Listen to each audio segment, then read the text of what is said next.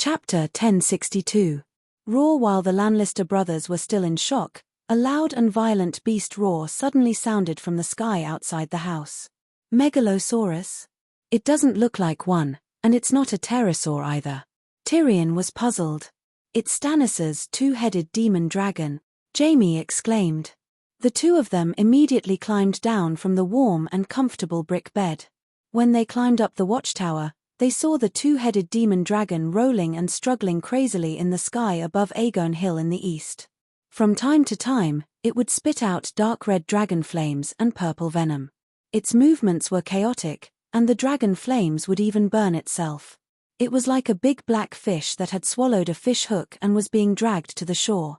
Jaime's eyes were ordinary, and he could not even see the demon dragon clearly from a few kilometers away. On the other hand, a vertical dark red double pupil gradually appeared in the dwarf's heterochromatic pupils. He adjusted the focus and zoomed in. He could see the demon dragon clearly. It was a little over 25 meters long, and its dirty green and yellowish-white scales gave off a feeling of feces, like an albino black person. One of its two heads was bigger than the other. The big one was similar to a normal pterosaur and also had a beak. The small one was thin and short, only as thick as a horse's neck. Even with the head as big as an elephant's head, it was less than 5 meters long. The neck and head of a normal megalosaurus and pterosaur accounted for 1/3 of the total body length. The small head's face was also abnormally deformed. Its mouth was between the nose and the eyes, and its eyes were slanted. One of them was as big as a bowl, and the other was so narrow that it could not open. It looked like a wax figure that had been melted by high temperature. But the dragon flames were spat out from the small head's mouth. Half of it was dark red flames, and the other half was thick black smoke. It looked even more terrifying than real dragon flames. The two-headed demon dragon has gone crazy. The mage in the Red Fort is trying to control it with his will. I don't know if it's Melisandre. But it can't be suppressed anymore. The demon dragon is about to break free. Tyrion seemed to be deep in thought. Jaime's complexion changed. He leaned over and shouted to the Western Region people on the city wall, "Quick, set up the dragon-slaying crossbows, change the dragon crystal arrows, and switch to the steel crossbows." Because of the existence of the evil god of frost, the castles of the Seven Kingdoms had prepared ballistas on the city walls. Those who were able to afford it even used dragon-slaying crossbows that were effective against the Megalosaurus. However, the crossbow bolts were replaced with brittle and hard dragon crystals. Clang, clang, clang. The cultivators of the great cathedral also sensed the danger. The bell rang again, this time even more urgently. At the same time, the 7 towers of radiance suddenly lit up.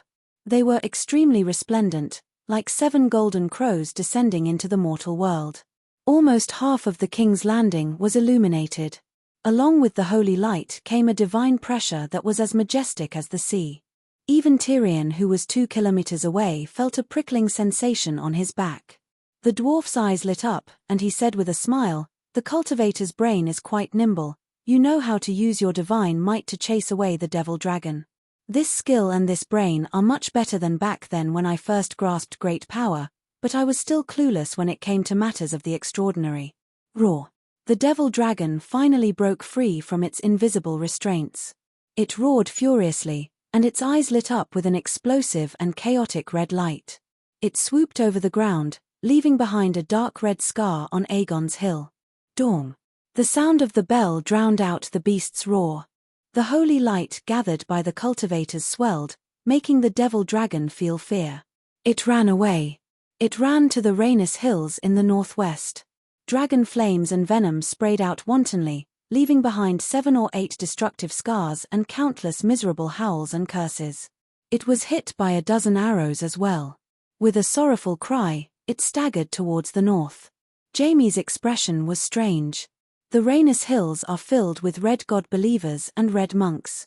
Their Lalo didn't come out to chase away the devil dragon?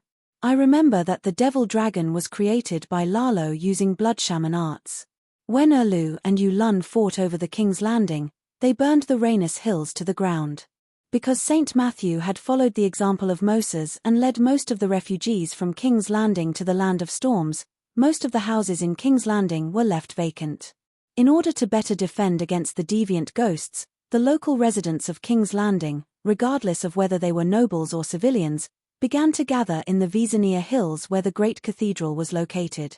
Later, the red god priests of the cities of Ursus brought the hand of sacred fire to the King's Landing, and the empty Rhaenus Hills became their residence and station. Well, the red god priests guarded 2 of the 4 walls of the King's Landing, and the other 2 were guarded by the church's armed forces and the vassals who believed in the 7 gods. For example, the camp of the soldiers of the western region was near the Lion's Gate in the southwest. When the 2-headed devil dragon disappeared from sight, Tyrion's pupils returned to normal. He said thoughtfully, "Who is the rider of the devil dragon?" When Stannis was alive, he often rode the dragon out of the city to burn deviant ghosts. After he died, no one has seen the devil dragon since, Jaime said. What about Mia the First? She is Stannis's successor, but she didn't inherit Uncle's devil dragon? Tyrion asked again. Dong dong dong. Before he finished speaking, the bell of the great cathedral rang again, a total of 7 times. It should have been a warning to the people that the devil dragon is out of control. What's going on now? Jaime was puzzled. Tyrion smiled and said, "I'm afraid that the king has really passed away this time." As expected, a servant came to report that the Red God Queen, Mia Baratheon I, had failed to tame the mystic dragon and had died. Duke, the Earl of Rainforest, Onion Knight, invites you to the Red Keep to attend the king's funeral. That afternoon, before the news of the king's death in taming the dragon could spread among the people of King's Landing, a messenger from the Red Keep came. So soon? Jaime frowned. The funeral is just a pretext. With the death of the old king, a new king is born. They most likely want you to witness the coronation of the new king, the dwarf said with a smile. After he finished speaking, he suddenly took a few steps forward and carefully looked at the tall knight with the family emblem of a white gold coin on his chest. A hint of shyness from the past could be seen on his resolute and handsome square face. The simplicity in his blue eyes was also oddly familiar to him. Tyrion patted the knight's shoulder and sighed, "Kid, in the blink of an eye, you've grown so big. And you've even become a duke." "Sir, you don't seem to have changed much," the knight said with a smile. Irene Pine didn't leave behind any children, and the Pine family's close relatives also died in the hands of the deviant ghosts. "I let Bodrick inherit Pine's title and fief," Jaime explained. Then, he asked, "Is it just me, or are all the vassals invited?" Bodrick stopped smiling and said seriously, "It's not just the vassals. Holy Light Lone Hand has already arrived at the Red Keep. I'm guessing that the Earl of Rainforest personally went to the great cathedral before inviting the vassals. I guess it really has something to do with the new king. Bodrick, go and arrange the troops," he ordered. "Right, are you going?" He looked at the dwarf. "Of course, how can I not participate in such a grand event?" Bodrick received the order and left. Tyrion said with a smile, "Holy Light Lone Hand can't be that cousin of ours, right? What a lousy name." Jaime nodded and called the old granny to take little Tywin away. He then had the attendant put on the golden lion armor for him and explained, after St. Matthew left for the east, the position of Archbishop of the Holy Cathedral has been empty. There's no archbishop who can convince the masses. Archbishop John of the Starry Cathedral is brave enough to take on the role, but now the archbishops of the Great Cathedral of Baelor are all from the Great Sparrow faction. Because of the matter of the church's bank in the early years, both sides have always been at odds. Archbishop John is only a mid-ranked level 3 priest. He can barely make it into the top 10 of the Great Cathedral. I remember that Lancel used to be a warrior's son, right? Tyrion wondered. He's missing an arm, and is known as the warrior's son, but he didn't become a paladin. He's always been a priest. Speaking of this, James couldn't help but lower his head to look at his golden right hand. Perhaps when little Tywin comes of age, he could learn from Lancel and Randall and give up his title to wear a colorful cloak. Or maybe try to become a priest. After becoming a priest, he could continue to protect Lannister and Casterly Rock. After a while, Jaime said, Lancel was able to become an archbishop thanks to the Holy Mother's blessing. 3 years ago, he followed a group of warriors' sons out of the city to clean up the Gowls, but after the resurrection of the King of Wraiths, the Gowls became more cunning. They grasped the movement patterns of the church's armed forces and set up traps to ambush humans. Seeing his church members dying one by one in front of him while he used up all his divine spell slots, Lancel was in extreme pain and despair. Tears of blood flowed from his eyes as he called out to the Holy Mother, praying for a miracle. Then, in the dark, he saw the Holy Mother. The Holy Mother told him that as long as he understood, he would be able to create a miracle. The Gowl grinned and swung a sword of ice at his neck. In an instant, Lancel's time slowed down. He remembered his childhood, when the sun shone on his face. Wait. The dwarf couldn't help but interrupt. Even if legends need artistic embellishment, isn't it a little too ridiculous to remember his childhood when he's about to lose his life? Jamie glared at him. Lancel told me himself. He had a sudden epiphany at the brink of death. He recalled his entire life in an instant and became a level 4 priest on the spot. He was lucky enough to learn the rarest level 4 divine spell, the Holy Mother's Palm. When he used the Holy Mother's Palm, his entire arm was covered in holy light, so everyone called him the Holy Hand. Because he became a level 4 priest, and because the Holy Mother's Palm represented the Holy Mother's blessing, the monks chose him as their archbishop. After becoming archbishop, Lancel decided to follow the example of the Great Sparrow and 7 Treasures. The 2 sages gave up their original names, and he changed his name to One Hand. Fuck. That was all the dwarf could say at this moment. Jamie put on his sword belt and sighed. It's different now. It's clear who's stronger. A priest's level is determined by their devotion to the 7 gods and their understanding of the church's teachings. They can no longer be promoted to archbishop through connections. Not to mention the archbishop, even the local nobles would not allow the archbishops and the abbot of the Holy Church of the various dioceses if their level was too low. Previously, the great cathedral of Berea only arranged for a level 2 priest in Casterly Rock. Even if Jimmy's grandmother was a distant relative of Lannister, I still told him to get lost. After praying for a day, a level 3 priest will get 10 times more divine spell slots than a level 2 priest. Jamie made a 10 with his index fingers. A difference of 10 times is enough to change the outcome of a war. Moreover, there are many high-level divine spells that low-level priests can't use at all, such as the mighty heavenly dragon that increases the morale of the entire army. Let me bring a level 3 priest back to 12 years ago.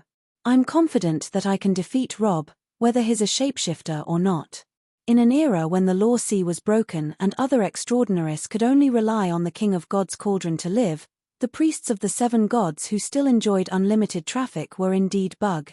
But 12 years ago, even the Holy Mother didn't appear, so giving you a level 5 priest would be useless.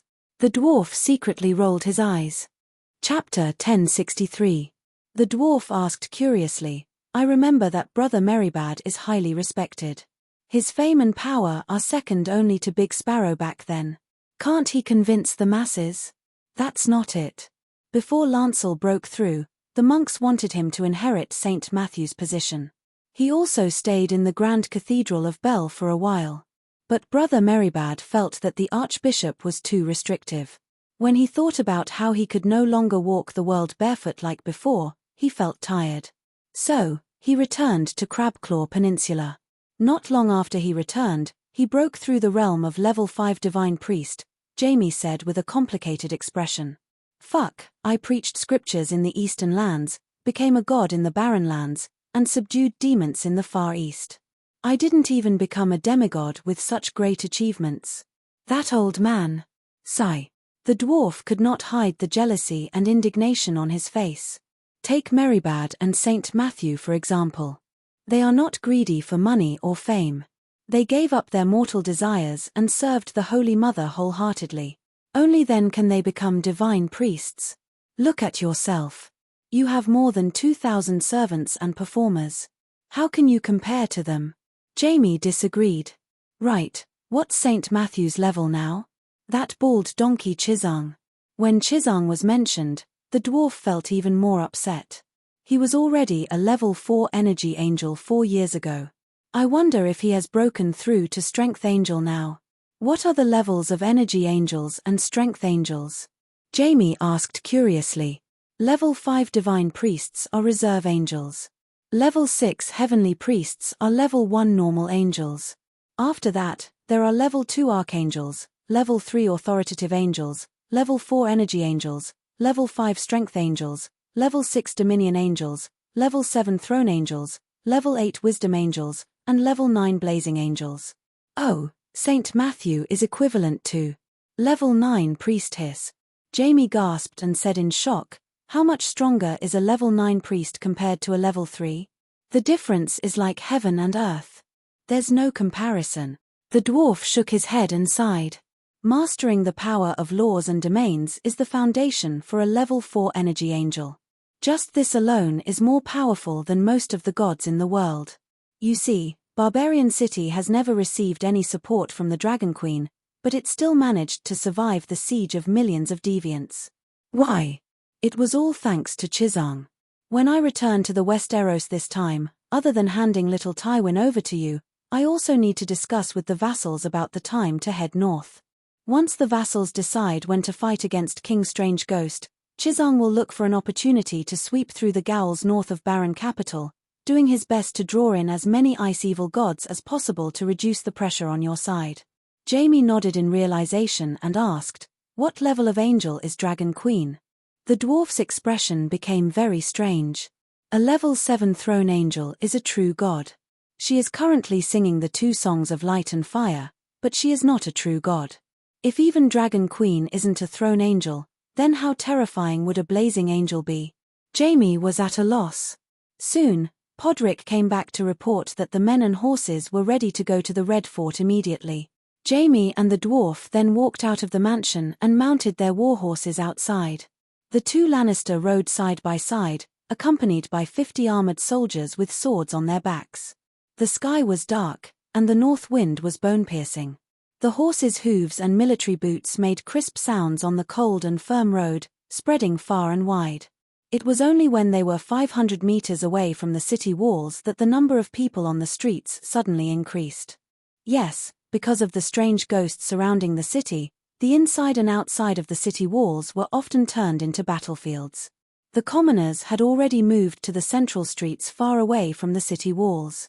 They looked over curiously, pointing at the 2 people on the war horses, especially the former internet celebrity Little Devil. Half-Man has grown taller and more handsome.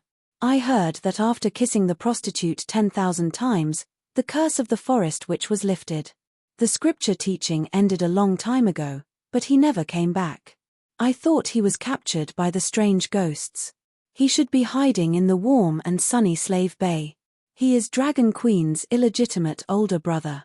Looks like everyone hasn't forgotten about me, the dwarf said with a smile.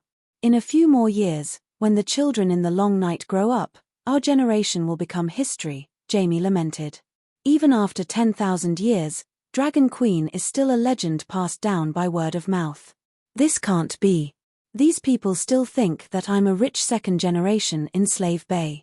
Have they not heard of the story of the barbarian god ascension? I have to spend money.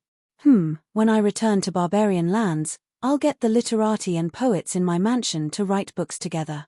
Lion-style Spring and Autumn, A Generation of Famous Little Devil, A Generation of Martial God Little Devil, The King's Landing, Journey to the East, The Legend of Deification, The Dwarf's Record of Ghost Slaying.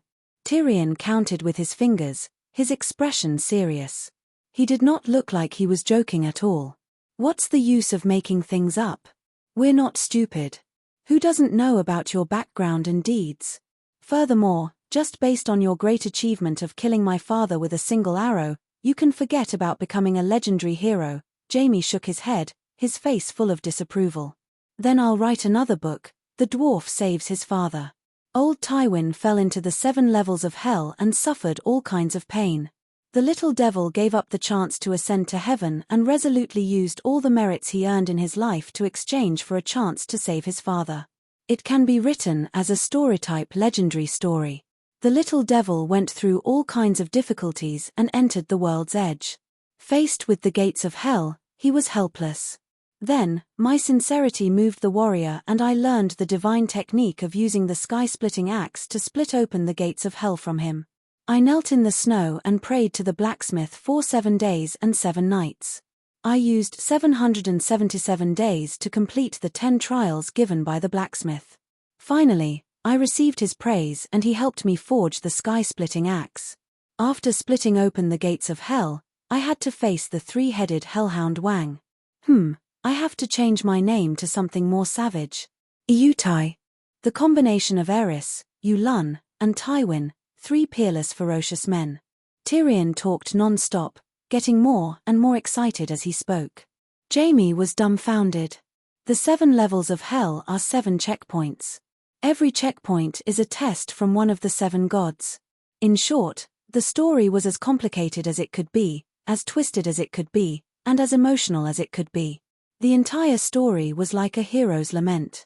It could be sung or wept, with laughter and tears.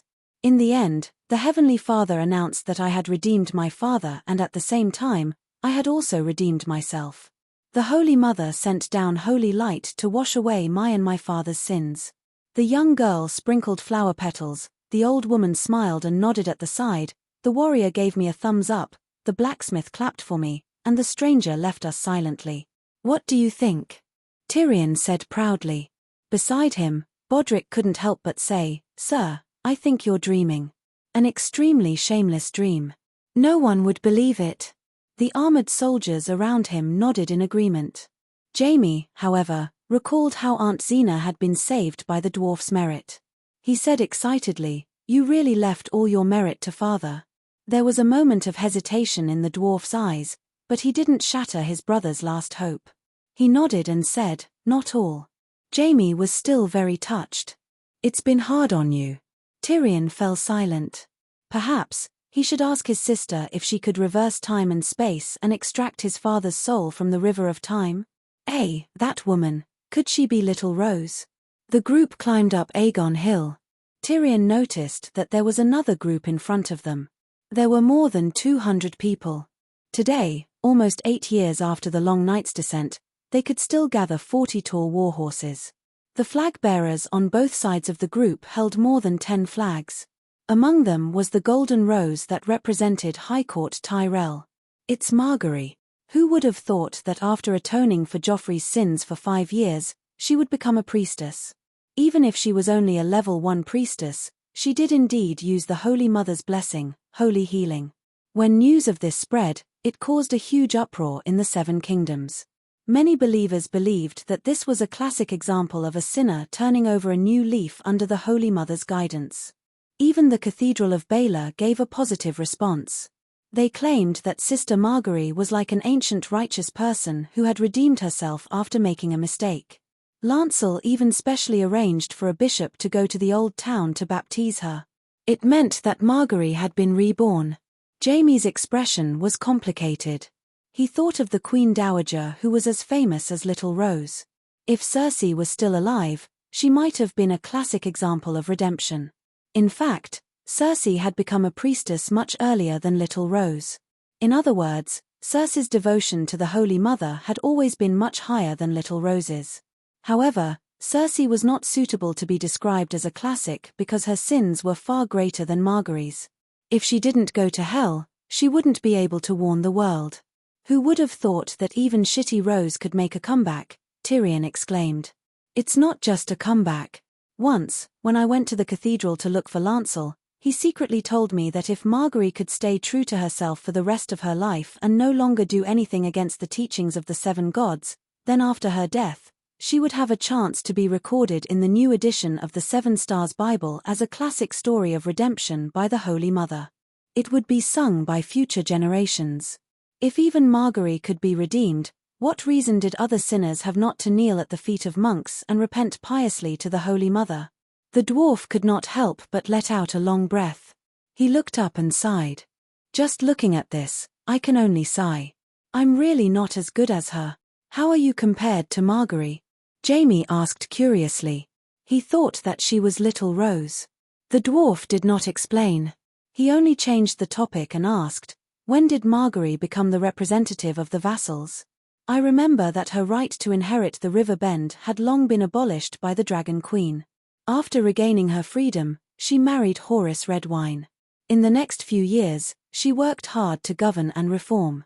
She worked hard to learn Songza's skills in ruling Taz Island. Green Pavilion Island changed from the chaos and inefficiency of Horus's rule and gradually became the most powerful force in River Bend.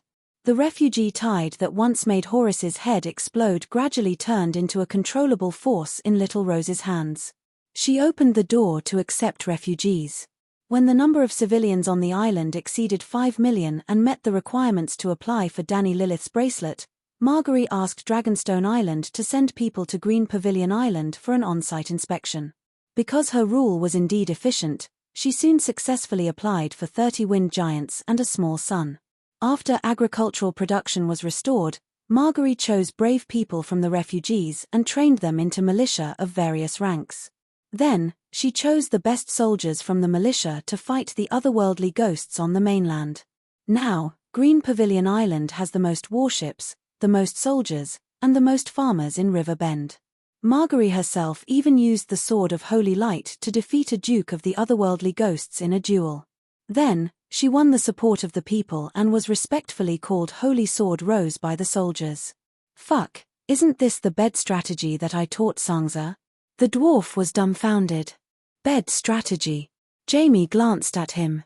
She's copying Songza's homework. But there are many vassals in the 7 kingdoms, and she's the only one who can copy homework well. Chapter 1064. The establishment of Danny's ribbons made the huge mushroom greenhouse in the front yard of the Red Castle look like a chicken rib. Not long after, Mia I moved all the wood inside and rebuilt it into an underground hall. The center was as big as a basketball court, and the seats around it were raised in circles. It covered an area of more than 10,000 square meters and could accommodate thousands of people. I thought the Red Castle was abandoned. After this renovation, it seems more gorgeous and romantic than before. Looking at the giant glass dome above his head, the dwarf was amazed. The bronze skeleton of the dome was made by the red-robed monks using witchcraft, and it was based on the hanging staircase Red Temple in Volantis. Dai Feng said as he led the people of the western region down. Jamie asked, "Where's your father?" Dai Feng hesitated for a moment and whispered, "He went to the Red Temple in the north to meet Priest Melisandre. She wasn't the one who controlled the 2-headed demon dragon this morning?" The dwarf was surprised. Dai Feng shook his head. It was the supreme priest, Benello. No wonder. The dwarf suddenly understood. I was wondering why she couldn't control that beast as a veteran demigod. The supreme priest's position among the red-robed monks is much higher than Melisandre, Jamie said. What's the use of having a high position? The dwarf was dismissive. In the Barren Lands, in the Far East Asia, countless old wizards would be moved by the name of Melisandre, but not many people know Benello. Isn't the most powerful priest the chief bishop? Jamie was puzzled. In this generation, Benello should be the most talented, but Melisandre is not a modern person. If 200 years later, Meribad is still a traveling monk in Hadjian, would you think that he is not as good as the chief bishop of that time? Melisandre is 200 years old. Dai Feng exclaimed. His voice was too loud and too sudden, and the dwarf was shocked.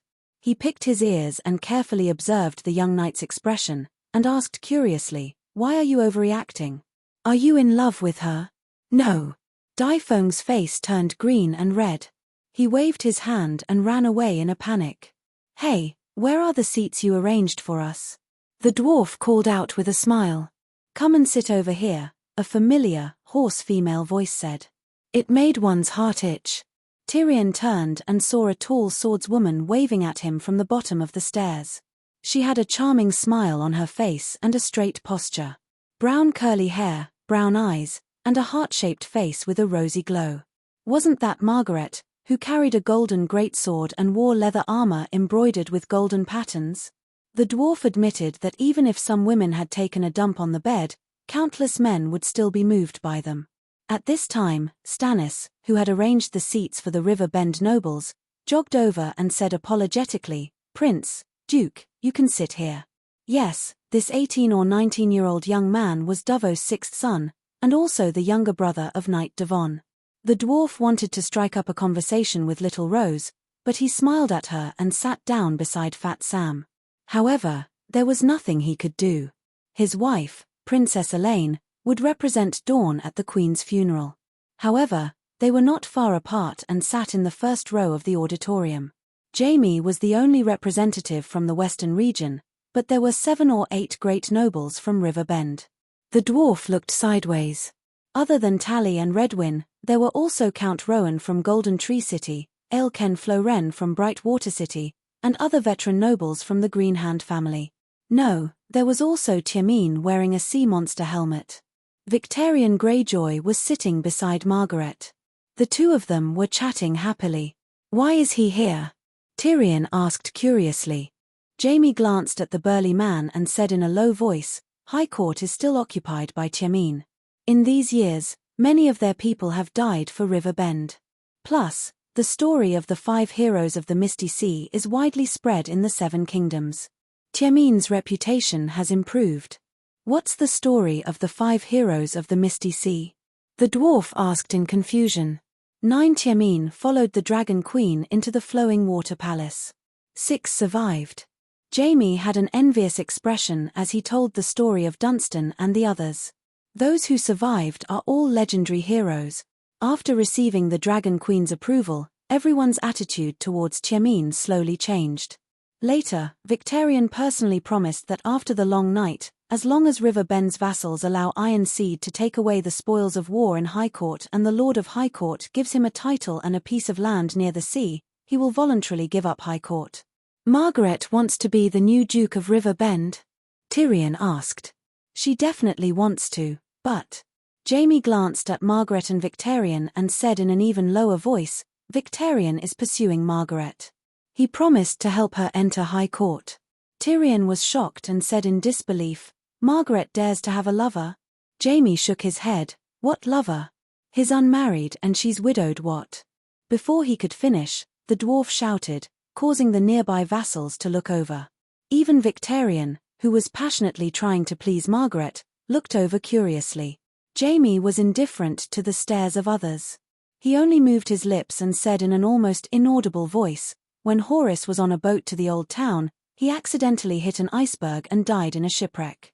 At that time, it had only been half a month since he married Margaret. Fortunately, he left behind a posthumous child. Didn't the legendary hero Nymeria also lose her husband several times and marry several times before finally conquering Dawn? I think Margaret is similar to the heroines of the previous generation. This is really..." The dwarf didn't know what to say. "Did Margaret jinx her husband?" he asked. Jaime glanced at Fat Sam, who was sitting beside the dwarf, and sighed, "This time it's not Margaret's fault. It's mainly the fault of the City of Knowledge scholars. The long night has been here for a few years, but there was no warning about the iceberg to the coastal nobles. It was only when Horace's accident happened that we found out that bravos on the other side of the narrow sea began to guard against icebergs when the long night just fell." Sam said helplessly, "Since the beginning of human history, no iceberg has ever appeared in the summer sea, and no one thought of guarding against icebergs." "Are you sure the posthumous child is Horace's?" "They've only been married for half a month," Tyrion said doubtfully. "Today is different. With the bloodline appraisal, it's almost impossible to mix up the bloodline." Jaime's expression was a little awkward. "The bloodline appraisal can only detect the blood of the king." The dwarf frowned. "A level 3 priest can choose a more powerful DNA appraisal. It'll be clear at a glance whether the child is his biological son or not," Jaime said. Sam sighed and said, "Because the DNA appraisal is too powerful, in recent years, many nobles and merchants have secretly brought their children's blood to the Great Holy Church for appraisal. Because of that, the annulment of holy marriages and the promotion of illegitimate children have become common in recent years. The Silent Sisterhood has also gained a lot of immoral women." Jaime said strangely, "Recently, there's a professor in the City of Knowledge who has proposed to ban the DNA appraisal between commoners and small merchants. Because only when the husband and wife are harmonious can the family be harmonious. Only when the family is harmonious can the kingdom be harmonious." A shitty suggestion from a shitty professor. What's the point of working hard all your life to raise a son that's not your own? The dwarf glared. Sam said awkwardly, "It's not my suggestion." Jaime shook his head and said, "It's not completely unreasonable. Commoners are different from nobles. Nobles have titles and families that need to be passed down. It's already extremely difficult for commoners to have a wife, so what more can they hope for? Moreover, sons are always the labor of the family. They're all used like cattle, and they can be taken care of when they're old. Why care if they're biological? Think about it again. Originally, there was a good family. The family was harmonious, and the men plowed and the women weaved. In the end, because a child wasn't their own, the couple and the child lost their family. Not only did they break up their own family, but the kingdom also gained a family of unstable people who didn't have any permanent property. The nobles lost a family of honest citizens who paid taxes and served the military. Jaime, I didn't expect you to be such a person. Tyrion's lips curled into a mocking smile. The nobles can let millions of commoners suffer the pain of the rebellion of the four princes for an illegitimate child, but they don't allow commoners to have their own sons. No wonder there are so many nobles in hell even though there are atonement scrolls. Jaime said angrily, we're only discussing whether the professor's suggestion makes sense from a sociological point of view. Why are you mocking me? I don't even care about my own illegitimate brother, so why would I care if commoners do DNA appraisal? Moreover, you're a lecherous minister who keeps 2,000 maids as servants. What right do you have to feel wronged for commoners? The dwarf was speechless. Ka. At this moment, the dull sound of metal gears turning came from the dome. Everyone looked up and saw several red-robed monks twisting steel cables and slowly lifting the skylight in the center. The cold wind whistled and poured into the auditorium. Then, 20 red-robed monks picked up firewood and piled up a 2-meter-high crematorium on the stone floor in the center. Sigh, the long night is almost over, but Queen Mia has suffered a tragedy, Fat Sam said with emotion. You're very confident, Tyrion said curiously. Fat Sam stroked his long beard and said matter-of-factly, 2 years ago, the Song of Fire resounded throughout the world, and the world was almost dyed red by flames. At that time, humans had already won. His voice was a little loud, and he was talking about a major event that shocked the world. Everyone's eyes were attracted to him. At that time, the sky, the earth, the trees, and even the people and the sea were all burning. It didn't look like an illusion. Margaret leaned her head over and said with a shocked expression. It was an illusion, but also not an illusion. The complete Song of Fire played between heaven and earth. When you heard it, you saw the essence of the world fire, Tyrion said. Fire. The world was born from the first flame. Dragon Queen's Song of Fire has the characteristics of the first flame. Our world is like adding a layer of steel outside a broken house. I see. The earls nodded in realization. Although they didn't know much, the Magic Academy had been popular for 6 or 7 years. Some extraordinary knowledge, such as the meaning of the first flame, was not something they had heard for the first time. Since Dragon Queen has already sung the complete Song of Fire and has the characteristics of the first flame, why didn't the sun appear? Count Aelken, who had protruding ears, said hesitantly, is it really like what the Red Priest preached, that only true gods can summon the sun? The dwarf didn't know the answer either, so he could only say, let's defeat the king of strange ghosts first and then think about the sun. With a small sun, humans can maintain their lives. While they were talking, Elaine arrived with her brother Quentin and many other vassals. Then came Sansa and the Stormlands nobles, Bronze John and the Valley vassals, Blackfish Brandon and Rickon Stark, John and the Northlanders, and the 3 heads of Dragonstone Island, Old Crab, 16-year-old Monterey, and Blackwater Bronn. Even Tyrmine came. Moreover, Tyrmine received the most attention when he entered. In addition to the vassals, small nobles, merchants, and the citizens of King's Landing could also come spontaneously to send off the queen. When they saw Tyrmine, their reactions were the most intense. Some even whistled and clapped. The Iron citizens who were leading the group also held their heads high and waved proudly to the place where the applause came from. So cocky. Who are they? The dwarf said unhappily. You don't even know old Count Dunstan? Can't you see the shining emblem of the Bone Palm clan? A small count of the Iron Islands. Small count. Jaime sneered. In the 7 kingdoms, he's more famous than you. I told you about the 5 heroes of Misty Sea. Don't you remember them so quickly? He's the leader of the 5 heroes. With a mortal body, he drew his sword and looked down on hundreds of gods and demons. He only drew his sword against a god, but I've killed a god more than once. But did I announce it to everyone? The dwarf said loudly. Everyone heard his voice and turned to look at him. The dwarf was immensely pleased with himself as he looked back at everyone with arrogance. Chapter 1065. Drawing your sword and fighting against the demons is indeed courageous, but I. The dwarf poked himself in the chest and said loudly, eldest senior brother of the mantra imparting team, father of barbarians, the number of gods and demons I've killed with my own hands is more than the total number of kings of the 7 kingdoms in the past 10 years. Silence filled the place as soon as he said that. Everyone's attention was drawn to him. The dwarf smiled proudly and continued, it's not your fault. The Westeros are ill-informed. The mantra imparting team is famous in Ursos and has amazing achievements, but none of you have heard of it. Tyrion, we all know the deeds of the mantra imparting team, and we've all heard of Master Chisang's fame and amazing achievements. But not all characters in legendary stories are legendary heroes. The dwarf looked over and saw a white-haired old woman in her 40s or 50s. She had a shriveled face and sharp eyes. She was not tall, but her back was straight. Who are you?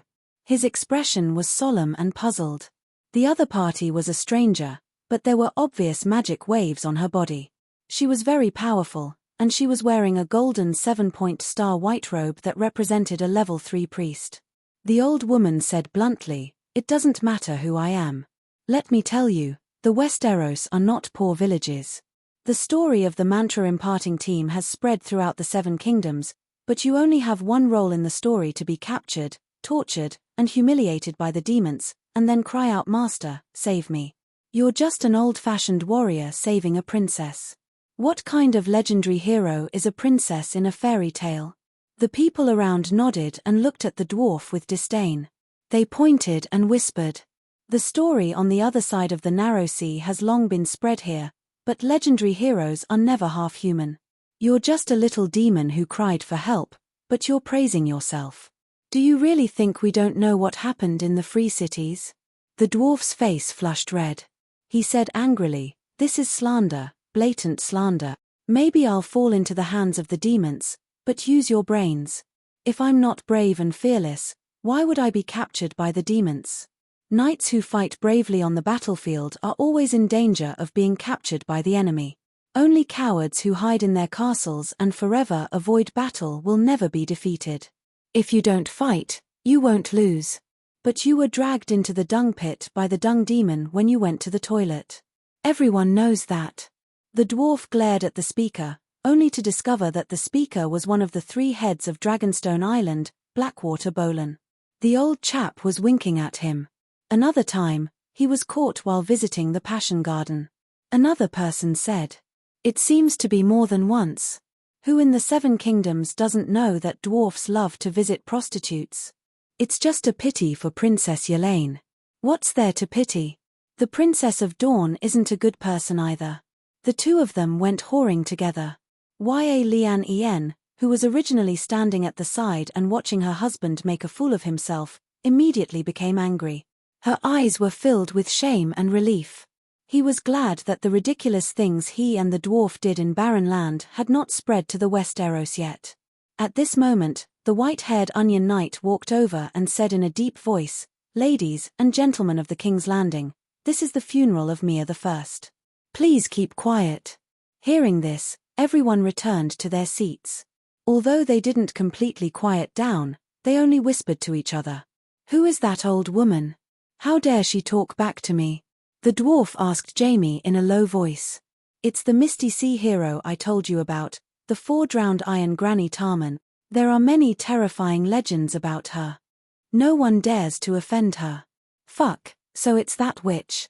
The dwarf immediately gave up on the idea of getting back at her. He didn't want to have anything to do with it in the future.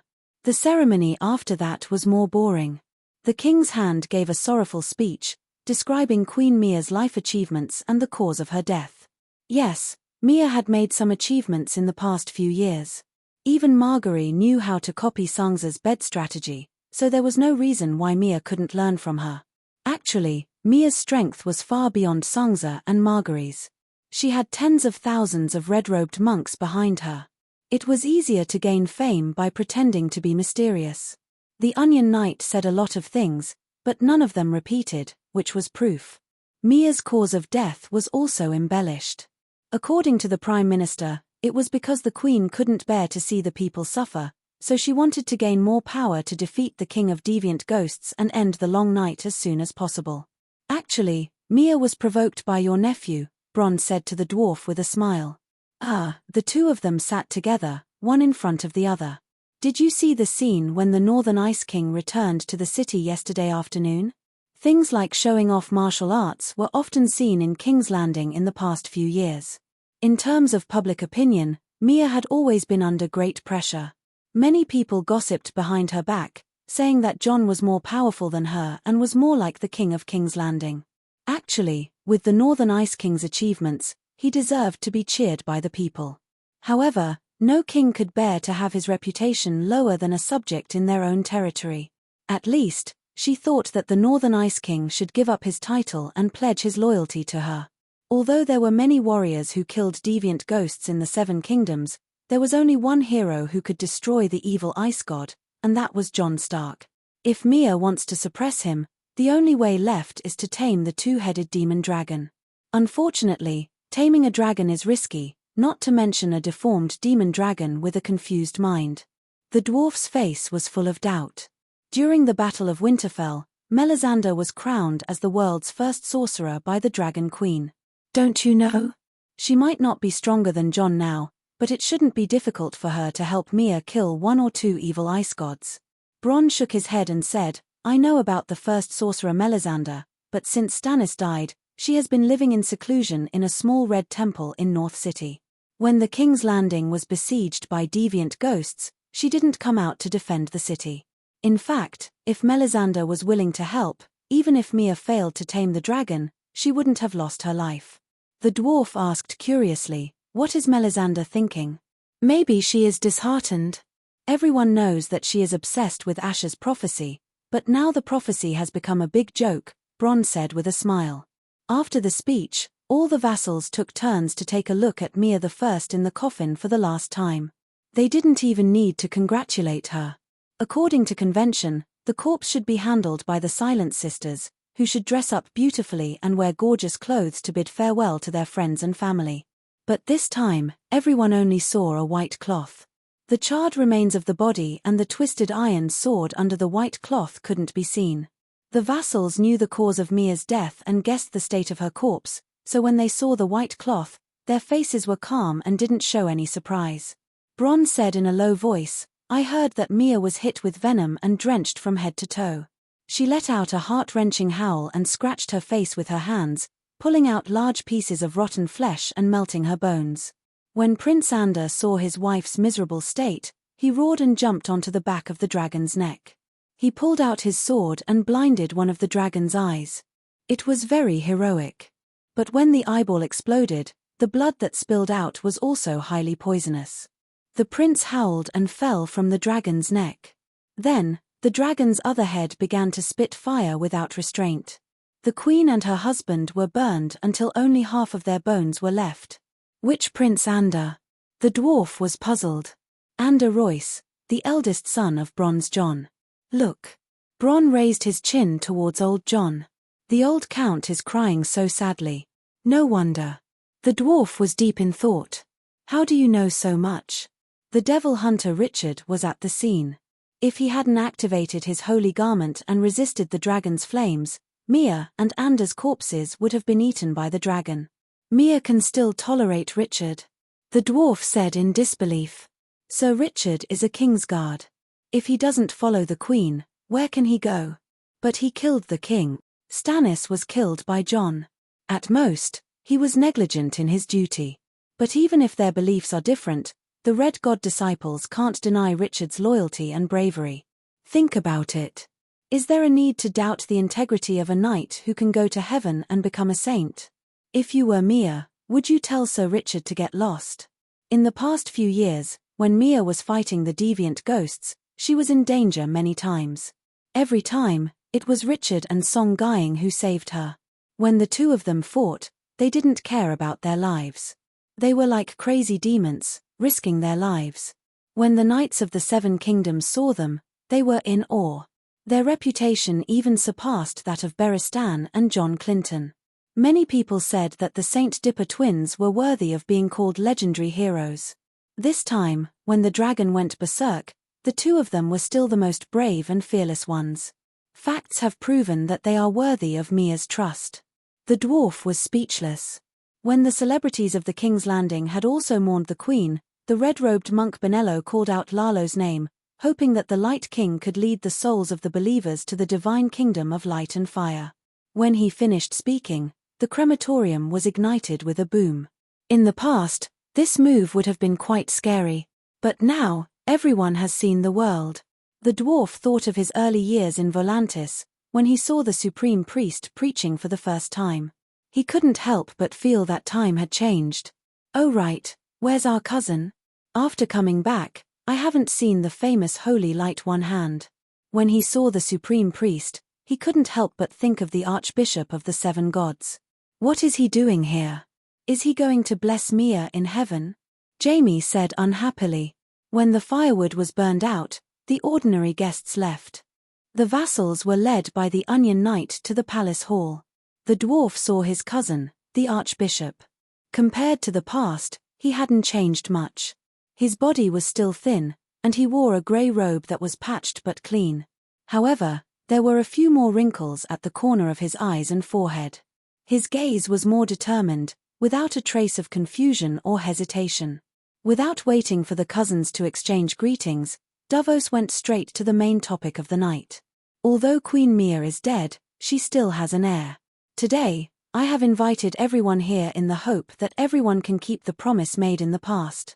What promise? The dwarf was confused. The white-haired Prime Minister said in a low voice, when His Majesty Stannis passed away, we and the Dragon Queen agreed on the heir agreement.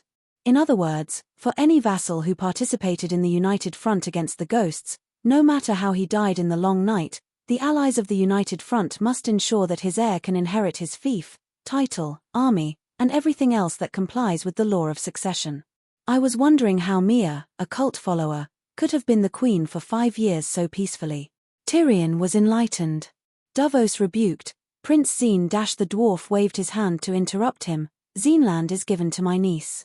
You can call me King Dear Cauldron now. The Onion Knight was only surprised for a moment before he followed the advice and reminded him seriously, King Dear Cauldron, please don't use disgraceful words like cult follower to describe the followers of the Red Gods. We have all shed blood to protect humanity. Countless followers of the Red Gods have died in the war against the Frost God. Even the Archbishop has promised that followers of the Red Gods who willingly join the Red Gods will not be stopped by strangers after their death. They will be able to safely return to Lalo's divine kingdom of fire and light. Didn't Lalo join the Evil God Alliance? I heard that the death of the true God was also related to Lalo. The dwarf looked at his cousin strangely. Lansale said solemnly, the Alliance of Justice and Dragon Queen have a personal grudge. The Dragon Queen separates public from private interests and is magnanimous. Since the Red Gods have been fighting against the ghosts, they are our allies. The Archbishop's words were so grand and magnanimous that the people around nodded. The Onion Knight, however, was not happy. Only the strong and the powerful could be magnanimous. However, he was also a follower of the Seven Gods, so he did not help the Red Gods gain verbal advantage. He asked directly, what do you think about the heir agreement? I have no objections. Yelaine was the first to speak. Do as you see fit, Jamie said. Sansa frowned and said, I have no objections, but Mia and Prince Ander did not leave behind any children. Before today, Mia also did not leave behind a will. Chapter 1066. The Onion Knight said, it's not that there isn't a will.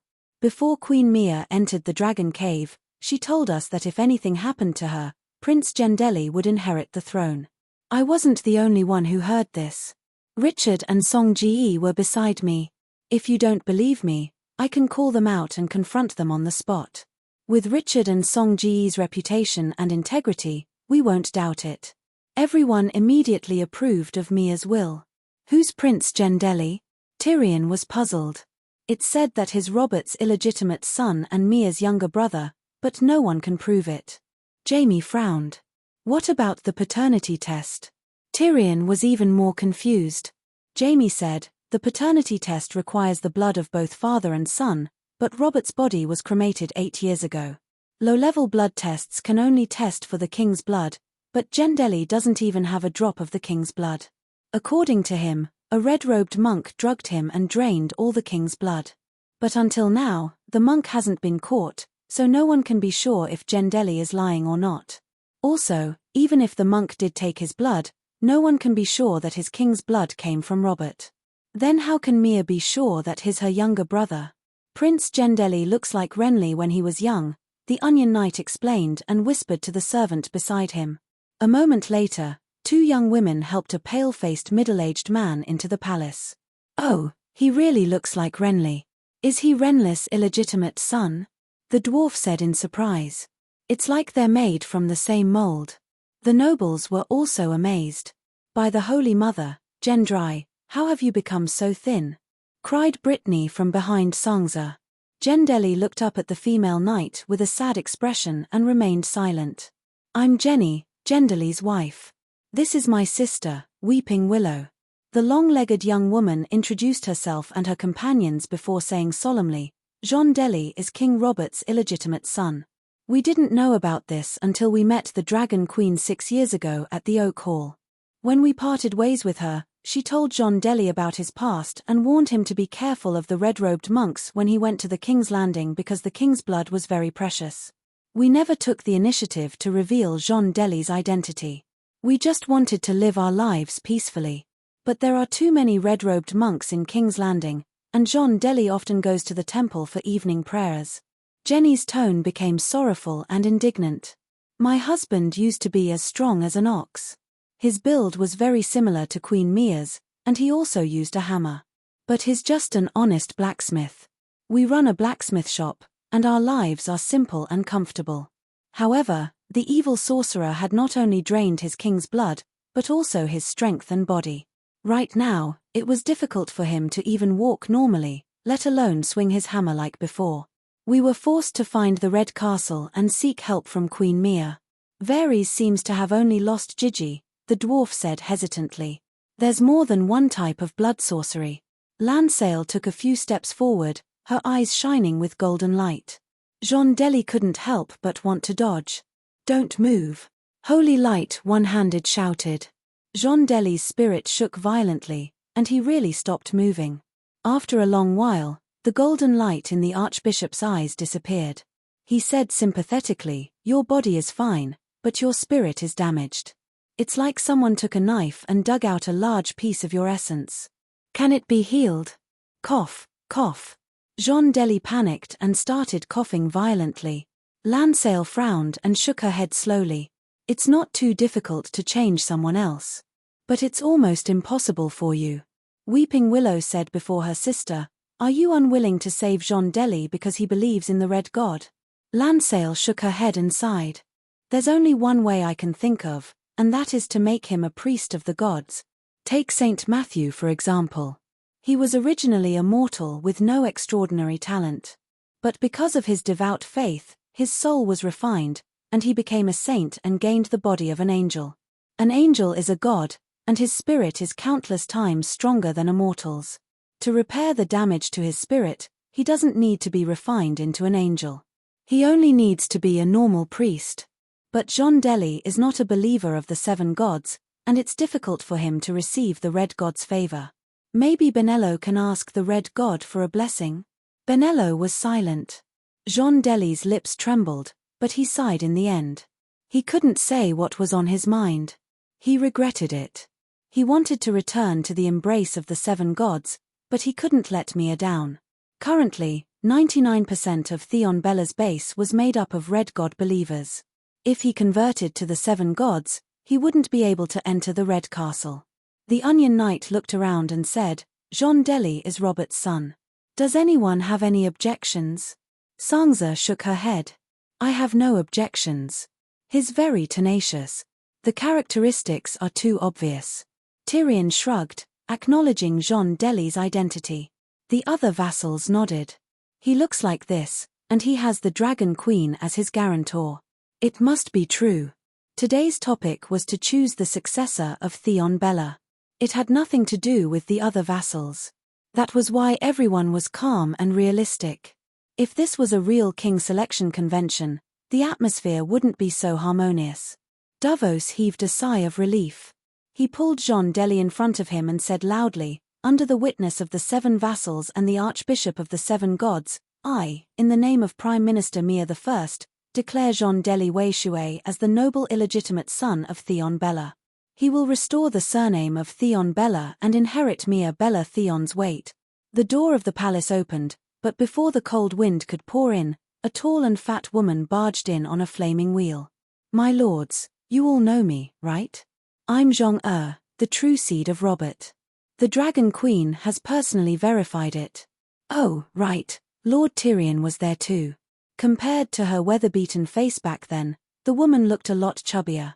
She was white and fat, with makeup on, and wore a white fox fur coat. She looked like a chubby silver carp jumping on the shore. The dwarf said strangely, "You want to be a queen?" Zhong shook her head. "I have a daughter. Have you forgotten?" Davos angrily scolded the Red Heart Knight who followed her in. "Who allowed you to let her in?" Fat Zhong pointed at the Onion Knight's nose and shouted, "Prime Minister, I'm Mia the First Sister. Why can't I see her one last time?" Benello walked out of the crowd and looked at the king. "I think we can give Zhong daughter a chance." Davos's pupils shrank. "Supreme Priest, you were there when the queen entered the dragon cave. You must have heard what she said, right?" Benello said helplessly, "I have no prejudice against Prince John Deli, but we need a brave and healthy king to challenge and defeat the variant Ghost King, and then become the true ruler of the 7 kingdoms and promote the teachings of the Red God." As soon as he said this, the atmosphere was no longer as relaxed and harmonious as before. The Grand Duke's expression changed several times. His sharp eyes swept back and forth between Jean Deli and the girl beside Zhong. Zhong pushed her daughter in front of everyone and said loudly, "Yes, I'm a prostitute. Countless men and women have slept on my bed in King's Landing. It's a joke to let a prostitute become the queen. I know all this, and I've always been honest. I've never harassed Queen Mia, but my daughter, Dominia, is a virgin. She's been trained as a knight since she was young. She knows how to read and write, and she knows a little about the zither. She even attended the priest training class in the Holy Church. Dominia was about 14 or 15 years old.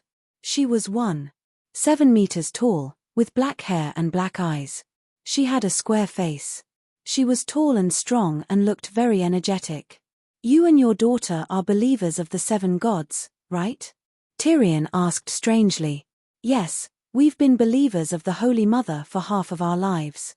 But we can change to the Red God for the rest of our lives, Zhong said sincerely. John had been silent since entering the Red Castle. Now, he couldn't help but say, "Do you know how scary the King of Deviant Ghosts is? We've been dealing with deviant ghosts since the long night. It's been 8 years, and we can only face the King of Deviant Ghosts with the determination to die. Your daughter is so young and hasn't even experienced summer. Don't kill her." Zhong hesitated, but the girl puffed out her chest and said fearlessly, "I'm not afraid of death. Also, when I attended the priest training class, I went out of the city with the warrior's son to hunt the living dead. Because of my excellent results, I was praised by Commander Rando Tarley himself." Looking at the girl's young and determined face, Holy Light One Hand said gently, "You may be a great warrior in the future, but you're still young. I'm not stupid. I'll do what I can." Dominia bowed to the Archbishop and said seriously, "This." Lansale didn't know what to say. Old Crab looked at everyone and said, "Whether it's Dominia or Jean Deli, they're both of Robert's bloodline. Why don't we let them decide?" The vassals thought for a moment and nodded in agreement. Just as everyone was about to leave, Sansa suddenly walked to Benello and said, "How do you plan to deal with the dragon?" "We have our own plans," Benello said with a straight face. "You can't do anything to it.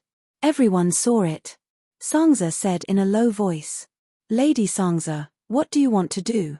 The Onion Knight frowned. Sangza looked at everyone and said slowly, everyone knows that the deviant ghosts not only have the evil ice god that can fly, but they also have a large army of ice-winged dragons. Now, the two-headed dragon is flying north. We don't know where it's going, but there are deviant ghosts watching King's Landing.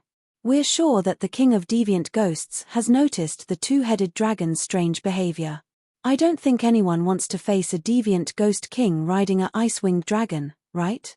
Jamie said seriously, now that things have come to this, we can only ask the Dragon Queen to help. Can the Dragon Queen help Prince John Deli tame the dragon? Davos looked at Old Crab expectantly. Count Sidega shook his head, his face filled with reverence and worship. We haven't seen Her Majesty for many years. At first, we could still communicate through the magic tower. Later, Her Majesty sang the complete Song of Fire and went to the sky beyond sky, the legendary astral plane. Only she can send messages to us. The magic tower in the mortal world can't contact her. Not long after, even the 4 Megalosaurus left the prime material plane, guarding the great swamp in the extreme south, the land of eternal winter in the extreme north, the endless sea in the west, and the dark realm in the east. Is there really an end to the world? I really want to see it. Count Rowan was lost in thought. The land of eternal winter is the closest to us. It's only 10,000 miles away from the Great Wall. That's the home of the deviant ghosts. When the long night is over, you can go take a look, Old Crab said. In the current 7 kingdoms, as long as you leave the door, it's the land of eternal winter. What's there to see? The dwarf complained. Sangza said faintly, we don't need the help of the Dragon Queen and the Megalosaurus. We can easily tame the dragon. The Holy Knight's seal? The dwarf's heart jumped and he blurted out. Yes, the Holy Knight's seal can use the Holy Mother's might to tame the winged dragon. The dragon might be stronger than the winged dragon, but it definitely can't withstand the Holy Mother's might. Hearing this, the Duke's face was filled with excitement. He was eager to try. They were not holy knights, but in recent years, the second sons and even the eldest sons of noble families all took pride in joining the Sons of Warriors. Now, many noble families had holy knight children. Chapter 1067. Aren't you going? When they left the Red Keep, Bolton and Tyrion were together again. The two of them walked slowly side by side. There were groups of people rushing down Aegon Hill, leaving the King's Landing, or heading towards the cathedral. Benello did not have the power of the Dragon Queen, and Lalo was not as famous as he was before the long night.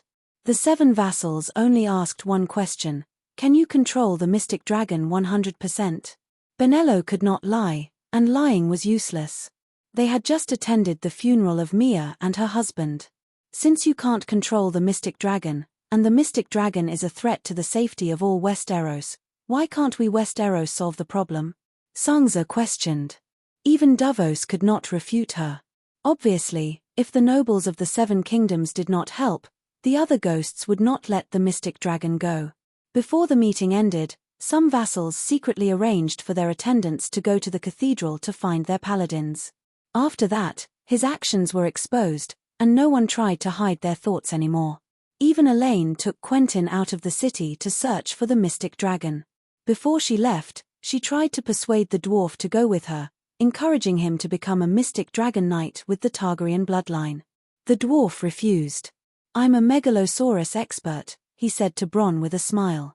So, that 2-headed mystic dragon looks powerful, but it's actually a defective product. 7 years ago, when it was first modified by Lalo, it was about 25 meters long. Today, 7 years later, it's still 25 meters long. As for the Megalosaurus of the same age, such as Blackie, how big was it when it left Dragonstone Island 4 years ago? Bronn was deep in thought. More than 60 meters. The 2-headed mystic dragon is like a child standing next to an adult. I remember 10 years ago, when I first saw Blackie in the forest, it was not even 30 meters long. The dwarf spread his hands. So, do you understand? That 2-headed mystic dragon's potential has been exhausted, and its mind is in a mess. I have Tessa. As my strength grows, Tessa also shows signs of evolution. I'm not sure if she can breathe fire, but her body will grow bigger. A 100-meter-long Tessa can't beat a 25-meter-long crazy demon dragon? I see. Why didn't you go?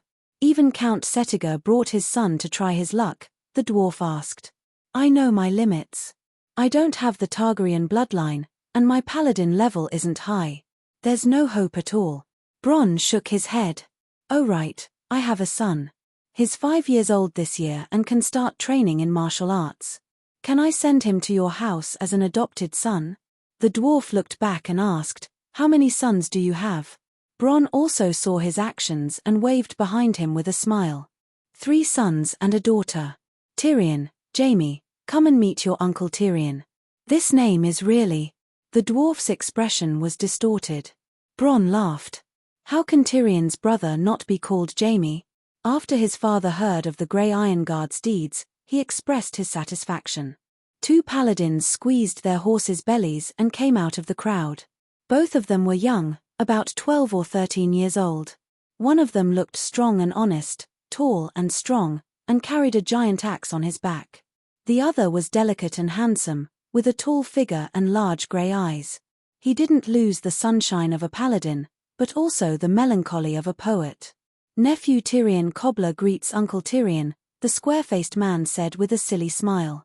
Nephew Jaime Ryder greets Uncle Tyrion, the handsome boy said respectfully. Not bad, not bad. Bronn raised you well. The last time I saw you, you were still small. Now you're almost an adult and can go to the battlefield, right? The dwarf sighed. Bronn waved his hand and had his 2 sons make way. He smiled and said, After we kill the strange Ghost King, I'll send them to the cathedral for training. They have a good chance of becoming glorious paladins in the future. Tyrion was surprised. Join the warrior's sons? Cobbler is fine, but Jaime. Mance Ryder doesn't have any objections. Hehe, this is the benefit of serving the Dragon Queen. If a normal noble wants to become a paladin, they can only wear a colorful cloak. And I'm a paladin, the first generation of paladins. Did you notice? I'm a paladin, but not a warrior's son. Bronn said proudly. It's a little unfair. Does anyone else have any objections? Bronn shrugged. There's no such thing as absolute fairness in the world.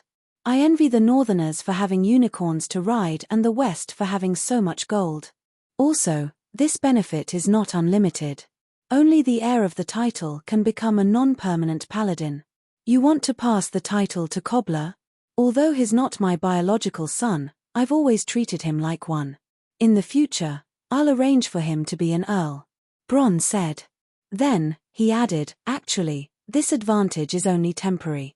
I heard the Queen say that when the Sea of Law recovers and the world levels up, the Paladin's restrictions will be completely lifted. Didn't Her Majesty create an honorable knight in the early years? Now, normal riders are no longer willing to be called mercenary knights. They will publicly swear the 8 Knights' Oaths, 8 Honors and 8 Disgraces version, made by the Dragon Queen, and then call themselves honorable knights. As long as they can uphold their oaths and have a good reputation among the people, they can enter the Holy Church to cultivate as paladins without needing to apply holy oil, have a warhorse, or have knight battle skills. Whether they can become paladins or not depends on whether they are true to their appearance and their piety. Oh, the future world seems to be very beautiful. The dwarf said thoughtfully. Bronn nodded and said with emotion, maybe not everyone can be courteous, but warriors who can endure until the end must cherish honor and have faith in their hearts. At this point, the old mercenary, who used to be shameless and cunning as his motto, could not help but reveal a look of reverence. This is the greatness of the Dragon Queen. She's really changing the world for the better. Take me for example. 10 years ago, if I had anything to do with integrity and humility, I would have cut the neck of some upright and humble knight with a sword. I never thought that one day I would be able to have some honor. Hey, what are you looking at my brother doing? The dwarf pointed to the 2 people talking on the left side of the street and exclaimed in surprise. Bronn poked his head out to take a look. It was Brain and Jaime standing in front of the blacksmith's shop, seemingly looking through the armor. Haven't you heard of the rumors between the 2 of them? He said casually. I thought. Tyrion had a strange expression. I didn't expect him to have such a strong taste. One is a roseless Ironguard, and the other is a grey robe iron guard. They are both examples of knights personally conferred by the Dragon Queen. They are both unmarried, so why can't they be together? Moreover, although Brain is not good-looking, your brother is also missing a hand, so it's just right. You think too much. Brain and I are not lovers. Back at his residence, when the dwarf congratulated his brother, Jaime firmly denied the relationship with Brain. I can't forget Cersei, and Brain is Songs's Kingsguard. She has her own responsibilities, so the two of us can't be together. Even if you are not together, you can still be lovers and have illegitimate children. Speaking of which, counting from the time you separated from Cersei, you haven't touched a woman for more than 10 years. Have you done it with Brain? What does it feel like to be pressed down by a cow? The dwarf winked. Jaime glared at him and said coldly, I'm not like you. If I have a relationship with Brain, I won't just be a lover, I will marry her. The dwarf gave him a thumbs up and clicked his tongue. The Holy Mother should award you a chastity medal. Jaime snorted coldly and turned to walk towards little Tywin's bedroom. Hey, wait. The dwarf stepped forward and grabbed him.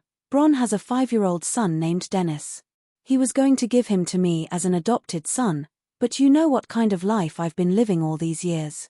Bronn only has one precious son, and I don't want to raise him badly. How about you help me take in an adopted son? There's no future with me. Jaime said meaningfully. He was now pure of heart and had no interest in power, and he did not have any power outside of Casterly Rock City. A Duke of the Western region was a great backer for the son of an ordinary count, but Bronn obviously had a better choice. The dwarf said sincerely, in my heart, you are the best knight in the 7 kingdoms, and that is enough for a great future. Besides, Bronn is a super nouveau riche. The key is to strengthen the foundation and stabilize the current results. What future do you want? Okay, let him send the child to Casterly Rock City. Hiss hiss mystic dragon. The two looked at each other, surprised and doubtful. Quickly walking out of the hall, they saw the 2-headed dragon flying side by side with a striped pterosaur, flying at a low altitude outside a street. The dwarf saw with his own eyes a person sitting on the 2-headed dragon, the bearded John. Fuck, this is really the treatment of a child of prophecy. Although he did not think much of the mystic dragon, the dwarf had to admit that he felt a little unbalanced. He knew about John's nephew's situation. He had become a demigod long ago, and had raised his Song of Ice to around 3%. After sacrificing the evil god of ice to the old god, he could obtain all of the evil god's divinity of death and darkness from the Holy Mother. The shadow and fire of the Shadowbinder had both been raised to the demigod realm, and in just a few years, he had achieved what Melisandre had achieved after hundreds of years of cultivation. Now that he had the mystic dragon, it was like adding wings to a tiger. Too fast, he left for less than 3 hours, and not only did he find the mystic dragon, he even tamed it. Jaime was shocked. Isn't it obvious? The shapeshifter's animal companion has been watching it all this time. The dwarf sneered. Let's go and take a look. Jaime ordered Podrick to get the horse. Jaime was not the only one who was interested in the mystic dragon. When Lannister and his brother arrived at the Northern Ice Lord's mansion in South City, all the lords who had attended Mia's funeral were there. Oh gods, the person who dared to tame such a ferocious mystic dragon is either a madman or a king. Just as he stepped over the threshold, the dwarf heard a loud voice shouting in the courtyard. Fuck, can you not be so blunt? Uncle Tyrion and Aunt Dany are both shrewd people. Instead of learning from the 2 successful people, you have to learn from the unlucky Stark. He could not help but complain. Tormund, is this the Northern Ice Lord's idea? Davos' expression was unpleasant. What do you mean? I don't understand what you're saying, but I feel like the Northern Ice Lord is the prince in the prophecy. A hint of cunning flashed across the red-haired Tormund's eyes as he laughed loudly. Jon Stark wants to be the king of the 7 kingdoms?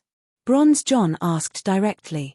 Whale tucked his blonde hair behind his ear and looked around at the lords with different expressions. He smiled faintly and said, who doesn't want to? All the lords gathered at the King's Landing because of the Dragon Queen's promise to end the other Ghost King. Chapter 1068.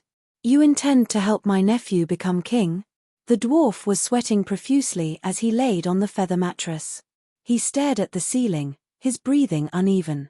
Her red hair was wet and stuck to her fair and plump breasts, but Sansa didn't have the strength to push it away. Jon will help me become king. Heh. The barbarian Tormund is a wily old fox. His words are not nonsense. With your intelligence, can't you see that he is helping Jon? And that beautiful barbarian Princess Whale. Fuck, I can see that she is a flirtatious queen who likes to whip in bed.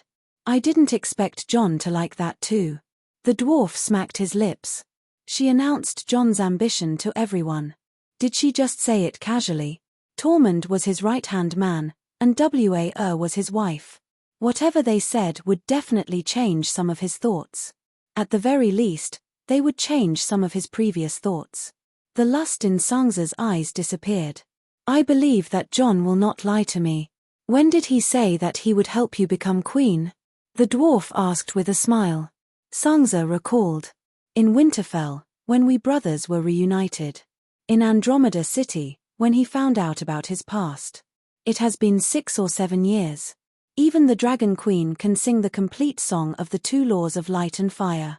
The world has changed so much. How can a person's thoughts change? Sansa picked up the blanket that she had kicked to the ground and covered her private parts. She tilted her head and looked at the dwarf's every expression with a sharp gaze. Are you trying to sow discord between us? The dwarf smiled bitterly. One of you is my nephew, and the other is my old lover. What good will it do me to sow discord between you two? Sansa mocked. You did not return for many years. Now that you have to deal with the Ghoul King, you and Elaine immediately returned. I did not forget that you are also a Targaryen. Hearing the probing and caution in her tone, the dwarf was disheartened. He said directly, I had enough of power in the barbarian lands, and I have no interest in the Iron Throne. However, you are both people I care about. I do not want to see you two turn against each other. Now, let's talk things out and help you clear up the misunderstanding and resolve the knot in your hearts. The conflict will be cleared up before it sprouts. The dwarf looked at her with a very sincere gaze. He really wasn't lying this time. At that time, Jon was still in the sky testing the abyssal dragon's performance. Tormund and Wa were talking in the courtyard. All the vassals' expressions were dark, including Sansa's. The dwarf saw this and was worried. Then, before he left, he gave Sansa a look that everyone understood. In the middle of the night, in the dead of the night, he turned into a dragon worm and crawled into the dog hole one by one. Then, he crawled into Sansa's body and heart. He helped her to ease the discomfort in her body and planned to resolve the knot in her heart. Sansa looked into the dwarf's eyes for a long time. Then she closed her eyes and began to think. Perhaps, this is an opportunity. Jon was indeed showing signs of changing his earlier promise. She wanted to remind him and even persuade him to give the Iron Throne to her, but she couldn't. Perhaps he could let Tyrion do this. Tyrion wouldn't persuade him to give up the Iron Throne, but hundreds of thoughts ran through her mind. Sansa made a decision and opened her eyes. They were filled with sincerity. Actually, Mia's death wasn't an accident. She sighed. Wasn't she burned to death by the abyssal dragon? The dwarf asked in surprise. Sansa smiled. Her smile sent a chill down the dwarf's spine. A long time ago, I noticed that after Stannis died, the abyssal dragon didn't appear in front of anyone. It didn't even burn the other ghosts that surrounded the King's Landing. At that time, I guessed that Mia couldn't tame it. After the Battle of the Smoke Sea, Lalo's power weakened rapidly. Not only did the Red Priest's power fade, but the seal in the abyssal dragon's mind also began to loosen. A part of the abyssal dragon's soul came from the legendary Megalosaurus Vargal. Who was Vargal? The divine dragon that the people of Valeglia believe in, the oldest demigod in this era, Megalosaurus. Later, I asked Bran about it, and he confirmed my thoughts. Unless Melisandre helped, the red-robed monk and Mia wouldn't be able to control the abyssal dragon. But I understand this logic. Bran understands it, but Mia and the others don't. They don't even want to understand it. Because if they understand this, it's like admitting that the god they believe in is weakening. The dwarf could only give her a thumbs up. Amazing. Sansa smiled proudly, but her smile disappeared as soon as it appeared. She said in a low voice, You know my agreement with Stannis. After the long night ends, Mia can use 5 million gold royals to redeem Storm's End Castle from me. I confess, I've fallen in love with Storm's End Castle. Other than the King's Landing, I love Storm's End Castle even more than Winterfell. It's my own kingdom. My will is perfectly carried out there. The people's love for me is no less than the Dragon Queen's. The Dragon Queen is only a legend to them. They've never even seen her. But I see them face to face every day. I provide them with food and jobs. I lead soldiers to protect their homes and families. Moi. She became more and more excited as she spoke. She couldn't help but kiss the dwarf's face. Tyrion, you're really smart. The blueprint that you laid out for me all those years ago has been realized long before today. I have my own army. There are 30,000 elite veterans who have experienced hundreds of battles with deviant ghosts. The nobles are obedient to me. They're not even willing to let Theon Baylor take back Storm's End Castle. The commoners treat me like the incarnation of the Virgin Mary and the warriors. Every family is willing to contribute a man to serve me. She stretched out her right hand and slowly clenched it. She said proudly, the Stormlands belong to me. It's useless even if Robert comes back to life, much less Mia and her heir. But the contract I signed with Stannis is a sacred one. If he dies, his heir will inherit it. You signed the contract for me. You should remember that the Dragon Queen is the guarantor of the contract. Even if the Dragon Queen didn't interfere, I wouldn't dare to break the oath. Sansa's voice trembled when she said the last sentence. You're wise. The dwarf sighed. By the Virgin Mary, I have to be rational, Sansa said. The dwarf sighed again and nodded silently. Sansa continued, although 5 million gold royals is a lot, even if Mia is penniless, she can still get a loan from the other side of the narrow sea. 5 million gold royals for a kingdom is more than enough. Now that the long night is about to end, the one who ends the long night will be king. But no matter what, Mia can't be the hero who ends the deviant Ghost King. I can't be either. If she fails, she can only leave King's Landing and return to Theon Baylor's land. I can't refuse. If I fail, I can't give up my roots. Taking 10,000 steps back, even if I successfully ascend to the Iron Throne, I still need a vast fief close to the sovereign's descent. The North won't always support my heir. After a few generations, the relationship between the two sides will slowly fade. Besides, the North is too far away from King's Landing to be a base. But the land belongs to the Targaryen of the 5 dragons. We are already extremely grateful that the Dragon Queen didn't fight for the Iron Throne. Anyone who becomes the king of the 7 kingdoms shouldn't and wouldn't dare to renege on her ancestral land. You've seen it all. You've almost completely avoided the conflict of interest with the Dragon Queen, the dwarf praised sincerely. She's like an unsolvable problem. We can only avoid it, Sansa said helplessly. The dwarf thought carefully and said in surprise, I remember now. In the contract I signed with Davos, the second party is Stannis and his heir. So Mia must die. Sansa said coldly. The dwarf frowned. Jean and Jean Deli are also considered Stannis heirs, right? They can be, and they can't be. The description in the contract is not detailed. There will definitely be a lawsuit in the future. At this point, Sansa smiled and said proudly, if the lawsuit reaches the Dragon Queen, I will take the initiative to hold a small king selection in the Stormlands and let the people and nobles choose the Storm King they admire the most. The king selection is also a tradition of the 7 kingdoms. The Dragon Queen has no reason to go against the tradition for a heretic. I'm convinced. The dwarf sighed and gave 2 thumbs up. How did you assassinate Mia? He asked again. I just pushed the boat with the current and forced Mia to do something she knew was impossible. All these years, I saved millions of people in the Stormlands and killed hundreds of thousands of deviants. How could Mia not feel pressured? When she found out that Margaery was also doing well on Chingting Island, the pressure would be even greater. And Jon was right under her nose. Every time he returned victorious, tens of thousands of people would gather and the streets would empty, cheering for him. What would the real Lord of the Red Keep think? Why is Jon so popular? Because I bribed many famous poets to sing praises for Jon. But I didn't deliberately say anything bad about Mia, And I didn't let the poet slander her. I only wanted Mia to feel the pressure. Actually, I'm not the only one who has this idea. I dare say that the other vassals also saw Mia's predicament and intentionally or unintentionally put pressure on her. With so many of us working together, she should have died long ago, but she has a good prime minister. At this point, Sangza glared at the dwarf. Do you still remember your promise to me? Be my hand of the king and help me ascend to the Iron Throne. Look at Davos, who worked so hard, don't you feel ashamed? It was because he promised to fulfill his duty to Aegon, be her hand of the king for the rest of her life, and protect her to become the king of the 7 kingdoms that she let him in bed. At that time, she was still pregnant. The dwarf smiled and said, "The Holy Mother suddenly gave me a heavy burden. I was helpless." Sangza's eyes were full of disdain. Who doesn't know your role in the teaching team? Just like what Cyan Granny said, you are a princess who screams, "Master, save me." You are the last person we need. Also, I know the situation at that time.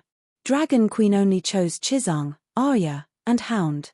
You were the one who took the initiative to go over, hoping to gain some virtue. Slander. The dwarf's face turned red.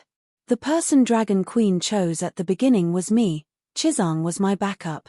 It was because of you that I rejected the teaching mission. Without me, would Chizang and the others be able to govern barbarian land so well? Would they be able to complete the reformation of barbarian land's faith so quickly? Also, look at yourself. With a few of my strategies, you became the strongest vassal of the 7 kingdoms.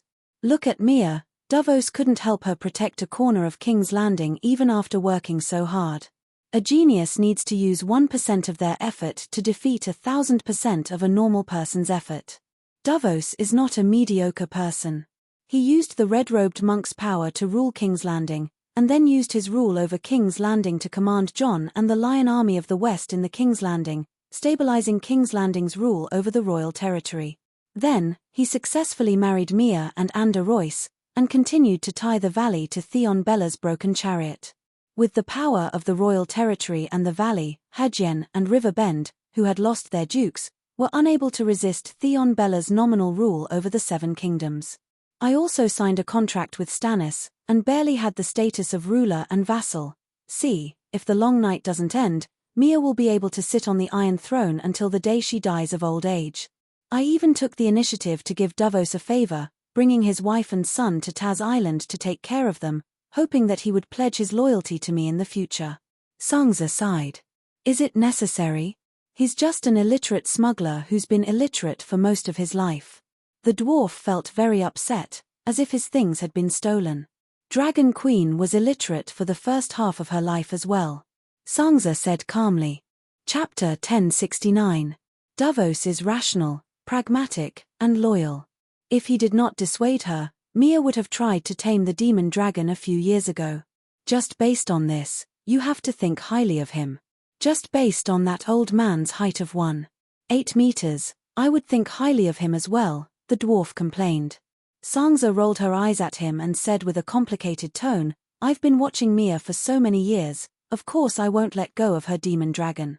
Mia's death can guarantee that Stormlands will always belong to me. With the 2-headed demon dragon, my chances of killing the king of deviant ghosts will greatly increase. The moment the holy church bell rang, I had Rick Ken send out his tiger-headed golden eagle. The demon dragon has never left his sight. If you're so prepared, why did you let Jon become a dragon knight?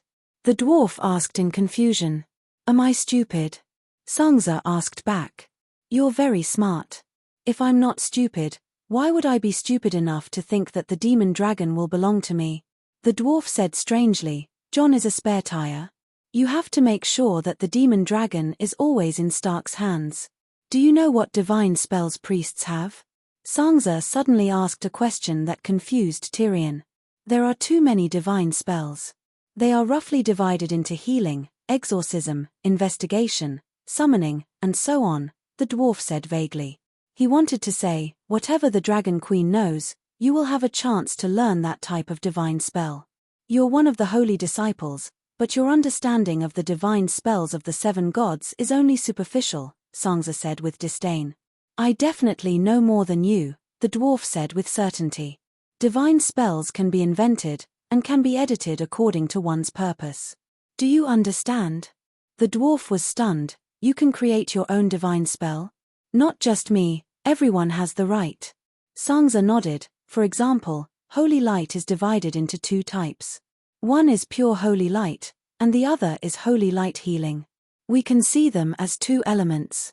Just like flour and milk, flour can be made into bread, pancakes, deep-fried dough sticks, pancakes, fried dough twists, steamed buns, cakes and other pastries. Milk can be made into yogurt, fresh milk, butter, cream, cheese, custard, pudding, and so on. The divine spells bestowed by the Holy Mother are just bread and milk that are most accepted by the general public. We can take the elements and make it into something that suits us best.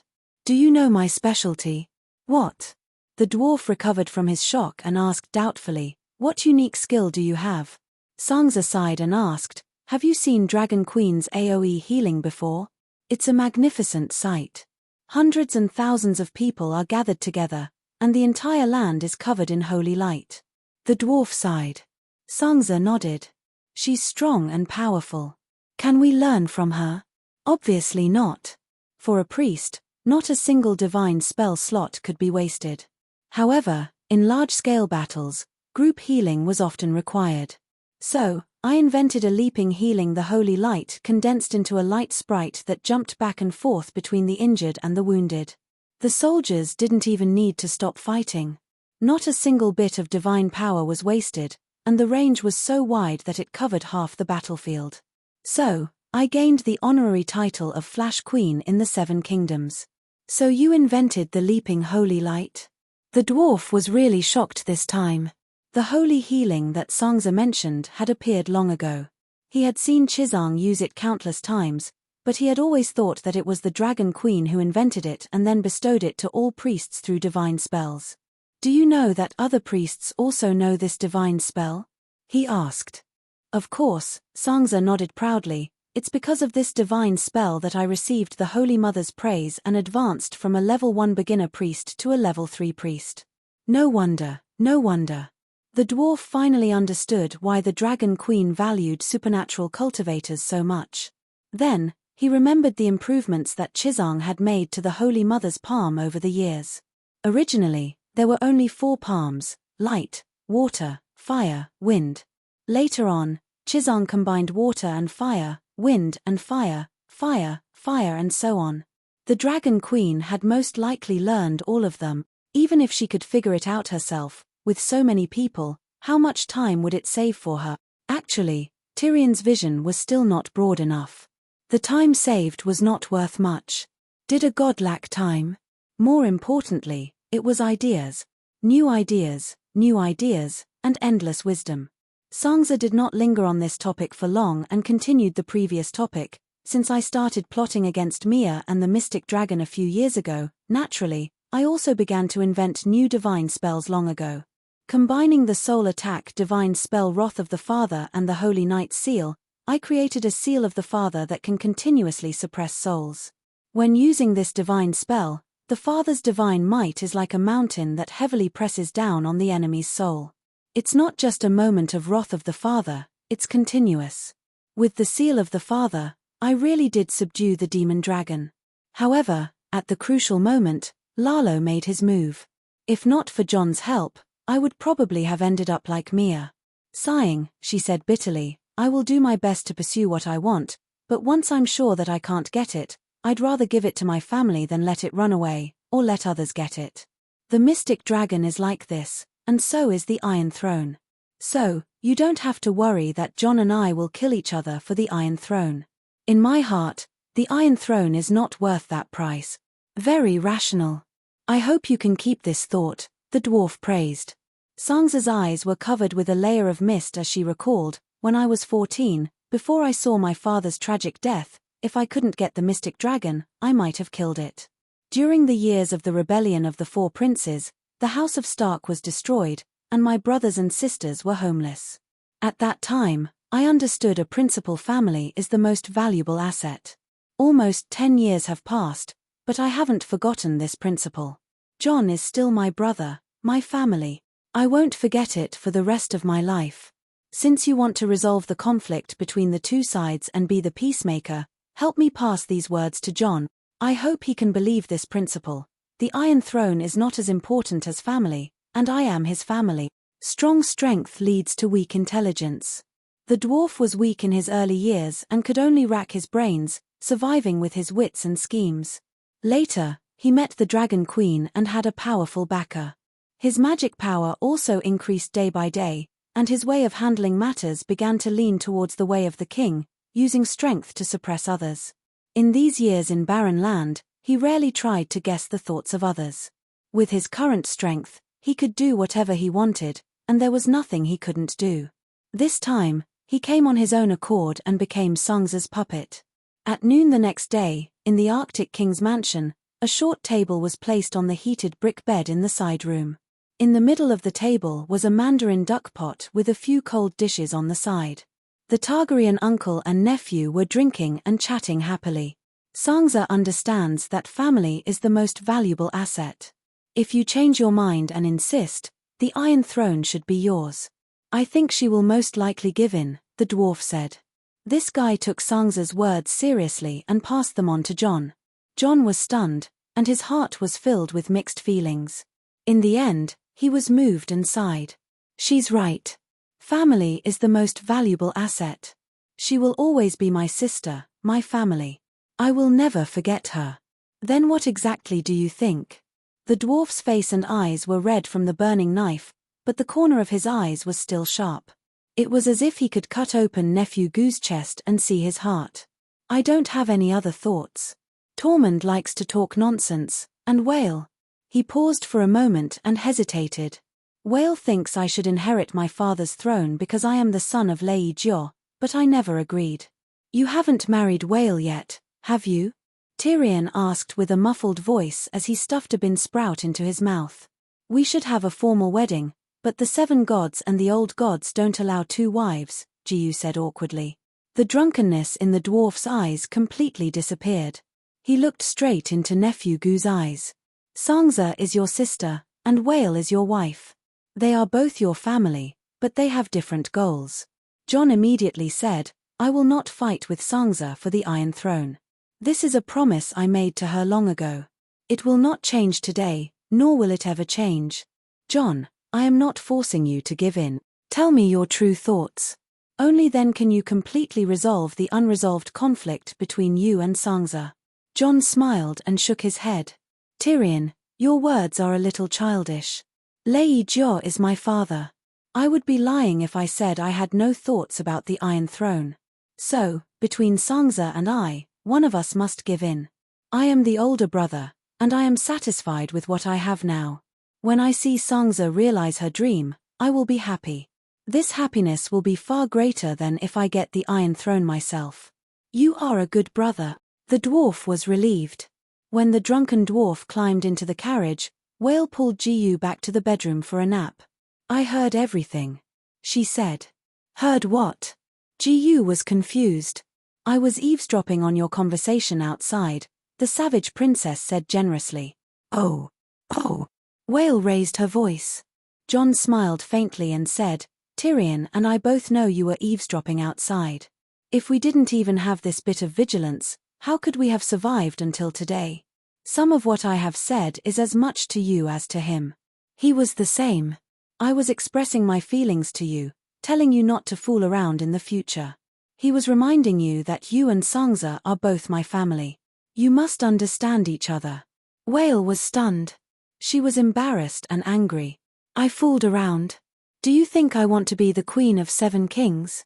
I am not even your wife now. What am I after? I am just anxious for you. I feel injustice for you. You are clearly the true crown prince. You also contributed the most in the fight against the other ghosts. I am not like your sister, who wants her to help you. I only want a fair chance.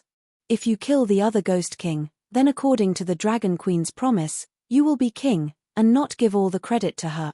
I only want my lover to get what belongs to him. Is that too much? Tears streamed down her face as she screamed. Not at all. Not at all. The red-haired woman Yrgret walked over with her big belly. She pointed at Jon and scolded, Jon, You know nothing. Even if you don't want it, what about your children? Do you know what they are thinking? Let's say you kill the other Ghost King and give the throne to your sister. When everyone knows about the Dragon Queen's promise, how will they view you and Queen Sangza? How will your children look at the Iron Throne under Queen Sangza's butt? How will Queen Sangza view your children's strange gaze? You are family with her, but can your children and her children continue to be family? John broke out in a cold sweat. He said sternly, "Who said this to you?" Ygritte opened her mouth and said hesitantly, "Are my words not reasonable?" That makes sense, it makes perfect sense. Even Wa can say something so reasonable. Are you saying I am stupid? The two women became agitated. John had a splitting headache. Weeping Willow, he called out. "King, what did you call me for?" A spearwoman with a long black braid ran into the hall. "Who came to our house in the past few days to see Ygritte? When you came back on the dragon yesterday, many people came," the spearwoman said. "Who spoke to Ygritte?" "Many. Which one is the most suspicious?" The spearwoman hesitated. "Speak." John glared. "Your sister." Chapter 1070. The spearwoman, Weeping Willow, had a pair of witch's eyes. It was said that she could see things that mortals could not. It was unknown how much of the witch's eyes was true, but she was indeed very cunning. That was why John appointed her as the commander of the inner palace guards. "You also know that Sangza is my sister?" John was furious. "Why is my sister someone to be wary of? Tell me." "My king, don't yell at me. I will only tell you what I saw." Although the spearwoman's status was low, she had a strong aura. She glared and shouted, "Yesterday afternoon, when you were flying in the sky, Tormund said that you were like a king." Madame Sangza's face suddenly turned ugly. After that, I noticed that she looked at Ygritte's belly with an unfriendly gaze. I think she has ill intentions towards Ygritte and the child in her belly. Nonsense. John was shaking with anger.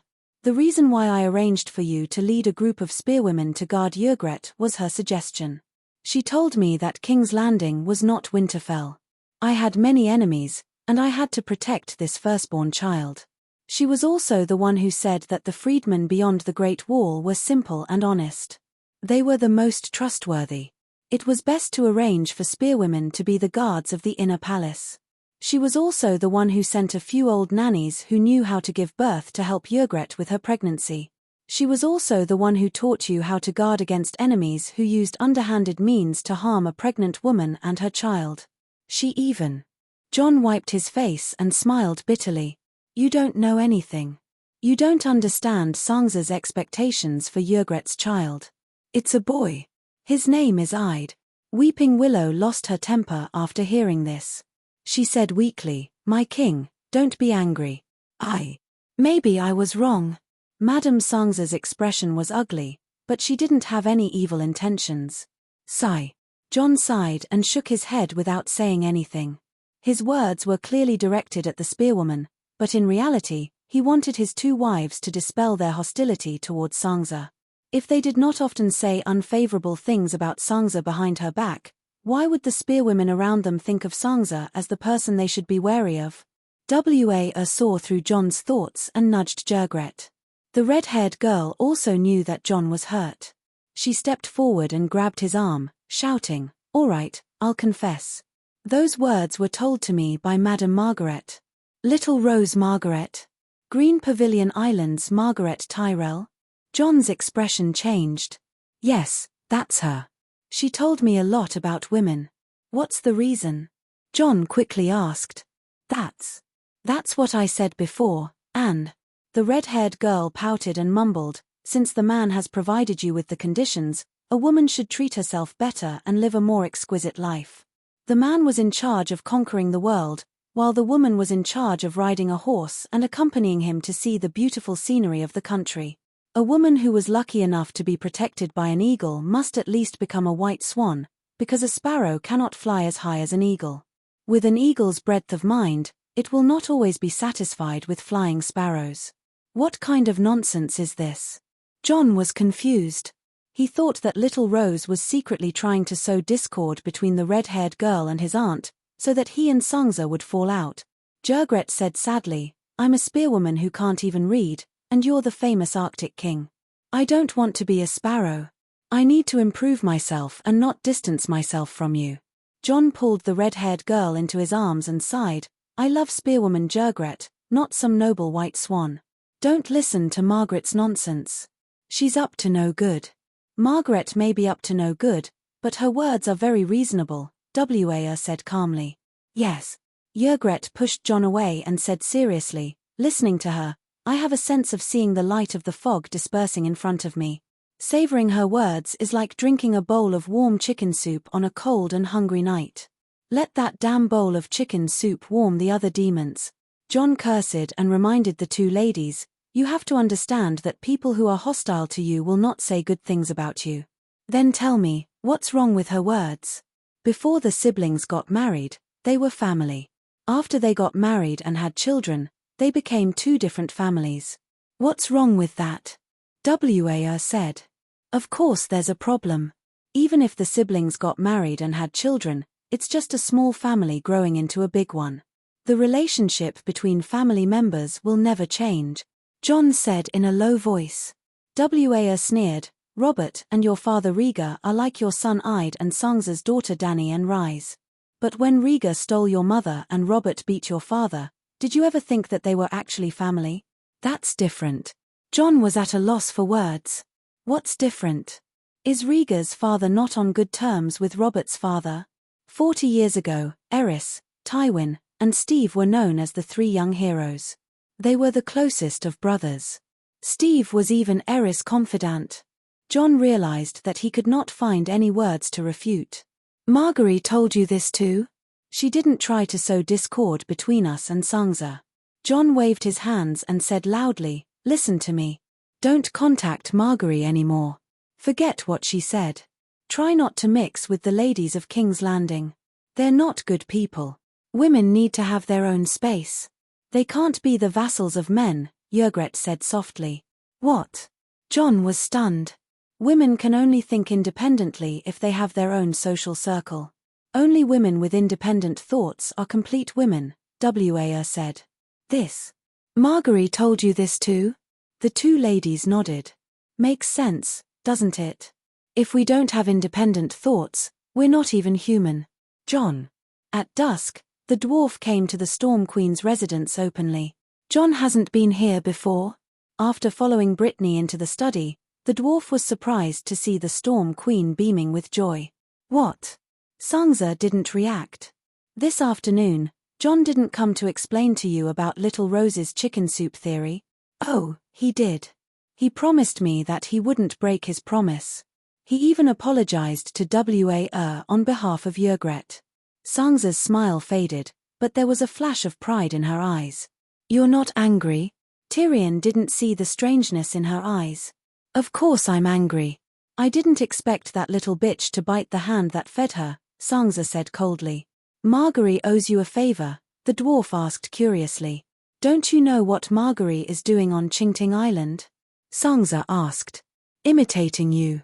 I'm the one teaching her. Sangza smiled faintly. She's not secretly learning. You're in contact. Are you the one teaching her? The dwarf was shocked. Sangza nodded slightly. 5 years ago, the Sea of Law shattered, and the power of mags began to be limited.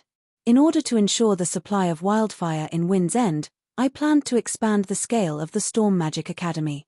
So, I went to the City of Knowledge to recruit magic teachers. You know, other than the scholars, there's also the nuns' college built by the Starry Church. Coincidentally, I saw Marguerite, who was being supervised by the Reverend Mother during noon prayer. Sangza's expression was complicated. She's almost another me. Before I met Aegon, I was depraved, desperate, mentally twisted, and full of resentment and hatred. But I only had determination and no strength. I couldn't even find a direction in life. Back then, I hated her and her family, especially her grandmother, Old Rose. They played me like a chess piece on a chessboard and tried to plot against Winterfell. Old Rose wanted Sangza to be her eldest granddaughter-in-law. They blamed Joffrey's death on me. I had reason to hate them.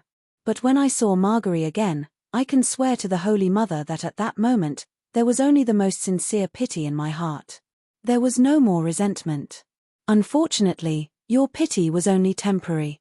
You must have done something that made her resent you, the dwarf said with a smile. Sangza shook her head. She's an ingrate. I've never done anything to let her down.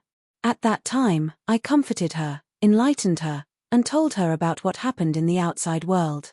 For example, the Alliance of Justice, the Bible teaching team, the Smoke Sea War, the collapse of the Sea of Law, and a series of other things. It opened her eyes and gave her a new lease of life. That's all. I just pitied her. She's a shrewd woman, good at seizing every opportunity she can. She asked me for help. She confessed her unwillingness and resentment. You don't know, but that bitch actually dared to hate the Dragon Queen. She hated the Dragon Queen for abolishing the title of King of Tyrell's Bay. The dwarf glanced at her indifferently and did not say anything. If the Dragon Queen wasn't so powerful, you would definitely hate her too. It was me. Sangza pointed at her own nose and said angrily, I was the one who spoke softly and reasoned with her. I made her understand that Tyrell's title came from Targaryen, but her grandmother arranged for the scholars to murder the Dragon Queen. Think about it, if I didn't resolve the resentment in her heart, would she have become a priest? This time, the dwarf agreed. She really should thank you. But you must have helped her with a purpose. At first, there was no purpose, but then, Sangza hesitated for a moment and asked, Do you know Matthews Rowan? The dwarf's heart skipped a beat and said, My father once said that he was glad that Highcourt's master was Blow-Up Fish Mace. If Duke Highcourt could have Rando Tarly as his general, Matthews Rowan as his minister, and Pikester Redwyn as the commander of the navy, Highcourt could have swept away the Westeros after the rebellion of the Four Princes. The Dragon Queen's desire for power is too, she wanted to say that it was too young, but the Dragon Queen announced that she was the Divine King. Sangza was at a loss for words. If I were her, I would definitely not allow Matthews to do as he pleased in River Bend. River Bend retains the most people during the long nights, and the most people represent the most knights, and those knights have all been trained during the long nights. River Bend also has the most outstanding magic academies, which represent the largest supernatural power outside of the Holy Cathedral. The largest of the 7 kingdoms, Dany Lilith Girdle, is also in River Bend. Sangza counted with her fingers and sighed. Army, wealth, and food, River Bend is number 1. If River Bend is unified by Matthews, within the 7 kingdoms, who would be my opponent? The north, the west, and River Bend are removed, and the valley is only left with Royce, who is still tied to the Red God King's chariot, and the royal territories. Mia is already in my plan to get rid of her. If I think about it carefully, my only opponents are Dawn Martell and River Bend's Matthews. So, do you understand why I supported Margaery? I told Margaery the truth, her existence is to balance Matthews, to be River Bend's troublemaker, and so on. I help her, and she helps me. It's a win-win situation. Sigh, I'm convinced. The dwarf sighed deeply. Sangza shook her head disapprovingly. How is this little trick worth bragging about? No, you misunderstand. The dwarf shook his head and said in a strange tone, What I admire is not your tactics, but how you are so good at scheming. Today you plan this, tomorrow you plan another. The River Bend split, Mia was schemed to death, and you became a level 3 priest. Is the Holy Mother blind? The Holy Mother has eyes. Let me tell you, I broke through again.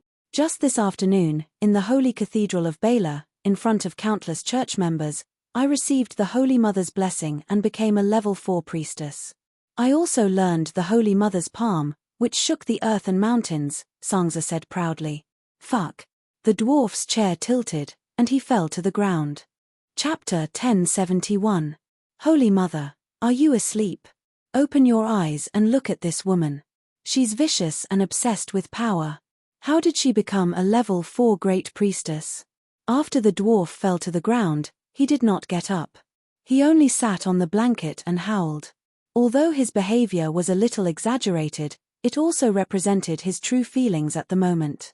From the dwarf's point of view, Sangza's ability to become a level 1 priestess had already affected the believer's faith. If she were to level up to level 2 or level 3, it would cause the other honest priests to lose their minds and shatter their worldview.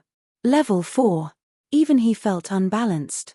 He had gone through so many difficulties and obstacles, but he had only just become a level 4 holy knight. Because a priest's soul was sublimated, while a holy knight's main purpose was to strengthen the body and will. At the same level, a holy knight's difficulty and strength were one level lower than a priest's. He went abroad and risked his life to fight, but he was worse off than Sangza, who stayed at home. "You're jealous of me." Sangza laughed and kicked the dwarf. "All the believers of the 7 gods should be jealous of you." Sangza shook her head and sighed. "You're a preacher, but you haven't even read the 7 Stars Bible. The Holy Mother has always preached that the faith belongs to the 7 gods, and the power belongs to the kingdom. I've studied every version of the 7 Stars Bible in detail. In the teachings of the 7 gods, there has never been a prohibition against power games. You'll understand if you think about it. Prohibiting politicians from playing power games is like prohibiting men from finding women. Why would the great and glorious Holy Mother do such a thing that goes against the laws of nature? My father is also playing power games. Why would he go to hell?" The dwarf said. "That's why the Holy Mother encourages men and women to fall in love and get married, but she doesn't approve of prostitution." Sangza spread her hands and said innocently, "There's a limit to everything. It's the same for men and women, and it's the same for power games. As long as you don't use overly vicious methods to harm noble people, power is not a sin. You plotted against Mia and used Margery," the dwarf said. "Is there something wrong with your brain?" Sangza looked at him strangely. "Who's Mia?" "The Red God King." In the earliest version of the 7 Stars Bible, believers who killed the enemy gods could even be rewarded by the Holy Mother and become righteous people who would be remembered forever by the world. Even if the Dragon Queen later changed this rule, stating that innocent heretics could not be harmed, Mia could not be considered innocent. She had sacrificed Ahlor just as many times as Stannis. Although those who were burned to death were prisoners and deserters, in the doctrine of the 7 gods, sacrificing an evil god is the most serious crime. "Is Lalo not an evil god?" The dwarf was stunned for a moment before he said, "Your intentions aren't simple. If my motives were pure, I wouldn't be a politician. I would be a saint in the sanctuary." Sangza rolled her eyes. Then, she said, "Do you still remember the process of the Dragon Queen trying my grandfather and uncle's case on Fairy Island? Their encounter in the Red Castle was tragic, but we later learned that my grandfather was not innocent. Therefore, the Mad Monarch's crimes were only cruelty, blasphemy, and violation of human rights. He did not violate his oath as we thought before, nor was he guilty of murder. My grandfather participated in the game of power, and he was the one who started it. No matter what happened to him in the game of power, he was not worthy of the gods' pity. This is the rule of the game of power, and it applies to all participants." The dwarf said, "You have a beautiful idea, but the game of power is played by those in power, and every action of those in power will affect innocent civilians." Sangza smiled. "Those in power have responsibility and power. It is the king's responsibility to let the people under his rule live and work in peace and use the law and traditional etiquette to ensure justice. He fulfills his responsibility and benefits millions of civilians, but he will not be rewarded by the 7 gods because this is what the king should do. With responsibility comes power. As the greatest politician, the king must play the game of power if he wants to protect his power. As for the harm that the game of power can bring to the people, it is within the king's power." "It sounds reasonable, but it is just your own idea," the dwarf said disapprovingly. Sangza snorted and said proudly, "This is the wisdom I came up with after studying the 7 Stars Bible and carefully observing the Dragon Queen's actions. I would not tell a normal person. Why don't I remember the Dragon Queen saying something like this? She did not say it, but she did it. She was able to go from Calixi, who had nothing, to the Empress of the world, the Divine King. Do you think she has never played politics?" "Ah." The dwarf was stumped by the question. "The Dragon Queen is definitely not a white flower. Her heart is even darker than yours. But the moral requirements she has for you are definitely different from the ones she has for herself. Take it easy. It is hard to guess the king's thoughts, let alone the gods. He could only persuade her like this. Don't worry, I will repent to the Holy Mother every day, Sangza said. Repent for what? The dwarf was confused. Sangza smiled and said, before I plot against Mia and Count Mattis, I will confess my plans and goals to the Holy Mother. After the plot is carried out, I will also repent to the Holy Mother and ask for her forgiveness. I will also make a vow to become the Queen of the Seven Kingdoms. I will work hard to reform the corrupt government and create a Sangza golden age that will be difficult for future generations to reach. The Holy Mother agreed. She did not object. The dwarf was speechless. The Holy Mother is too busy to care about you. But she will definitely record your mistakes in her little notebook and settle the score with you in the future. Nonsense. As long as I treat the commoners well and let them live a good life, the Holy Mother will not blame me no matter how I plot against the nobles. Otherwise, how can I become a level 4 priest? Sangza said proudly. The dwarf said suspiciously, did you offer the Holy Mother divine arts again? I have never heard of that divine father seal before. How did you know? Sangza looked at him in surprise. I specially developed the divine father seal to deal with the demon dragon. I did not make it public before because there was only one demon dragon. If other priests and paladins learned it, they would become my competitors. Now that the demon dragon has been tamed by John, there is no need to hide the divine father seal. However, the divine father seal can only raise me from a level 3 priest to the peak of level 3. I am still a bit away from level 4. So, I gave the holy light totem that I have not fully developed to the church and broke through to become a level 4 great priest. The dwarf's mouth twitched a few times and asked, what is the holy light totem? Sangza stood up from the fireplace and picked up a walking stick from the corner and handed it to him. Take a look for yourself. The white walking stick was 1.3 meters long and as thick as a wrist. It seemed to be carved from fishbone, but it was heavier than wood. There was an obsidian crystal inserted inside. At the top was a small statue of the Holy Mother. There were many strange runes and square words on the surface of the walking stick. This is draconic. I don't recognize a few words. The dwarf said in surprise. The way of the heavens, the virtue of the heavens, the creation of all things, the benevolent Holy Mother. Sangza read in fluent Chinese. The dwarf was shocked. You are so familiar with it. Sigh, every day I wake up early and memorize words for 2 hours. Before I sleep, I read the text aloud for an hour. After 6 or 7 years, I finally have some achievements. It is about the level of a middle school student. Sangza did not look proud. She only sighed. As expected of the supreme language that records the laws of the Tao. It is so difficult. You must know that I only took 3 years to learn advanced Valeglia. Hearing this, the dwarf could not help but feel ashamed. He was the one who suggested that Sangza learn Draconic. He was also the one who copied Blackie's Draconic textbook. He kept a copy for himself and made a copy for Sangza. Both of them were self-taught.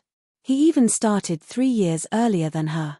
Now, he had not even graduated from primary school.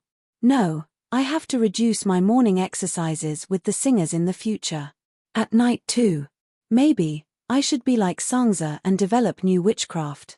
Now that I have turned my entire body into a dragonworm, can I split half of the dragonworm to be a bookworm and focus on memorizing and learning? The other half of the dragonworm will leave behind desires and transform into a human to enjoy the pleasures of the world.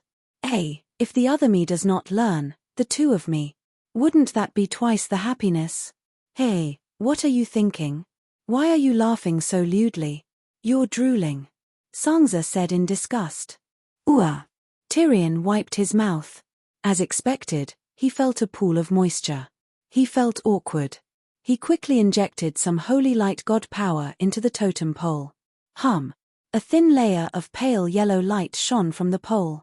The light was not even as bright as a 1-watt light bulb, but the light was very uniform. However, Tyrion did not feel a strong healing effect. What's the use of this? It is the effect of a holy healing spell. It will be released slowly in 10 minutes. He was puzzled. Sangza explained, this is specially prepared for remote mountain villages. There is no need for a priest to charge it. There is also no need to spend money to build a statue of the Holy Mother or a temple.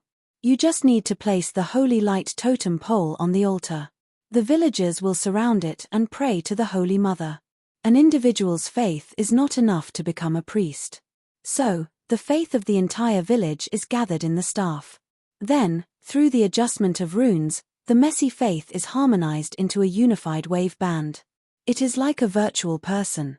In fact, you can treat this totem pole as a wooden priest. The dragon crystal inside contains the holy healing spell's Holy Mother's divine power. If someone feels unwell, they can use a special prayer Songza pointed at the square words on the totem pole. The Holy Mother is merciful. Good, good. It can activate the holy light totem and release a faint light to heal the injuries of believers within range. You are very smart. The dwarf was enlightened. Songza shook her head and put away the totem pole with a regretful expression. She sighed, in my expectations, the faint light should only be effective on patients. This way, it will save more god power. I have not been able to master this technique yet. The holy light totem is not complete. As the divine arts spread among the cultivators, perhaps someone will be able to repair it before me. By then. Sigh. I can finally be promoted to a level 4 great priest before the battle with the Ghoul King. How did you think of this thing? Tyrion asked curiously. At first, I just wanted to imitate the Dragon Queen. Didn't she always carry a weirwood staff? Songza smiled awkwardly and said seriously, you and I are both from a duke's family. If there is a headache or fever, the scholar will immediately rush to the bed. As if the scholar is as natural as air. The truth is, other than the nobles' castles and the city of knowledge, you will rarely see a scholar anywhere else. Scholars are rare, and priests who know divine arts are even rarer. In Winterfell, when I was 13 years old, I only saw 4 minstrel performances. In the remote villages, the peasants at the bottom will never see a scholar or a priest. But the poor are also people. Like us, they can get sick. And their lives are too hard and tiring. They get sick more easily and need more treatment. I never thought you had this kind of awareness.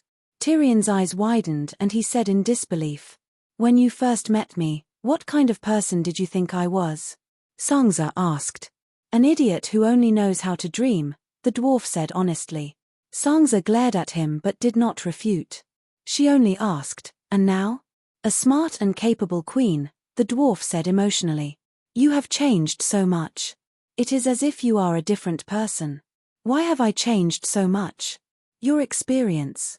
The dwarf said thoughtfully. In Winterfell, my mother was the strongest, and I learned from her. In the Red Keep, Cersei was the strongest, and I learned from Cersei. In the valley, Littlefinger was the strongest, and I learned from him. Then, I also learned from your strengths, she said to him. I am flattered, the dwarf said with a smile. Now, I learn from the Dragon Queen and the Holy Mother. The Dragon Queen cares about the hardships of the people, and I care about them too. When I learn from the Dragon Queen's kindness and gain substantial benefits from the Holy Mother, I will work hard to be merciful to the commoners at the bottom. This kind of awareness is different from what you think, Songza concluded. You are really. Perhaps, you can surpass Papa Tywin, Old Rose, Littlefinger, and become the ultimate power gamer, the dwarf sighed in admiration. Do you think I have a match in the current 7 kingdoms? As she spoke, Songza seemed to exude an invisible loneliness. Future Marguerite. The dwarf poured a bucket of cold water on her. If I didn't appear by accident and resolve the misunderstanding between you and John, you would have definitely been tricked by her. Just like Mia, when you break up with the John siblings, you won't even know why you ended up like that. Those arguments are poisonous, but I have to admit that they are very logical. It would be strange if your savage sister-in-law didn't fall for them. How long can John last with his 2 wives taking turns to talk to him? In fact, he can't refute those arguments. Songza's expression was unpleasant. What good does it do for her if I break up with John? Even if she has other motives, I did help her. The dwarf sighed and said, you are ambitious and keep learning from the strong to improve yourself. She is most likely learning from you, learning your ambition and methods. You think you didn't let her down, but you didn't think about it.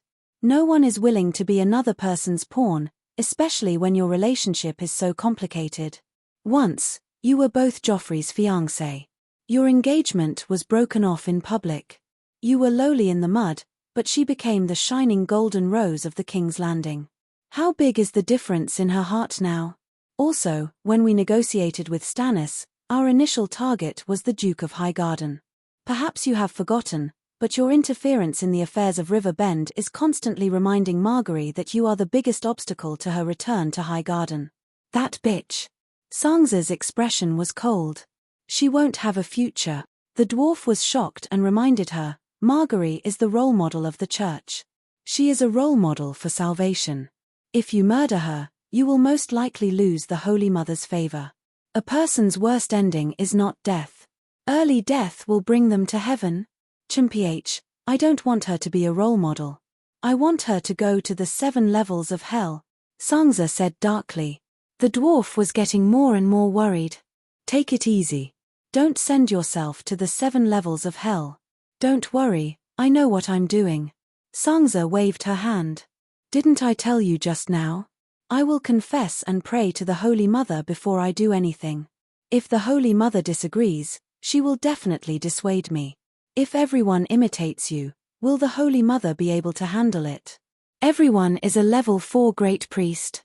Let me tell you, I am the only one who has obtained the 6th move of the Holy Mother's divine palm, earthquakes, Sansa said excitedly. Earthquakes, the power to control the earth? Song of Earth.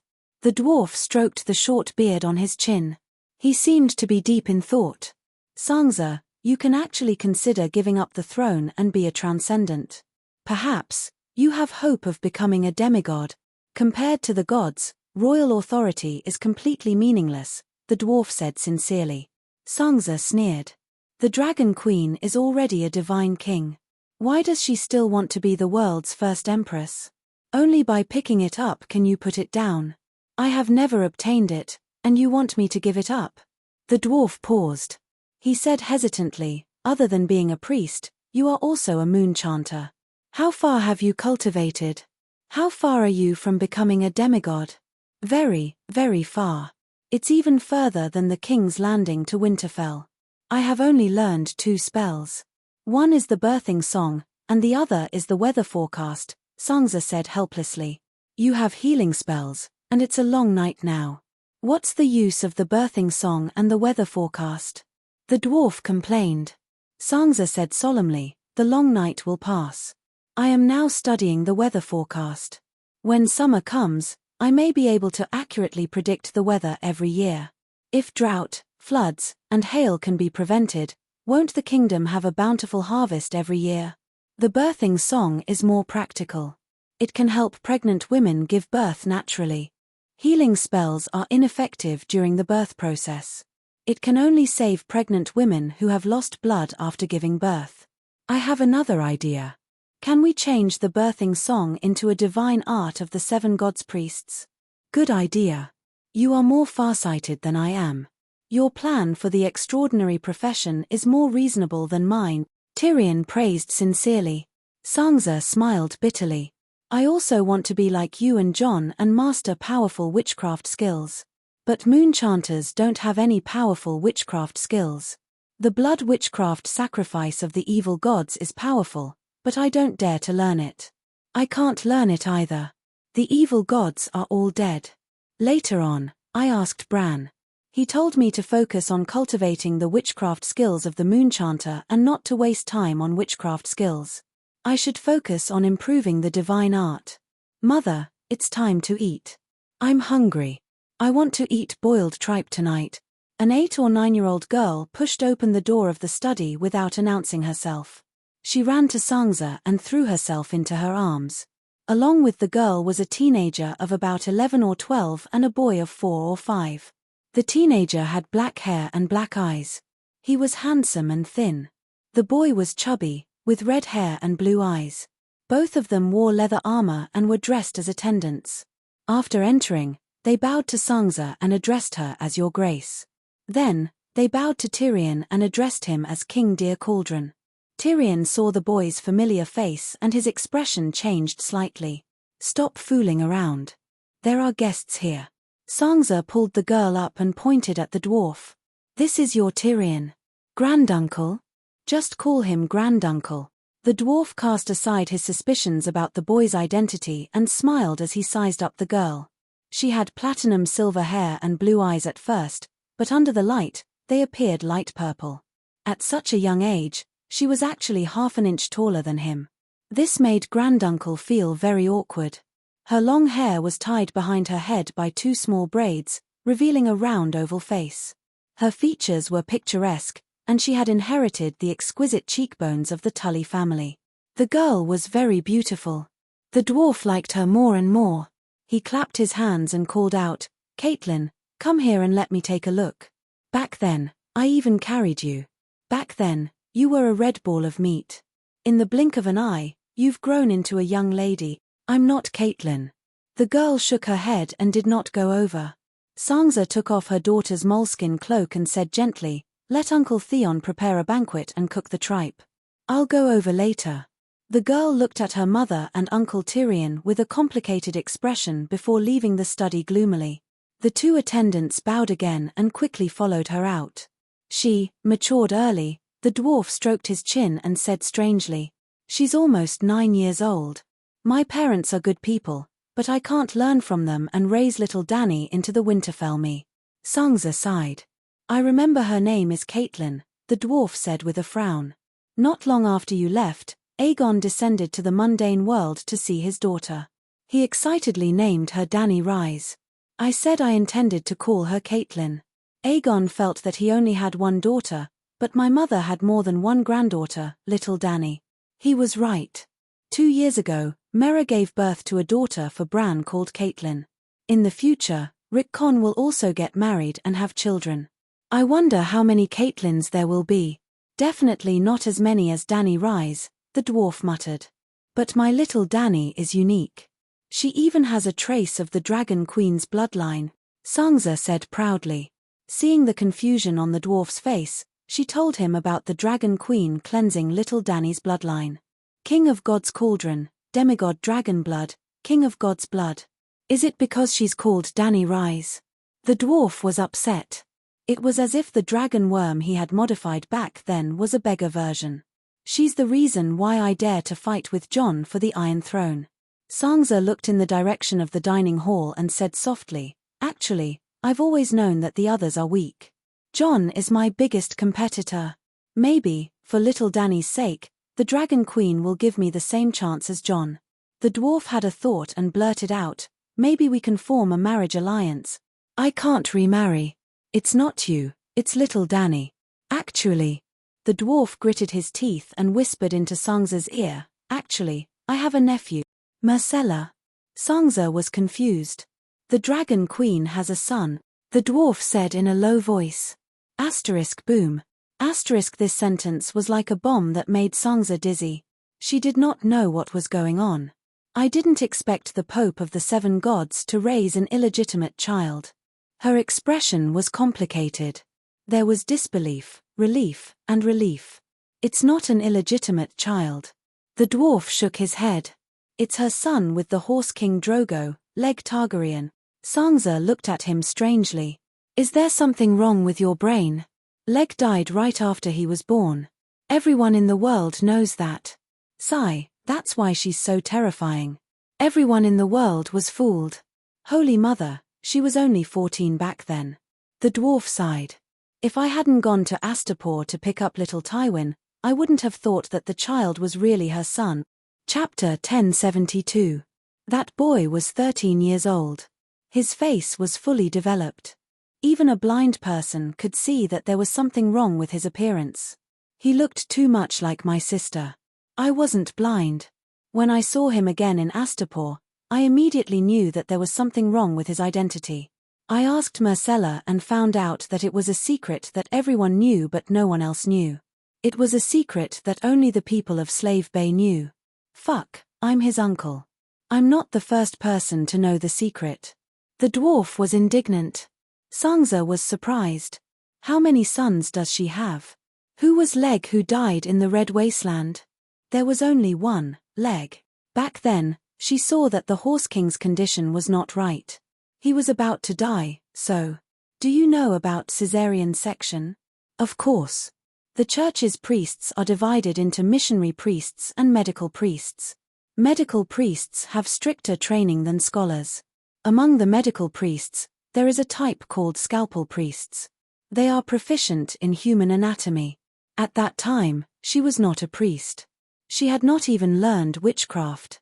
However, she performed a caesarean section on herself and took leg out of her stomach a few days earlier. The dwarf was still shocked when he mentioned this again. Holy Mother! Sangza covered her mouth and exclaimed. How is that possible? The dwarf nodded emotionally. It is indeed impossible.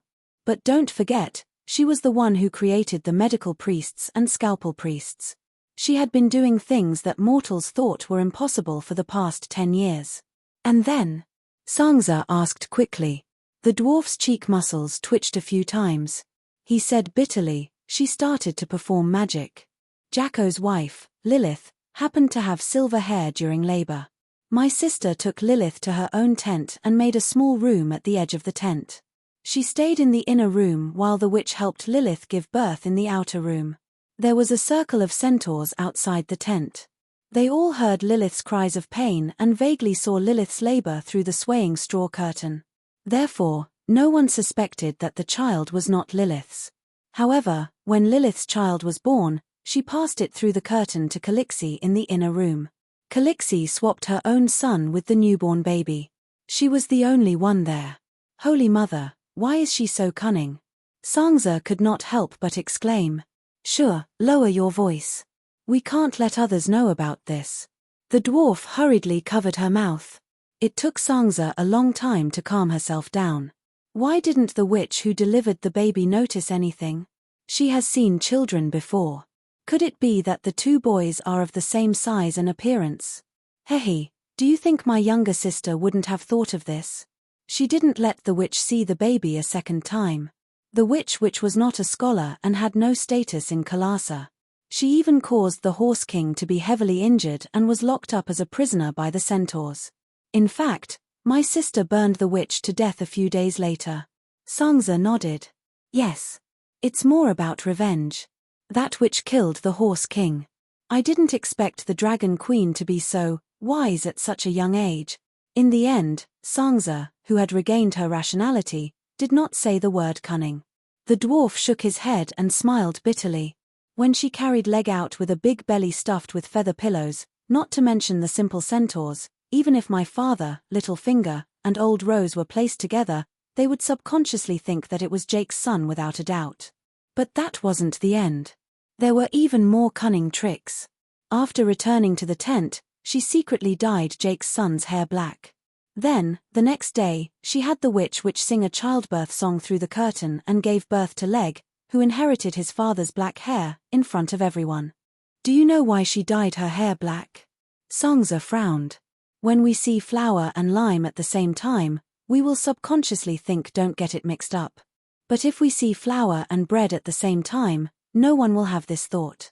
The Dragon Queen didn't want people to have the subconscious thought of passing off fish eyes as pearls. The dwarf looked at her with admiration and sighed.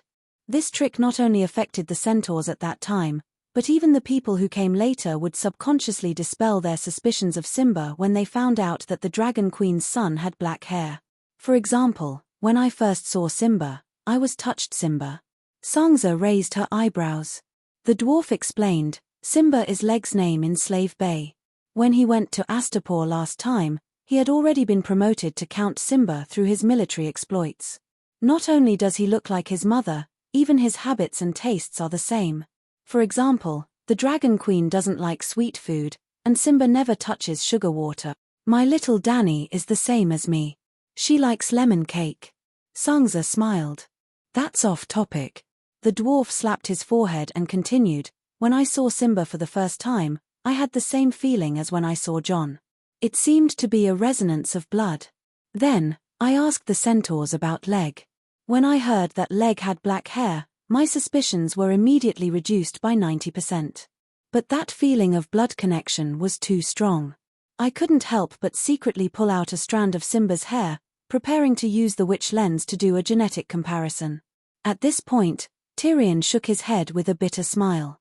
Now that I think about it, That wooden-faced Jogo must have seen through my suspicions and must have reported this to the Dragon Queen. Luckily, I am her brother. If it was someone else, they would have been killed long ago. So, the one that Jake killed was actually his own son? The Dragon Queen is so vicious, so sinister. How old was she then? 14. When I was 14. Sansa was shocked and embarrassed. Her expression was very complicated. Don't treat her like a normal person. The dwarf sighed. Sansa fell silent and slowly digested the new information. When she didn't speak, the dwarf also fell silent. When the servant came to inform the Storm Queen that dinner was ready, Sansa asked softly, "That Simba, what kind of person is he?" "He is a fierce person. He rode a horse when he was 1 year old, shot an arrow when he was 2, killed when he was 3, and was chased by thousands of knights when he was 4. Isn't that too exaggerated?" Sansa couldn't help but interrupt him. The dwarf sneered. "If you don't believe me, you can ask around. It will only be more exaggerated than what I said. Not only do the centaurs know about him, even the princes of the free trade city have seen his deeds. Don't forget, Jake is also a powerful Khal, and Khals are all honored guests of the trading princes." "All right, continue." "After that, he was sent to Slavers Bay to be a stable boy." "Stable boy?" Sansa's expression was strange. To be a stable boy for the Dragon Queen. "What horse do you think the Dragon Queen rides?" "Megalosaurus?" Sansa was shocked. "Yes, Megalosaurus. Simba's main job is to take care of the Megalosaurus." Sansa sighed. The Dragon Queen has really put a lot of thought into this. She must have raised him as an heir. Old Ymont personally taught him etiquette and culture, and the Blood Riders taught him horsemanship, martial arts, and the ability to command centaurs. When he was a little older, he became Sir Barristan's attendant. You must have noticed that the old knight hasn't returned to the West Eros for many years. He must have known Simba's identity long ago. In addition, the Dragon Queen also specially selected a group of young centaurs and nobles with promising prospects to be his classmates. They learned and grew together. In the end, they all became his underlings and subordinates. 5 years ago, when the Dragon Queen led 200,000 roaring warriors to clean up Ursos, Simba was one of her Khal's royal guards. His current position as a count was all earned by fighting with his sword. "What about other aspects?" Sansa asked again. "What aspects?" "Targaryen's appearance is naturally not bad. The lad is handsome and strong. His talent is also not bad. He's the first son of God. Fuck, those evil gods in hell should take a good look at him. What kind of son of God am I? They've got the wrong person." In the end, the dwarf could not help but curse with a face full of resentment. The whole world has been fooled by her. This shrewdness is frightening. Sansa shuddered. She quickly cut off some rebellious thoughts in her mind. What's the child's character like? Tyrion did not immediately answer this question. After thinking for a long time, he said uncertainly, "Ymont and Barristan's conduct is impeccable. However, Simba looks honest, but his mind is sharp. There seems to be a shadow of melancholy in his heart. He gives me the same feeling as Jon." Sansa's pupils contracted. She asked in surprise, "Will he bear a grudge against the Dragon Queen for killing him?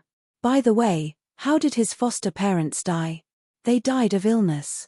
It has nothing to do with the Dragon Queen." The dwarf shook his head. "Ah."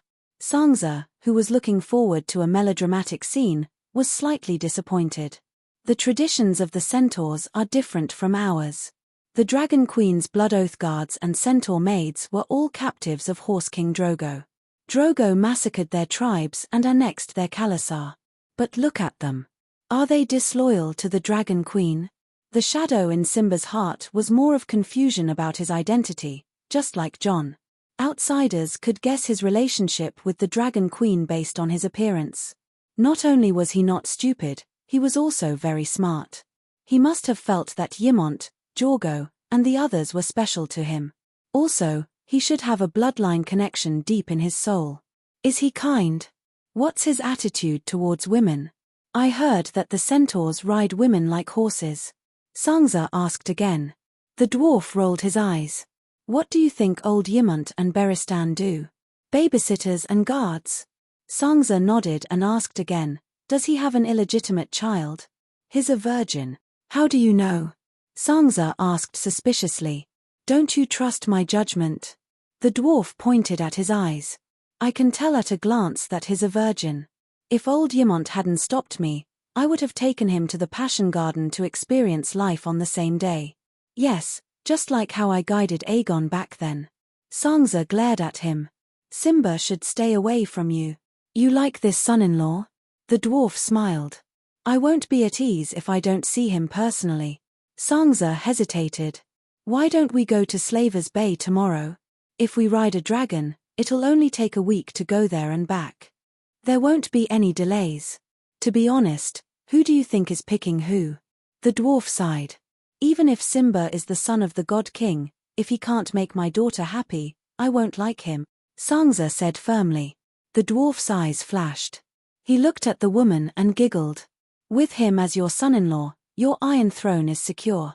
Sangza hesitated for a moment and shook her head. I'm 90% sure that I'll get the Iron Throne. I'll only be at ease if I take a look. All right, lend me the glass candle. I'll contact old Ymont right now. He shouldn't object. Old Ymont didn't refuse, but he had the same worries as Sangza. He wanted to see little Danny first. Chapter 1073. She really doesn't seem to like me. The dwarf sat cross-legged on the brick bed, picking his teeth as he smiled bitterly. The dinner was sumptuous, very unlike Westeros. There was only a big hot pot, a double hot pot. On one side, there was a fire dragon pepper and beef bone base, and on the other side, there was a fresh broth of prawns and salmon bones. There were more than a dozen plates piled high with potato slices, mushrooms, vegetables, tofu, fish slices, lamb slices, tripe, and so on. The dwarf thought that it was just him, Sangza, and the little princess. He didn't expect that Theon, the two boys, and even Brain, had taken off their boots and were sitting cross-legged around the table. During the dinner, he teased little Danny many times, teasing her with jokes and telling her stories about the overseas countries to attract her. He was very attentive, but the effect was not very good. Sangza hesitated for a moment and sighed. She's very smart. She should have guessed our relationship. Tyrion was stunned and asked, has she seen Aegon? Sangza shook her head. When she was born, Aegon guarded her cradle for half the night as a spirit. He sang nursery rhymes for half the night and never appeared again. It seems that this child also has a shadow in her heart, just like Jon and Simba. The dwarf was deep in thought. Sangza rolled her eyes at him. You haven't seen your mother either. Do you also have a shadow in your heart? There are so many children in the world with incomplete parents. Do they all have a shadow in their hearts? The dwarf's expression was serious. Yes, the father is like the sun, and the mother is like the moon. The sun and the moon take turns to illuminate the child's smiling face. Neither can be missing. Sangza said disapprovingly, little Danny is different from Jon and Simba. She is not confused about her background and existence at all. I told her all about Aegon's story and told her that Aegon was watching her from heaven. His gaze moved with her. As long as she missed him, she would go to the small sanctuary to pray to him. So, her heart is very healthy and has no shadow. It's just that your reputation is too bad. No one wants their mother to be with a bastard. The dwarf was embarrassed. I've been away from Westeros for so long. Who's still talking bad about me? You're not in the Westeros, but stories about you have been circulating in the Seven Kingdoms. For example, you were caught by the evil god when you went to the toilet in the palace of Pentus. Everyone said that it was very strong. Sangza blushed and glanced at the little dwarf. News of you messing around with a few strong men in Astapor also spread from the mouth of the volunteer knights at Slaver's Bay. Also, you brought Aegon around the Passion Garden and were assassinated by an assassin. The Dragon Queen burned Queers in rage. Damn it, little Danny is still so young. How can you allow these evil stories to poison her? The dwarf said angrily. Didn't the scholar teach you heraldry when you were young? Every noble family's coat of arms, main characters, and stories have to be taught from a young age. Otherwise, how can they communicate with other nobles when they grow up? Sigh. The dwarf covered his face and groaned. I should have written half-human legend earlier. I will write my own history, fair and objective. The half-human legend you wrote is no different from a piece of trash. Sangza laughed coldly. Who are those two children? They are little Danny's followers.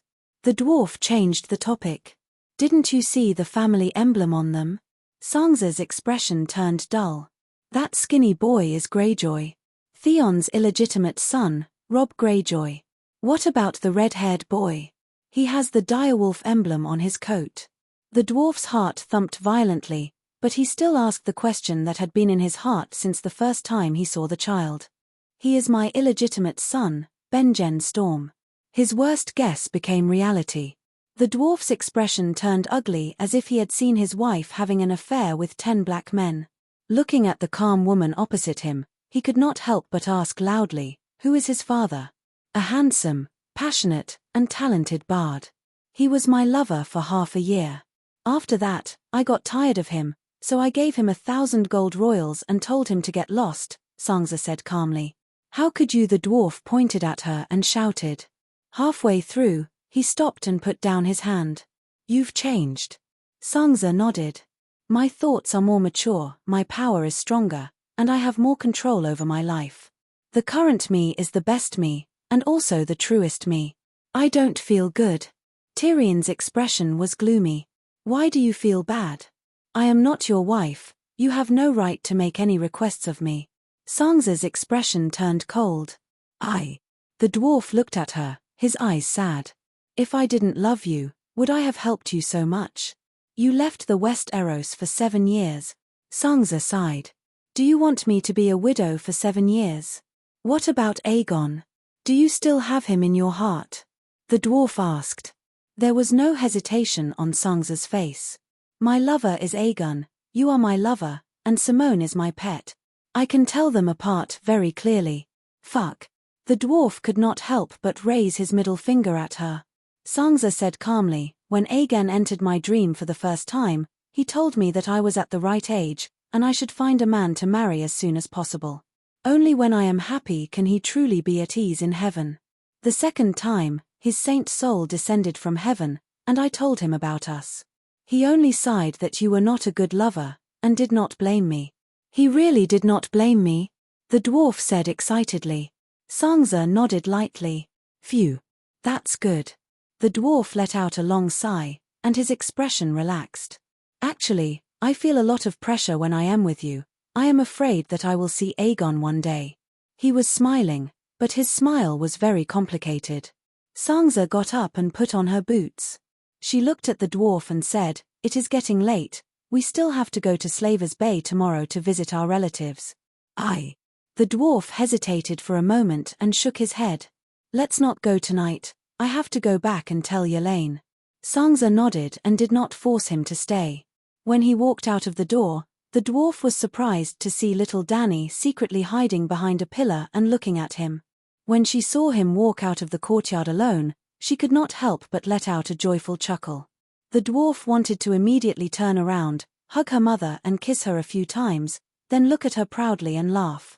Shaking his head, Tyrion threw away this childish thought. He rolled up his sleeves and sang a song as he walked towards the Dornishmen's encampment.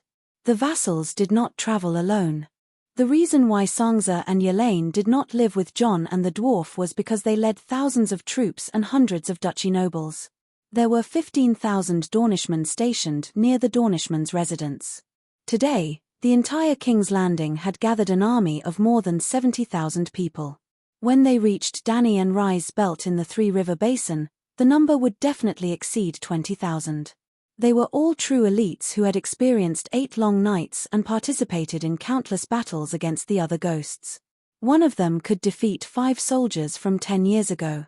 In this decisive battle against the other Ghost King, all the vassals brought out their trump cards. They all knew that this would be the last battle, and it was destined to be recorded in history. Even if they could not obtain the Iron Throne, they would still be able to obtain supreme glory. All the participants would be praised by future generations as heroes. From outside Yelaine's bedroom, the dwarf's action of pushing the door open froze. Tyrion, come in. Yelane had already been informed by the maid and saw the oil lamp outside the room and the short shadow on the glass window. The dwarf opened the door slightly and stuck his head in like a turtle. I'm going to Slaver's Bay tomorrow to visit Sangsa's relatives. The moaning and clucking stopped. Yelane said lazily, You're not coming in to sleep. Are you going to climb into that bitch's bed later? Why don't you call her over and we can have fun together? No, I'm going to Jamie's tonight. The dwarf shook his head and was about to pull his head back. You're really not coming in? Look at who she is. Yelane reached out and pulled a furry head to the front of the bed. The dwarf could not help but be curious. His pupils stretched up and down, turning into vertical pupils like the megalosaurus. The darkness could no longer obstruct his vision. The woman's face was like the lines on a palm, and every detail could be seen clearly. It was a woman in her 30s. She was not too beautiful, and there were a few wrinkles on her eyebrows. Her eyes were watery, and her cheeks were flushed. The dwarf frowned. He could tell at a glance that this woman had been a prostitute for a long time, but she was not exceptionally beautiful and did not have any special aura. Why would his wife find such a woman? Could it be that she was tired of the handsome boys and girls in the barren lands and wanted a change? But if she wanted a change, he did not have any interest in her. I really don't know her, he said evasively. He was about to leave. Sigh, my lord is so forgetful. Back then on the beach of Qingting Island, you said that you would never forget me for the rest of your life. The prostitute complained. The dwarf stopped in his tracks and looked at her carefully. He thought seriously. Hundreds and thousands of women's faces floated in his mind. Then, he entered the keyword Qingting Island. The number of women decreased rapidly. His heart skipped a beat as he remembered her identity. Oh, it's Rosie. Why did you leave the old town? It's so dangerous to travel thousands of miles in this terrible weather. I came here with the River Bend Army. It's not too tiring to take a sleigh, Rosie explained. Then, she invited him, My lord, don't say any more. It's cold outside. Rosie was not exceptionally beautiful. 10 years ago, she was still able to make him as hard as iron with her youthful vitality and legendary background story. Now, facing an ordinary woman whose face and figure were slightly out of shape, and this woman had been in a prostitute's life for 10 years, his heart was as cold as iron. He was not moved at all. I really have something to do. Another day, the dwarf said perfunctorily and closed the door. Vaguely, he seemed to have heard Elaine say that she was interrupted and felt that 2 women were not enough. Then, Rosie whispered that she knew the poet Simone and could invite him over. He did not turn back and continued to sing. Under the strange gazes of the maids and guards, he left the Dawn Prince's mansion with light steps. He did not go to the Western Region station. At this moment, Jamie was most likely sleeping with little Tywin. He did not want to wake the child up. Moreover, his heart was empty at this moment. He wanted to find a friend and fill it with alcohol and gossip for the time being. The sky was dark and the north wind was bone-chilling. There were only a few dim lights in the vast King's Landing. He stood blankly at the crossroads for a long time before he finally remembered a drinking buddy. Fuck, how did I end up like this? Bronn is the only friend left in the entire King's Landing. Muttering, the dwarf came to Angel Avenue in the outer ring of the great cathedral.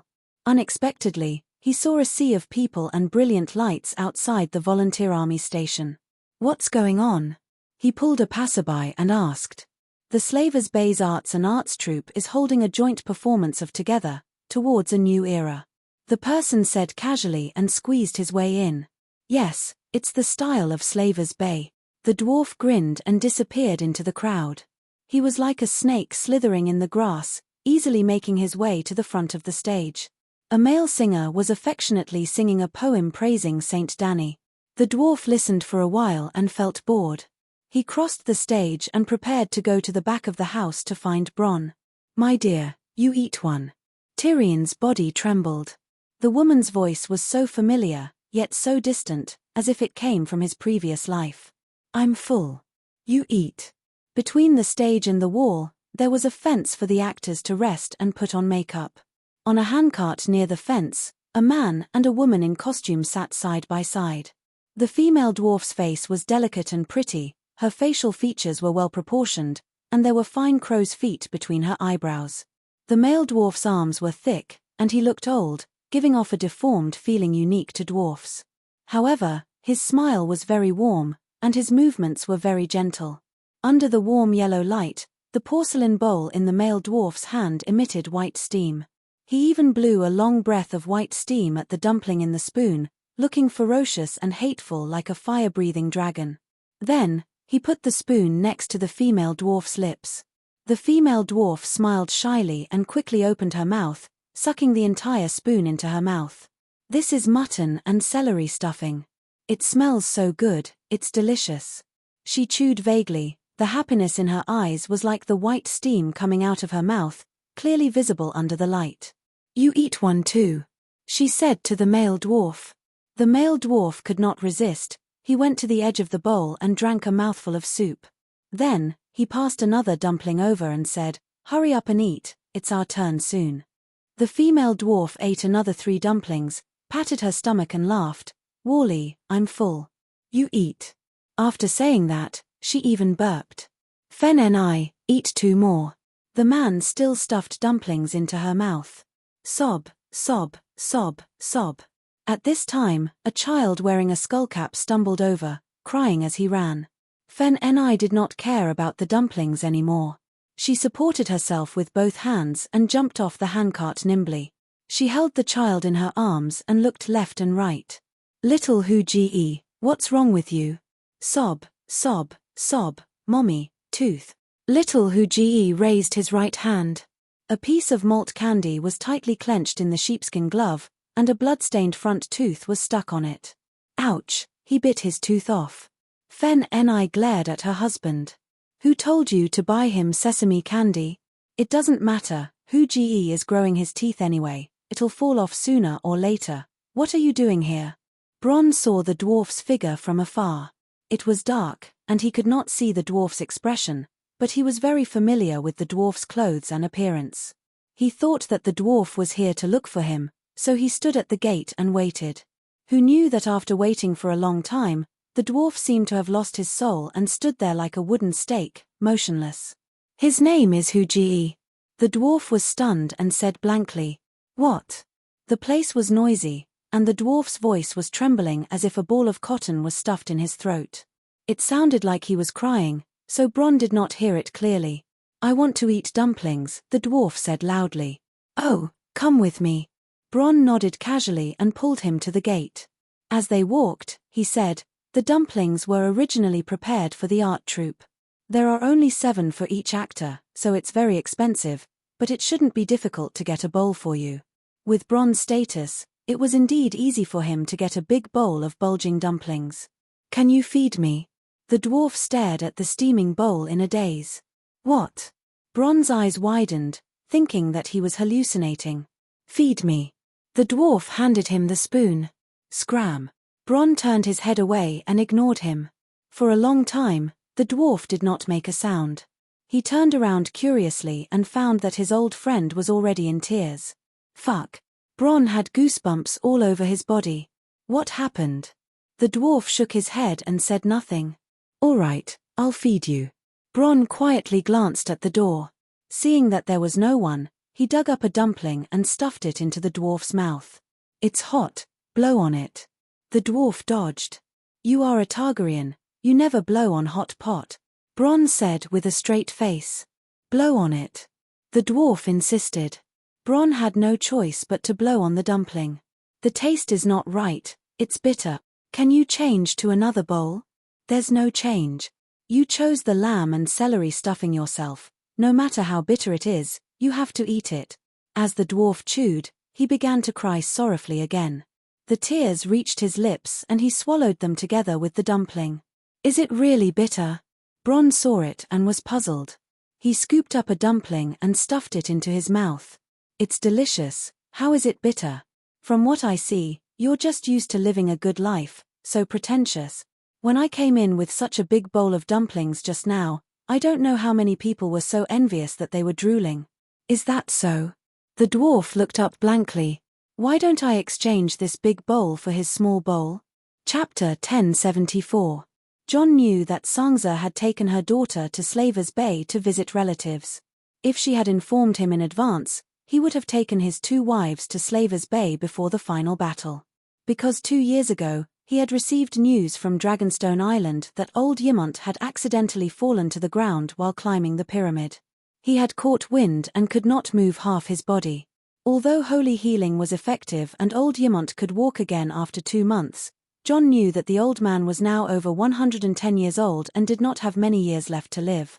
He really wanted to see the kind old man who had taught him a lot and cared for him. But Sangza had left in too much of a hurry.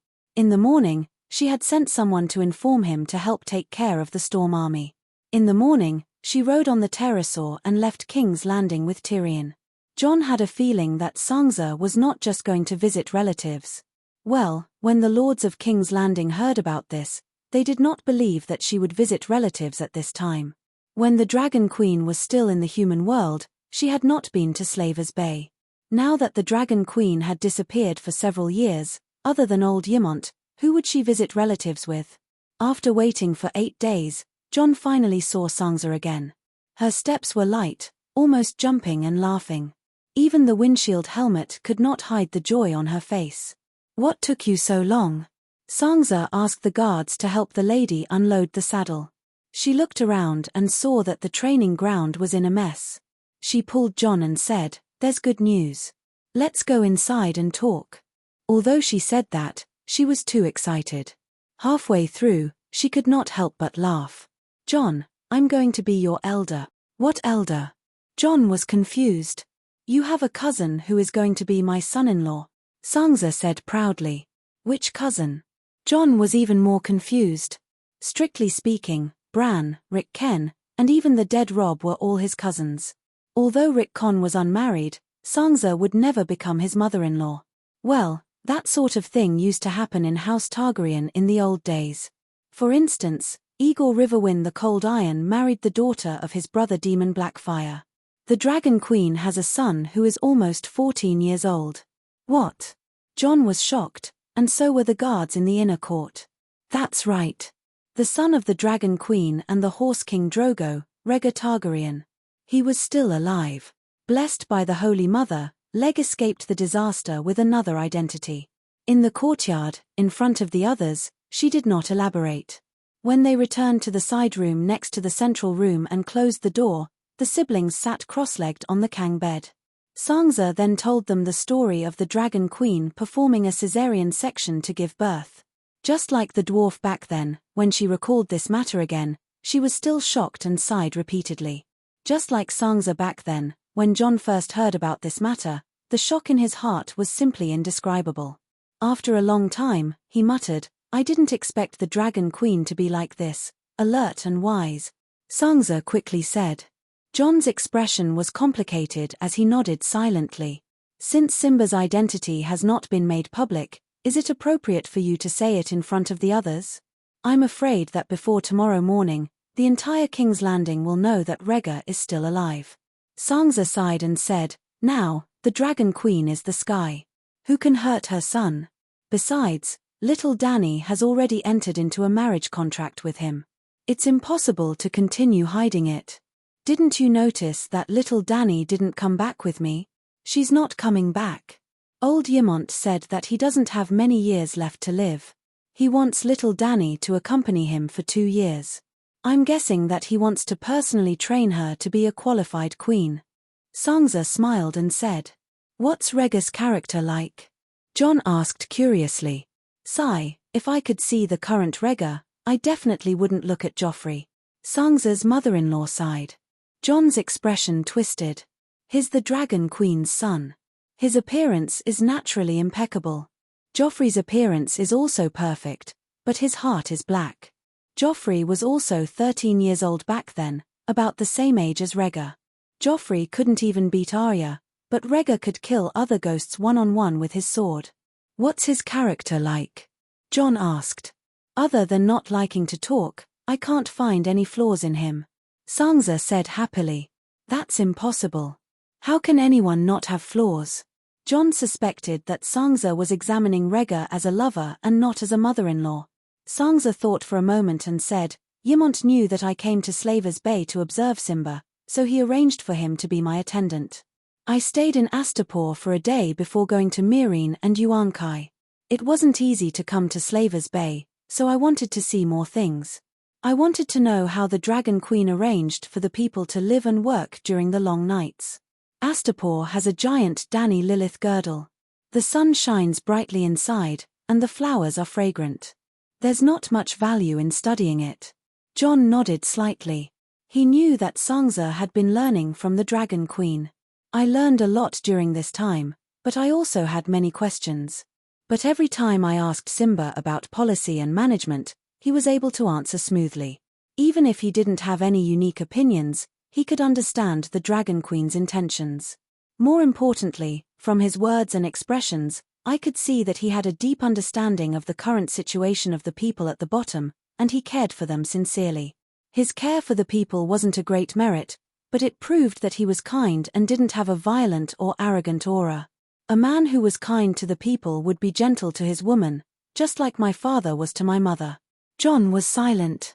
Ide's father wasn't just gentle to Caitlin, he was arrogant. Otherwise, why would she abuse his illegitimate son? He's a qualified successor, and a qualified husband. But he's still far from being perfect, right? John said. Sangza said seriously, a normal person is gentle to his wife, of course he's far from being perfect. But Simba is the son of the divine king, the future emperor of the world. His gentleness is worth 1,000,000 of a normal man's infatuation. His brilliance is worth 2,000,000 of a normal man's strengths. What kind of twisted logic is this? John said in disbelief. Wise words. Looking at John's twisted face, she asked, let me ask you, if a peerless beauty and an ugly person can both eat rice, who can you tolerate more? He would rather lick the feet of a beauty with athlete's foot than look at the calloused feet of an ugly village woman that were as clean as pebbles. John understood what she meant and sighed. You're choosing a son-in-law for little Danny's happiness. You shouldn't be so snobbish. Sigh, I just need to grasp the general direction and make sure that Simba isn't stupid, cruel, vicious, heartless, or crazy. That's enough. Like whether he snores or grinds his teeth at night, whether he smacks his lips when he eats, whether he brushes his teeth when he wakes up, whether he has athlete's foot. I don't care about these little flaws in his life, and I don't think they're important. I'm choosing a son-in-law, not a saint. John was speechless. You and Ymont have confirmed Simba's marriage? The Dragon Queen has already handed Simba's marriage to the old man. He can make 100% decision. John thought for a while and asked, you were planning to marry Danny to Cuttlefish Ball. They were childhood sweethearts, and their marriage was just a matter of time. What should we do now? The smile on Sangza's face disappeared, and she said calmly, Rob can't stay with Danny anymore. Let him follow you. You can adopt him.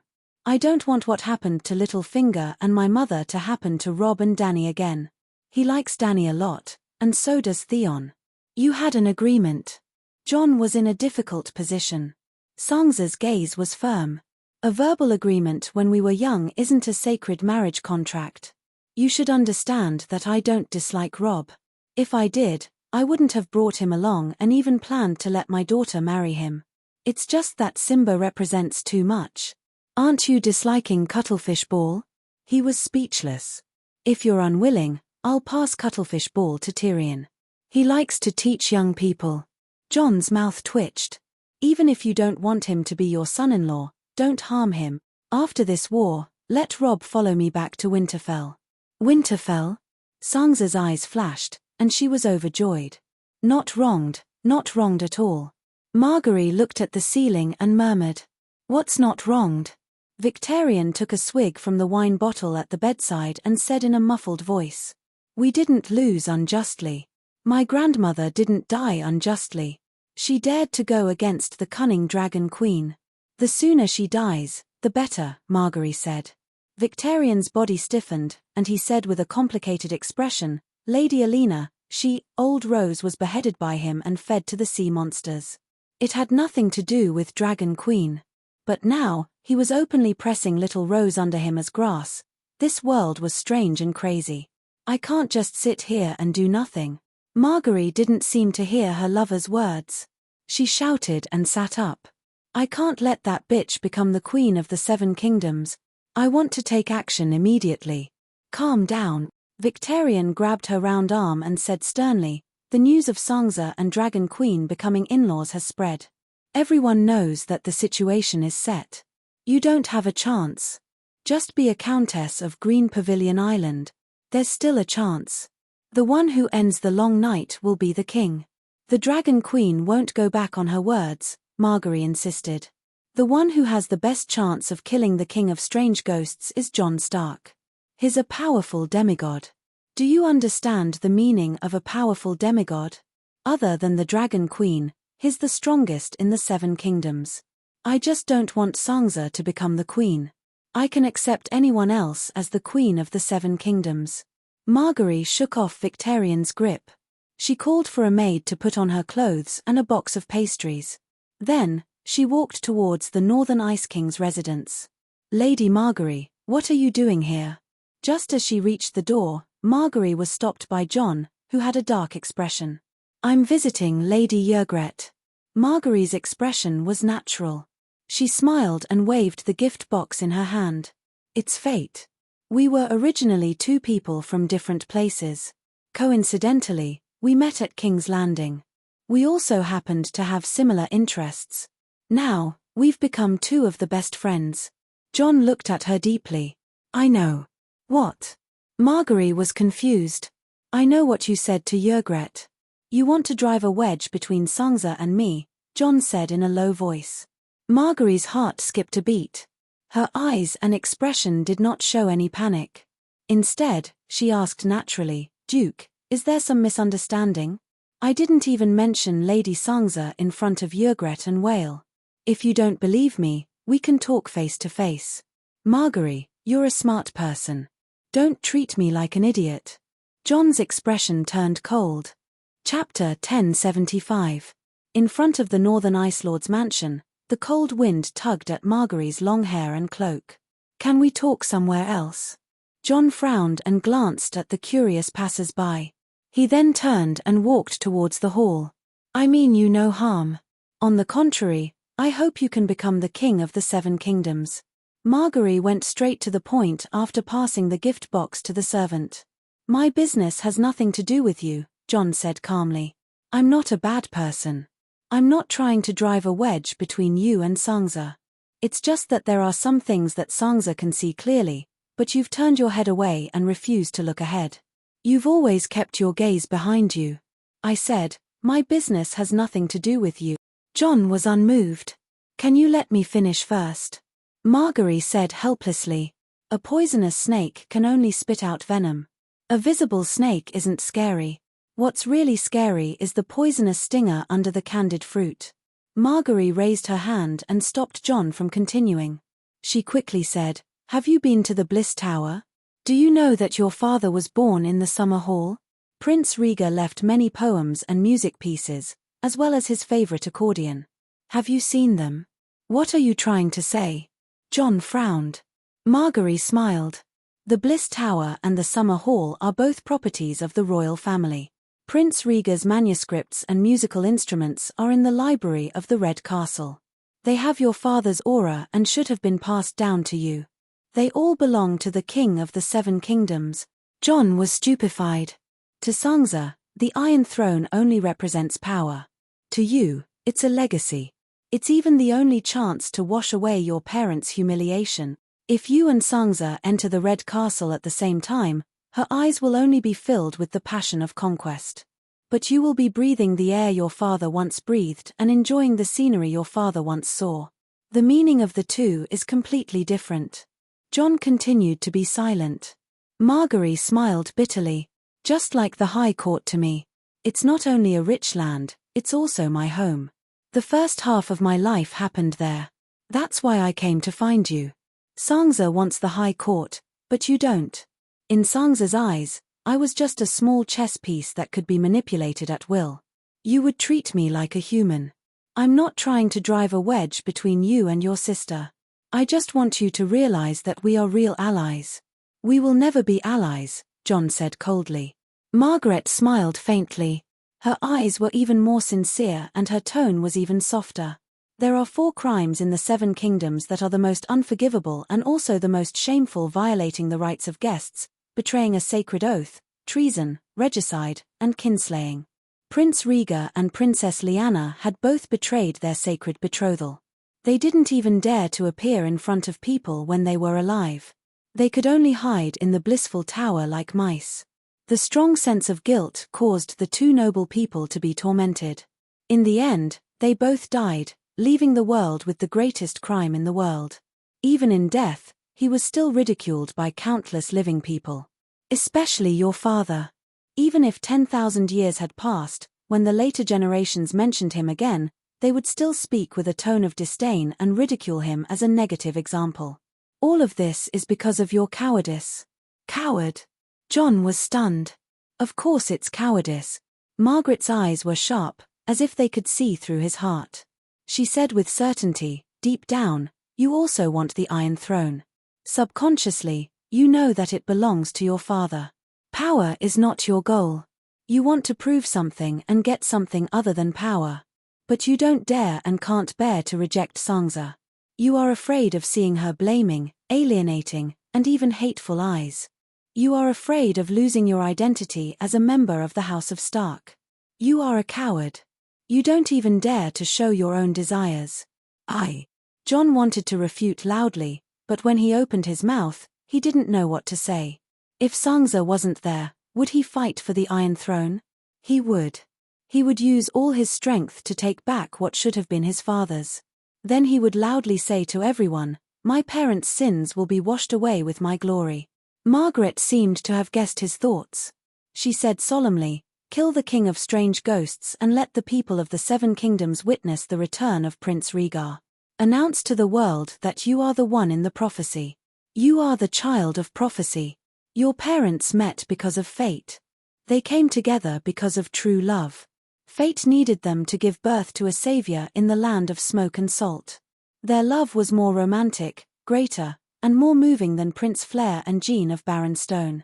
Because they gave birth to you for the world, a king, a savior. If you ascend the Iron Throne, to Targaryen, you will be helping Prince Rhaegar complete the redemption of his fallen kingdom. If you ascend the Iron Throne and use your identity as a king to resolve the grudges between Targaryen, Stark, and Theon of Baelor, then you will truly be justified. There will be a beginning and an end.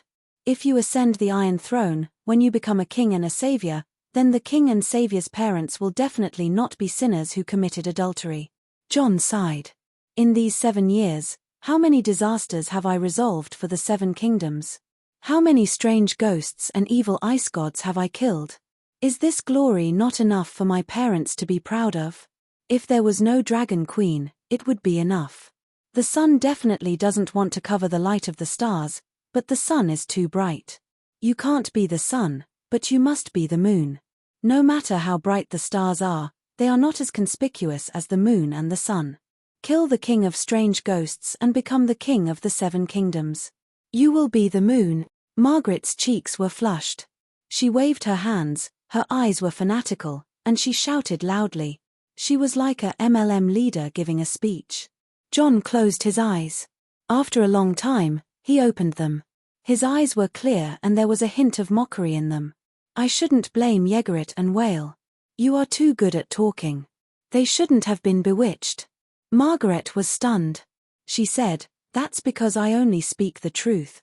Margaret, the dead are gone. The past is the past. Don't bear too many things that don't belong to the living. The long night is coming to an end, and the peaceful years are just around the corner. Live well, and then prepare to take your son to see the sea of summer flowers. Jon said sincerely. Margaret didn't expect him to talk about chicken soup for the soul in reverse. After being stunned for a while, she said in disbelief, is Sansa's position in your heart higher than the sum of your Lager and your future child? My father has been dead for many years. My child hasn't been born yet. The past and the future are not as important as the present. People should live in the present. Jon said calmly. Let me tell you another true story. It's about the direwolf and the ruby beach. Margaret looked deeply at him. That year, Robert went to Winterfell to invite Duke Ide to be the Prime Minister of King's Landing. On the way back, they stayed at the Crossroads Inn. Your little sister Arya was lively and active, like a tomboy. She fought with a butcher's underling with a wooden sword at the Ruby Beach. They enjoyed themselves and stayed away from the crowd. They didn't interfere with the others at all. Then Sansa and Joffrey came. He used his iron sword to stab the butcher's underling, and he planned to hurt Arya. Don't doubt it. Arya was the daughter of a duke, but to the crown prince, she was no different from a peasant girl. He wouldn't care if he hurt her. Fortunately, your family was blessed by the old gods. Every child has a direwolf. Speaking of this, Margaret couldn't help but show an envious and jealous expression. Joffrey's right hand was bitten by Nymeria. He was like a little girl under a magic mountain, crying and begging for mercy. Logically speaking, this was just a child's quarrel, and Joffrey was the one who started it. As long as it was a reasonable parent, they would laugh it off. But a king's reason is different. I wish you'd been there, to see the pleading look in your father's eyes when he saw his brother Robert. The helplessness and bitterness. You weren't there either, Jon said grimly. There were a lot of people. Robert said to your father, my son is a prince, your daughter's lord. Hurting the lord is treason. Your father wanted to say, Robert, we're brothers. I gave you the throne. I'd had arrived at King's Landing before Robert. You should love my daughter as you would your own. But you know what happened. Your sister, a girl of 7 or 8, hid in the mountains for a day and a night in fear. She didn't dare come home. When she saw your father, she cried helplessly. Your father held her and wept bitterly. Nymeria was forced to leave her master. She was lucky.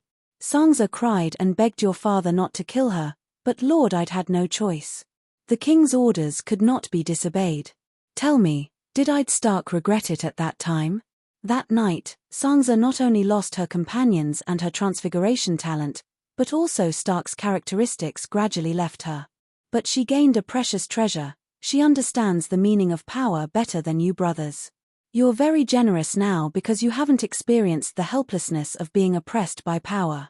When you really experience it, it'll be too late to regret. Margaret sighed softly. Sitting in a different position in the same sky, the scenery is different.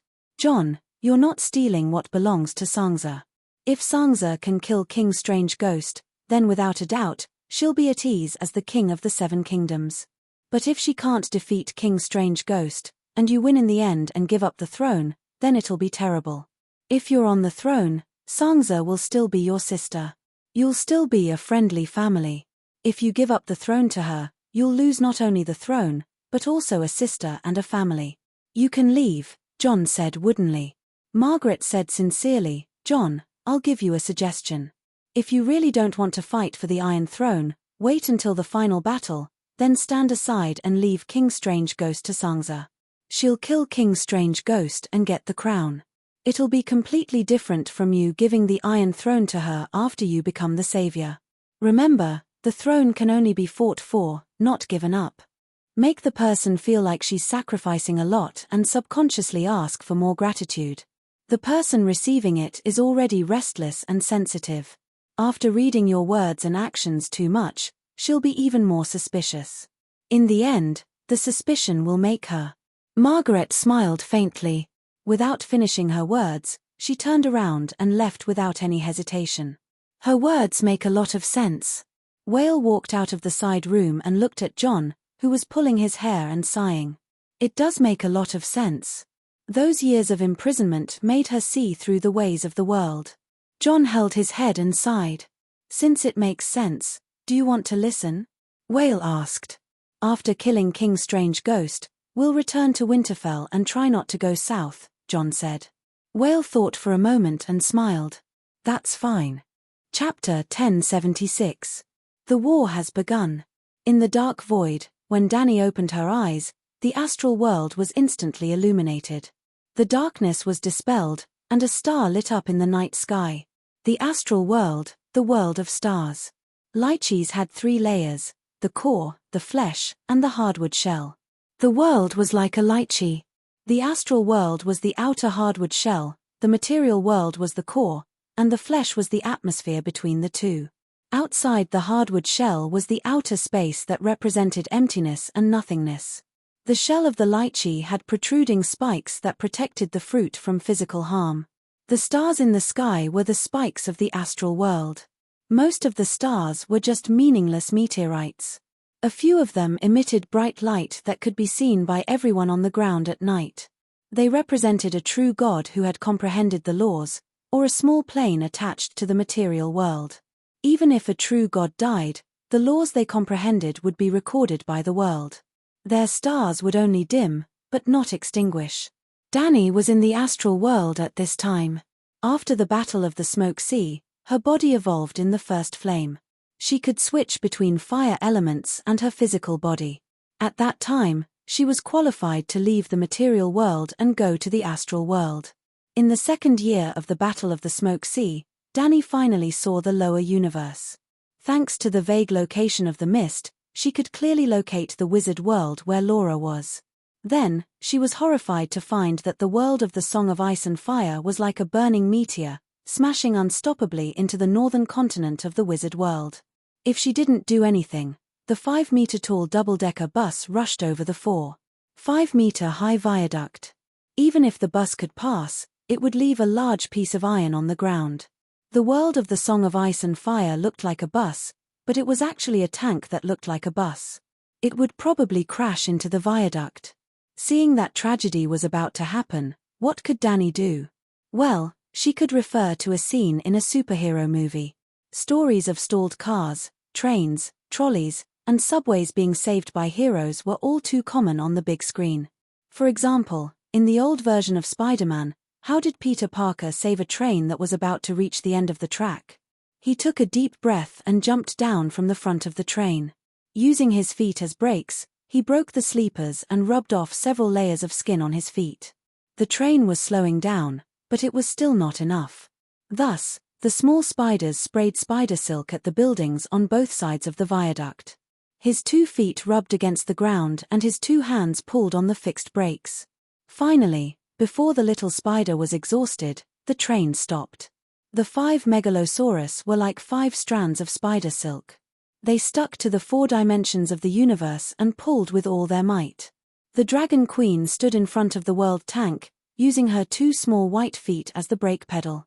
Well, the world was not a stalled train, and it was not even a wandering Earth. Physical acceleration and deceleration were meaningless. If it was really like the wandering Earth, where the resistance and thrust were borne by the Earth, the 3 continents of Ursos, Westeros, and Sosros would have been broken into pieces like Oreo cookies in the hands of a naughty child. It was the laws of the world that bore the brunt of the impact. In the beginning, Dani controlled the King of God's cauldron and used the laws of the world to resist the tearing force caused by the deceleration.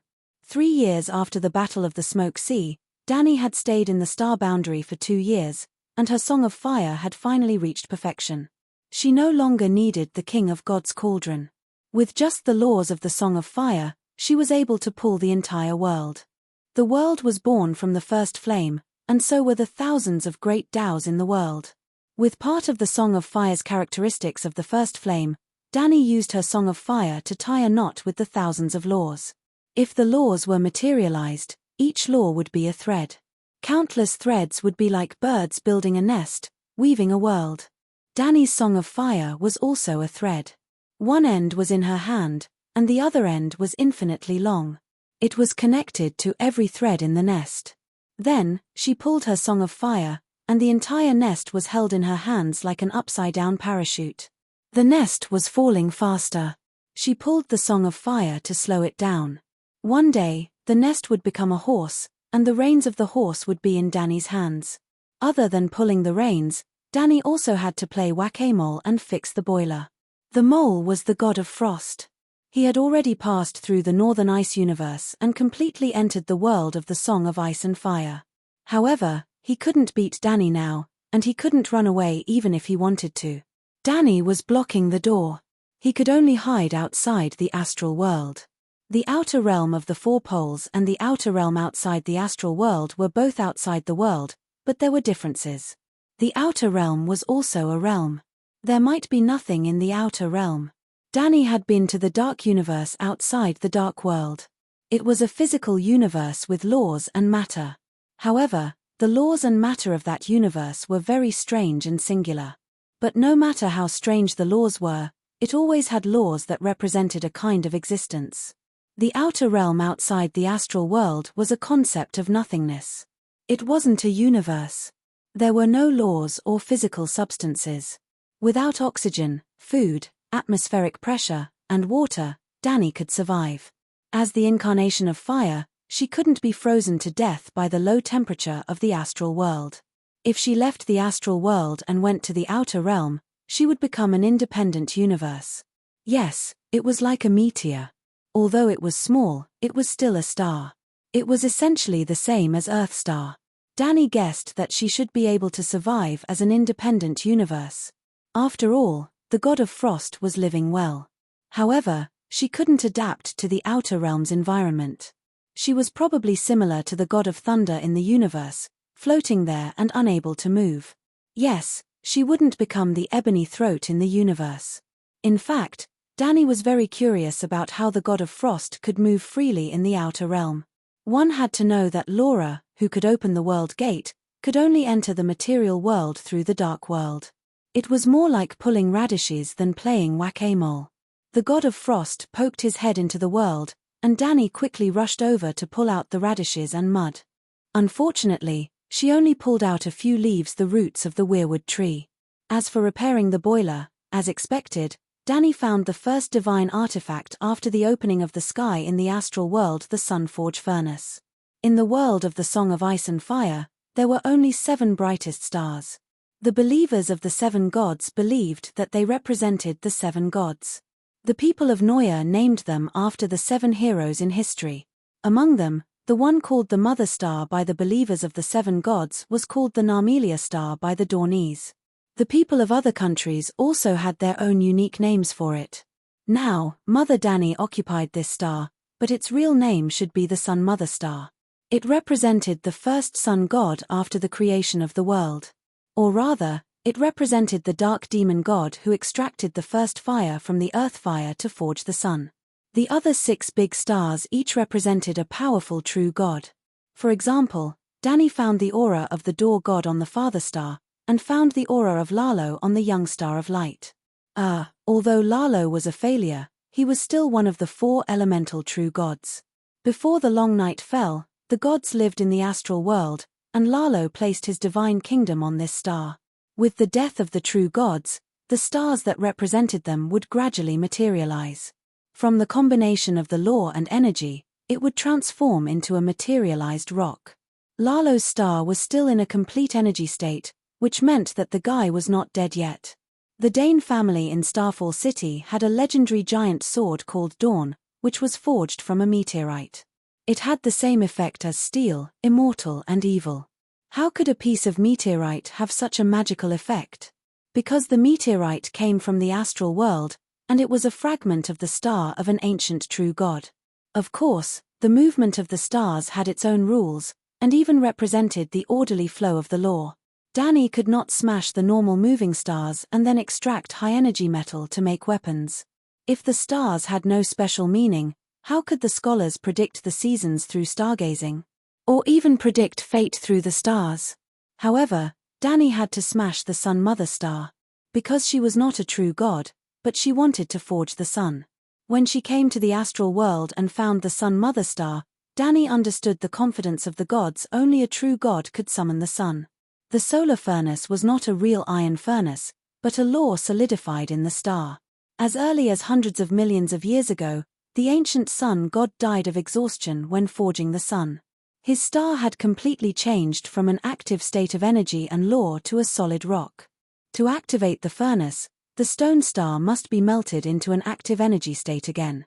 The true gods with the status of true gods all raised a star in the astral world that represented themselves. Therefore, it was easy for a true god to reignite a dead stone star. They only needed to move their own star in the energy state to coincide with the stone star. It could be simply understood as transferring the fuel in one's car into the empty fuel tank of another car. Fuel could be regarded as a special energy extracted from the high-dimensional universe by the true God's Godhead.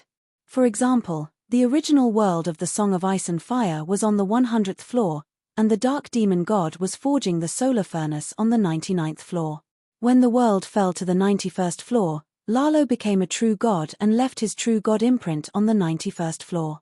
Even if the world fell to the 11th floor later, he could still sense the universe on the 91st floor with his status as a true god. The Door God, Mother Earth, and Mother Lun all left their true god imprints between the 90th and 100th floors.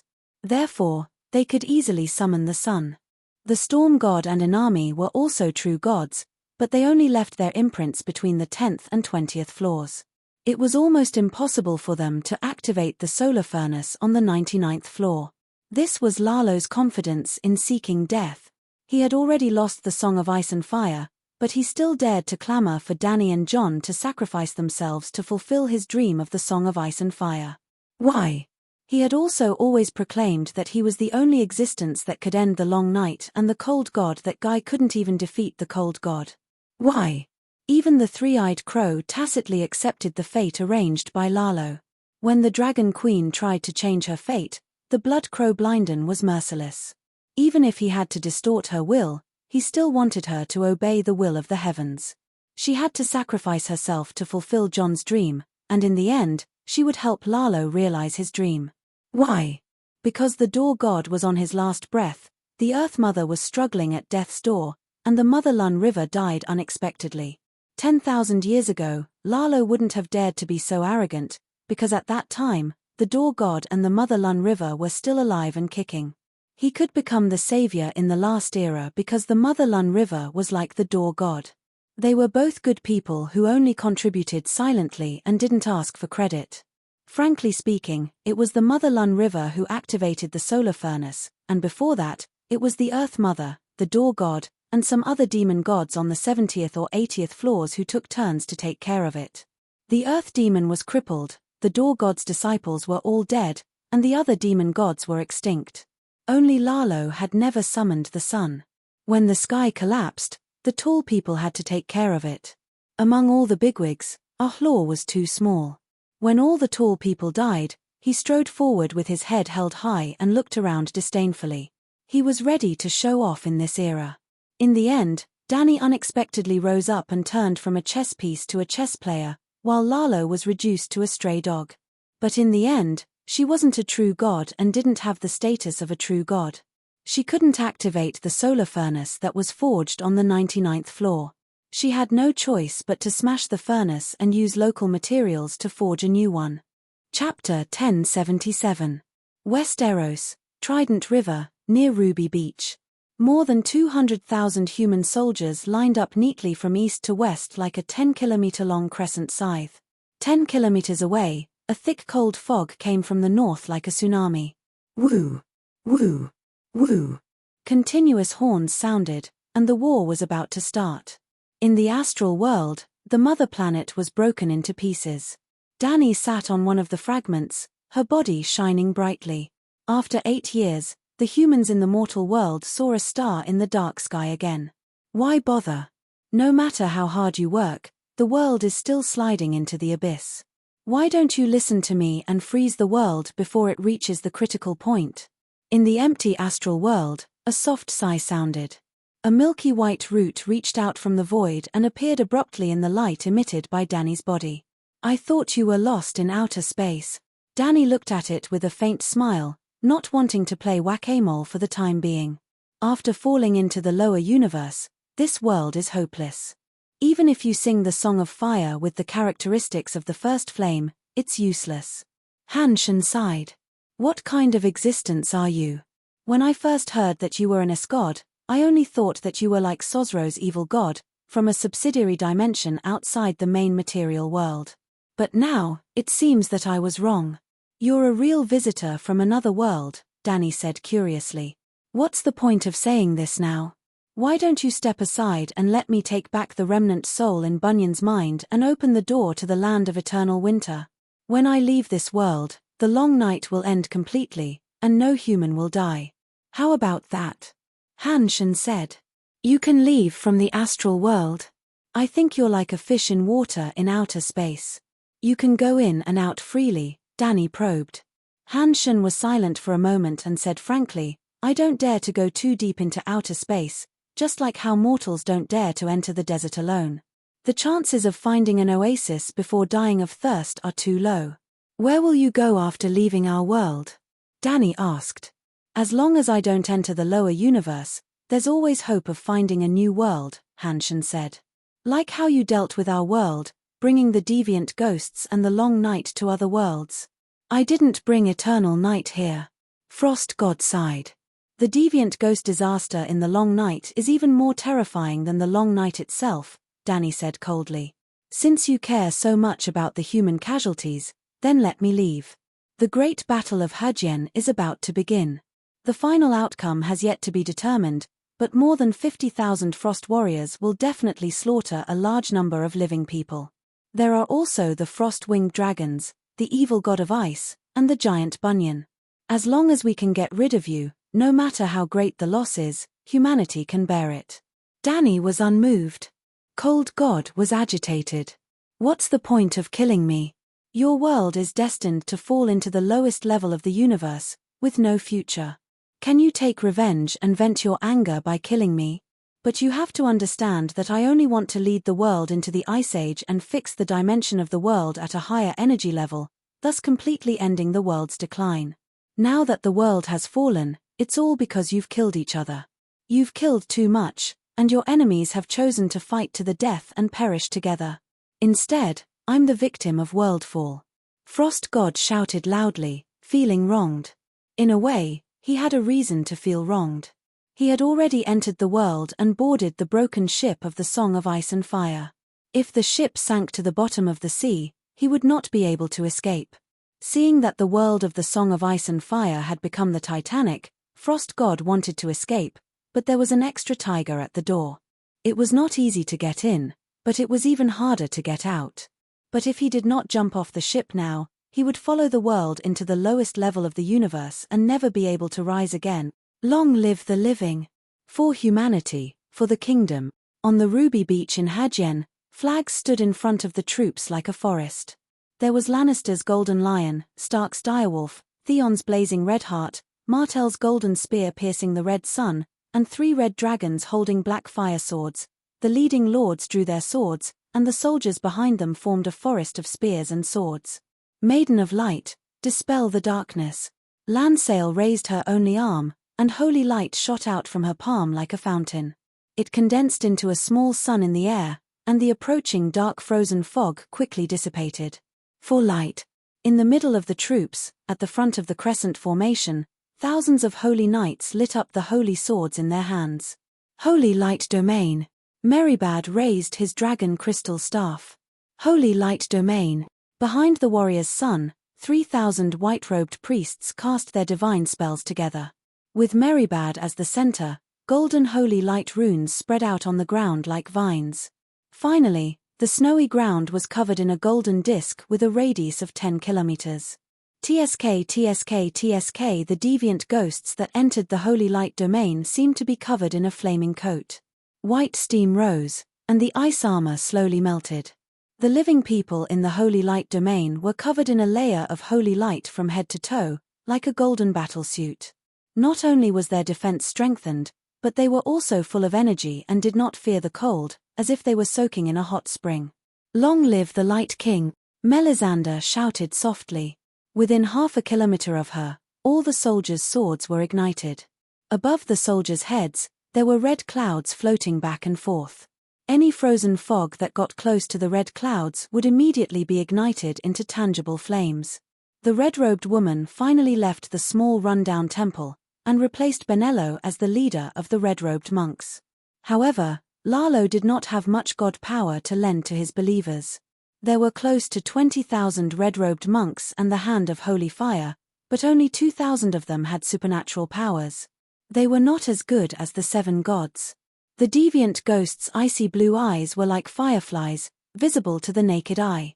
Rando Tali raised his iron sword shining with holy light, and charged forward. Knights of the Holy Sword, charge with me, for holy light, for the living.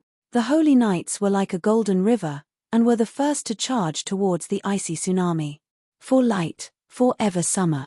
The human warriors roared loudly, and charged fearlessly towards the army of the living dead. Boom! Death and life, ice and fire, light and darkness clashed violently. In the astral world above the 9 heavens, Dani retracted her gaze, and smiled. You've lost. Right now, both sides are in a stalemate. The deviant ghosts will not tire, so I've won. Frost God said lightly.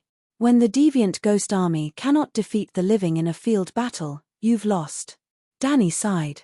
If you join the battle, the humans will definitely win. Frost God said. Ha ha. Dani smiled sarcastically. I'll keep an eye on you, big fish. Ruby Beach. Every second, there would be balls of holy light jumping among the crowd, and the sound of spring water could be heard, instantly healing the wounds caused by the ice swords. Every second, there would be a warrior's head cut off. However, within the holy light domain, all the dead would not be revived, unless the dead are reviving. The flames here have been extinguished. It's the ice domain. The deviant ghost king has appeared. 7 gods, it's so huge. The battlefield fell into chaos. It's finally here. The dwarf who was idling at the edge of the battlefield put his axe beside him, and shouted to the sky, Tessa, human and dragon become one. Hiss! The 50-meter-long pterosaur flew at a low altitude, and the dwarf melted into countless dragon worms like a puddle of mud, leaving only a complete set of iron armor on the ground. Whoosh whoosh whoosh whoosh. The dragon worms were like a dense rain of arrows, shooting at Tessa, who was flying at a low speed, landing on the surface of its body and burrowing into its scales. Like a venom suit, the dark red dragon worms gradually wrapped around Tessa, dyeing its body red. Tessa was a swamp dragon, and its scales were grey with mottled green. At this time, its head and neck were completely dyed dark red, and its body, wings, and tail were gradually becoming lighter. Ha ha ha, I'm a megalosaurus, Megalosaurus Tyrion. The venom pterosaur roared to the sky, its voice becoming thicker and more evil, but one could tell that it was Tyrion's voice. Boom! The bright red dragon flames were like a pillar of fire, leaving a wall of fire among the gowls. Tyrion has become a megalosaurus? The nearby western knights were dumbfounded. Be careful of the ice spears. Jaime's sword was like a stream of light, stabbing a deviant ghost to death, and shouted to the sky with a worried expression. Whoosh whoosh whoosh. Before he could finish, a dozen ice swords as thin as cicadas' wings and as hard as steel flew out from the thick frozen fog like lightning. All of them stabbed the pterosaur's vital parts, its neck, throat, and even its eyes. Oh no! The humans below were shocked. Tyrion is too impatient. Jon's expression changed drastically in the distance, and he was about to summon the devil dragon to help. Idiot, if I'm so easy to kill, why would I attack your army? Ice bitch, eat my fire pillar. The devil dragon Tyrion laughed loudly. The parts that were pierced by the ice swords turned into clear slimy worms, and through the worms, one could even see the white skull and brain matter. That scene was enough to drive people with trypophobia crazy. Even if one did not have trypophobia, a normal person would still feel nauseous. The worms opened their mouths to bite the ice swords, or breathe fire to burn them. The devil dragon Tyrion continued to laugh and breathe fire. So strong. Bronn was stunned. Although it's disgusting, its survivability seems to be stronger than a real megalosaurus when faced with physical attacks. Burp! While everyone was sighing, the devil dragon Tyrion let out a smoke-filled burp halfway through its spitting fire, shook its head and wagged its tail, and quickly fled to a stone house at the back. As it flew, Tyrion was still shouting, Podrick, wildfire pool. 2 kilometers away from the battlefield, there was a small white stone building, the Crossroads Inn. In the courtyard of the inn, Podrick carefully removed the oak plank that covered the ground, revealing a 4 square meter wide, 2 meter deep ice pit. Half a pool of green liquid was rippling in it. Wildfire.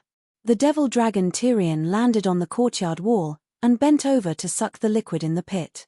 After drinking 2 or 3 tons, the water level decreased by half. Tyrion shouted, so full. Like a sports car that had been filled with gas, it was full of power again. It soared into the sky, leaving behind pillars of fire among the deviant ghosts. It was not the demonic green of wildfire, but pure dark red dragon flames. Can Targaryen really turn into a dragon after drinking wildfire? Everyone who saw the gnome's actions were confused. At the same time, when the dwarf and Tessa fused and transformed into the demonic dragon, 50 kilometers north of the Ruby Beach, on the King's Road near the Mingyu mountain range, a grey shadow gradually materialized. It was a tall girl with long limbs, black hair, grey eyes, and a long horse-like face. It was Arya, who was supposed to be leveling the land. Dimensional door, open. Her rapier was unsheathed, and she drew a black line in the air. The line pulled open to both sides, like a black door that led to the void. A bald fatty and a tall knight walked out of the door. The deviant Ghost King has appeared. You guys block the deviant ghost's retreat, I'll go assassinate the deviant Ghost King. After saying this, Arya turned into a shadow again, and like a gust of wind, she disappeared into the air. The fat eunuch said, I've been holding back for 6 years, and until today, I've accumulated a total of 20,000 summoning divine spell slots. Now, let me change the fate of mankind. Great Summoning, Celestial Holy Spirit. Chapter 1078. Great Summoning Spell, Holy Spirit of Heaven. A huge amount of divine power poured out, and Varys' divine spell slots decreased rapidly. A golden rainbow with a peaceful aura appeared in the sky, and the air rippled. Under the rainbow, a door opened, and an ethereal and holy voice came out from it. Ah, this is the holy voice from heaven. Varys felt as if his body and soul had been cleansed by a clear spring. He felt as if he was floating in the air. For humanity, for glory, kill. A voice that Varys was familiar with resounded in the sky, and then, thousands of golden lights shot out from the rainbow door. Surprisingly, they were golden-armored warriors riding white-winged Pegasi. Clear all the ice monsters in the sky. Under the torrent of golden armor, a barefoot, tall and thin old man in a grey robe pointed at the sky and shouted, Big Sparrow? Varys exclaimed. Holy Mother of Heaven, this is the Holy Sayer of Heaven. The hound was excited. The big sparrow only glanced at them, and then flew to the southwest like lightning, until he was 1 kilometer behind the other ghost army. His hands moved in a strange pattern, and the air in front of him rippled with transparent ripples, and a huge dimensional door appeared in midair. Ha! His hands pressed down, and the 7-meter-wide and 7-meter-tall golden dimensional door landed heavily on the ground, splashing the ice and snow on the ground 4 to 5 meters high. Sons of the Night Watchers, let us welcome this glorious moment together. The white-haired Alisa Thorne looked up to the sky and laughed. He was the first to step out of the dimensional door, followed by thousands of black-cloaked Night Watchers. Long live the living! After the 3,000 Night Watchers, there was a giant wearing bronze armor and holding a dragon crystal mace. Fuck the other ghost. The barbarians from the Great Wall rushed out like a whirlwind. After more than 5,000 warriors rushed out of the dimensional door, the big sparrow waved his hand, and the dimensional door moved 1 kilometer to the west. Long live the Dragon Queen, long live the Westeros, long live the North. Silver armor inlaid with white glaze, and white cloaks that were the same color as the snow. Bran finally realized his childhood dream of becoming a glorious warrior and participating in the most glorious battle. The Dragon Queen did not go back on her words. Although Bran only had 52,000 souls, he had no problem moving around normally. The most important thing was that his body had also grown taller and stronger. He was now about 173 meters tall. His limbs, which used to be like hemp poles, now had a bulging ring of muscles. However, compared to the attendant beside him, his body size still made him lose the dignity of a father. Long live the Dragon Queen, long live the North, long live Stark. Adu Stark's roar was like a bolt from the blue, shaking the snow off the trees nearby. Although he was only 11 years old, he had already grown into a monster that was 9 meters tall. He had the back of a tiger and the waist of a bear. He looked like a lump of muscle. His childish face was full of fierceness. His arms were thicker than his father's waist. The sword in his hand was wider than a door and thicker than the soles of a shoe. Bless me with the holy light, Adu shouted. The ordinary iron sword in his hand was covered in a layer of golden light. With a sweep of the sword, He plowed a path that was 4 to 5 meters wide in the midst of the Gowls. He was also a paladin. Not only was he a paladin, but Bran had also blessed the swords of thousands of warriors of the North with high-level holy light that could kill Gowls and Gowls. Long live the North! For the living. Bran's father-in-law led the people of the Swamp of Neck into the battle. When the people of the North rushed out of the portal, the big sparrow pulled the portal another kilometer horizontally. Roar! Long live the Dragon Queen! Kill the Gowl King's mother! Hundreds of giants and more than 30,000 barbarians and Yorsosian soldiers roared as they rushed to the back of the Gowls. They were Dany and Liz from the Queen's Corner. Because there were no demigod-level priests, the big sparrow used her divine power to bless their weapons with holy light and evil slash. Awoo bam, bam, bam, three-headed hound Wang Cai roared at the sky, its voice drowning out the sounds of fighting on the battlefield. The frost Varja thumped its chest like a war drum, causing the frozen fog that covered the Gowls to ripple like water. For the King of Cal. Charge! The 3 blood guards all appeared. The centaur cavalry cut the Gowls into pieces like scalpels. Holy Mother of God, Heavenly Saint, Urso's allies, Dragon Queens Khalasar, Hellhound, and Varja. We'll win. The soldiers on the battlefield were overjoyed, their courage multiplied. Tyrion. Aegon? You've become a megalosaurus? Yes. After a moment of awkward silence, the demon dragon Tyrion flapped his wings and shook off the burning corpse of the frost Quetzalcoatlus. He said gratefully, "Thanks to your help, these frost Quetzalcoatlus were biting me. I couldn't get rid of them. Let's work together," Aegon suggested. "What's your state now?" the dwarf asked curiously. "The combination of soul and physical body is a human. Us Saint Seiyas are the combination of soul and energy, and then undergo limited materialization in the material world. It's the same for the Pegasus. Can you stay in the human world forever? I just saw a Saint Seiyas being torn in half by an evil god. Will they die completely?" the dwarf asked worriedly. "I can't stay in the material world for too long, but the Saint Seiyas won't die. Even if they die in the material world, their souls can still return to heaven and enter the holy pool to rebuild their bodies." The dwarf nodded, but did not know what to say. The two of them were silent for a moment. He said dryly, "Your golden cloth is beautiful. This is the Aquarius cloth." Aegon lifted his helmet, and a familiar face appeared in front of the dwarf. His purple pupils were filled with complicated emotions and thousands of words. "Oh my, there's an evil god of ice over there. I'll burn him to death." The dwarf only exchanged a glance with him, and felt so guilty that he wanted to run away. "I can put away the Pegasus and ride on your back. I have something to tell you. Let's kill the enemy together and catch up on old times," Aegon suggested. "Oh my, there's no fire in my stomach. My magic power is almost empty. I need to go back and replenish my energy."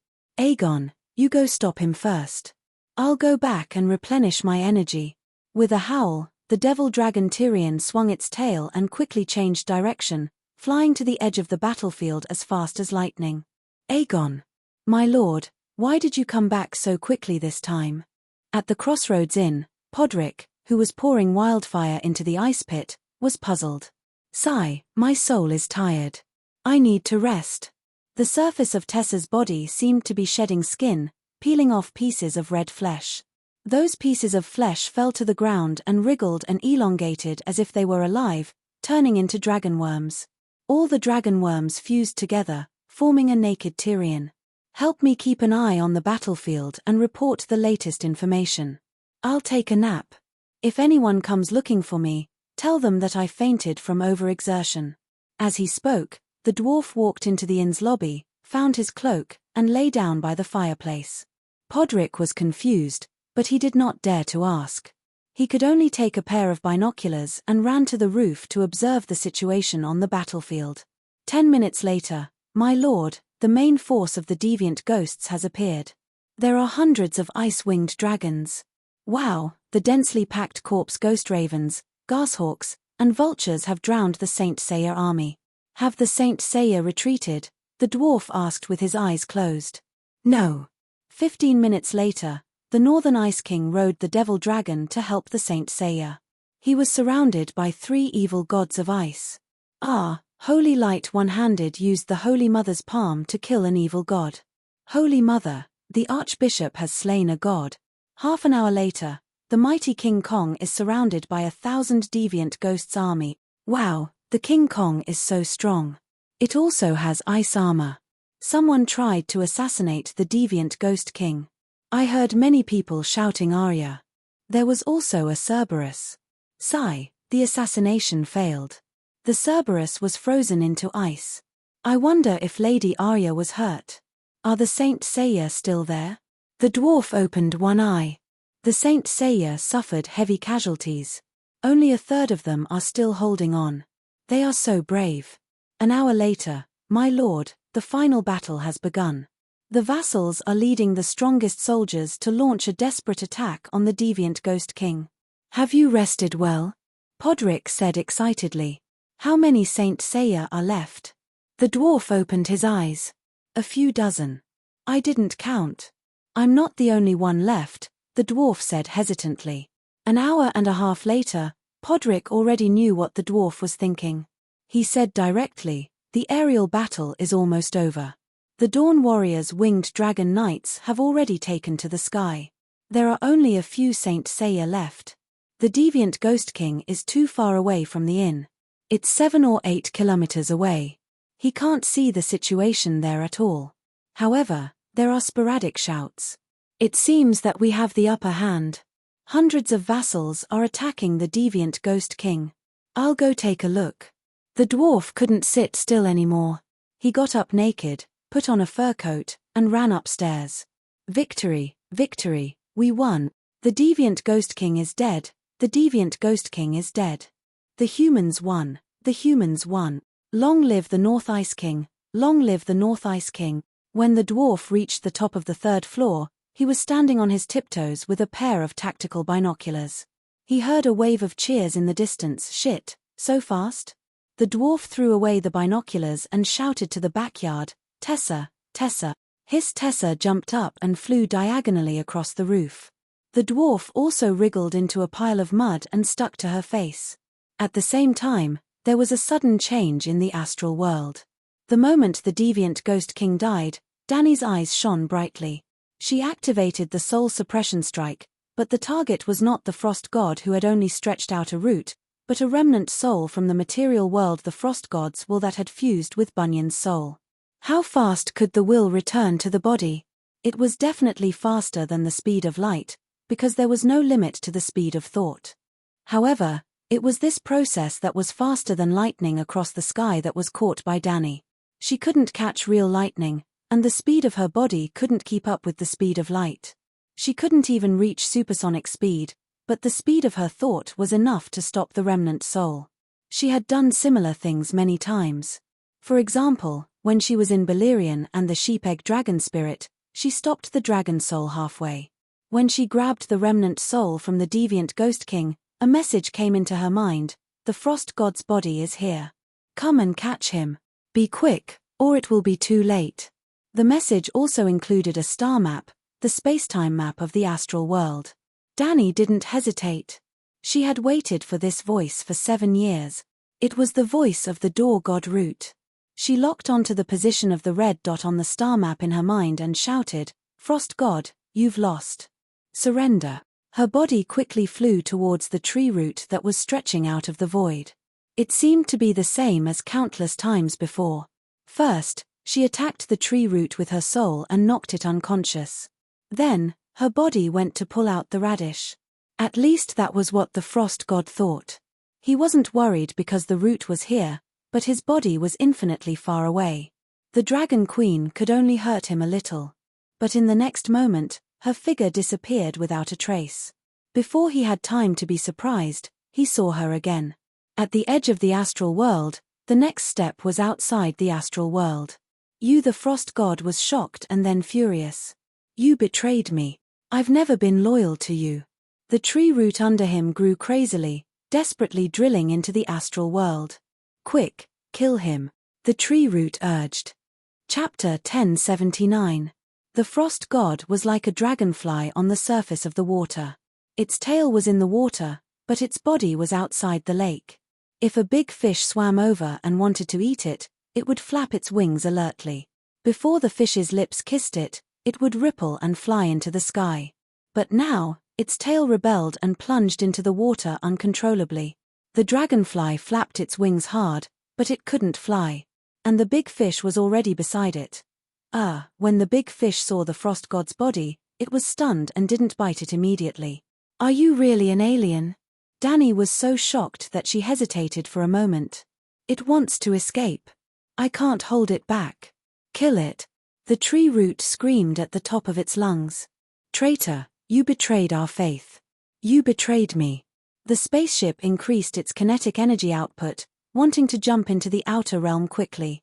That's right, it was a spaceship. Or, was it a creature that looked like a flying saucer? It had a radius of about 2 kilometers, a circular sphere in the center, and a diameter of 1 kilometer. The sphere was connected to a gear-shaped disc. It didn't have a sci-fi reflective metal shell, but a rough carapace like a crab's shell. Below the flying saucer, thousands of crazily dancing weirwood roots were dangling from the ground. The roots grew together with the flying saucer. "I'm only loyal to my own world," the tree root shouted. "Dani, Liz, kill it." "Oh." Dani exploded on the spot, turning into endless flames, instantly igniting the area. The flames were too terrifying. Not only did they burn at the edge of the astral world, they even spread to the outer realm. Strange substances like gravel were born in the void. "Oh, no," the spaceship wailed in grief.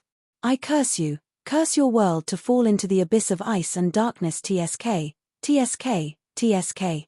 Within the raging flames, gigantic space blades flashed one after another, producing ding-ding-dong-dong-dong sounds on the outer shell of the spaceship. It was like throwing nails on glass. But as the flames burned, the shell began to soften, twisting and melting like a candle. Kai. The spaceship was cut in half like a sesame seed cake. The next moment, 2 into 4, 4 into 8. The flames spread into the spaceship, burning through the core of the frost god's soul. Aoo, the frost god howled in grief, then went silent. Whoosh, the golden-red flames collapsed toward the center, and suddenly disappeared. Dani appeared on top of frost god's corpse. "Tree root, are you still alive?" she asked with concern.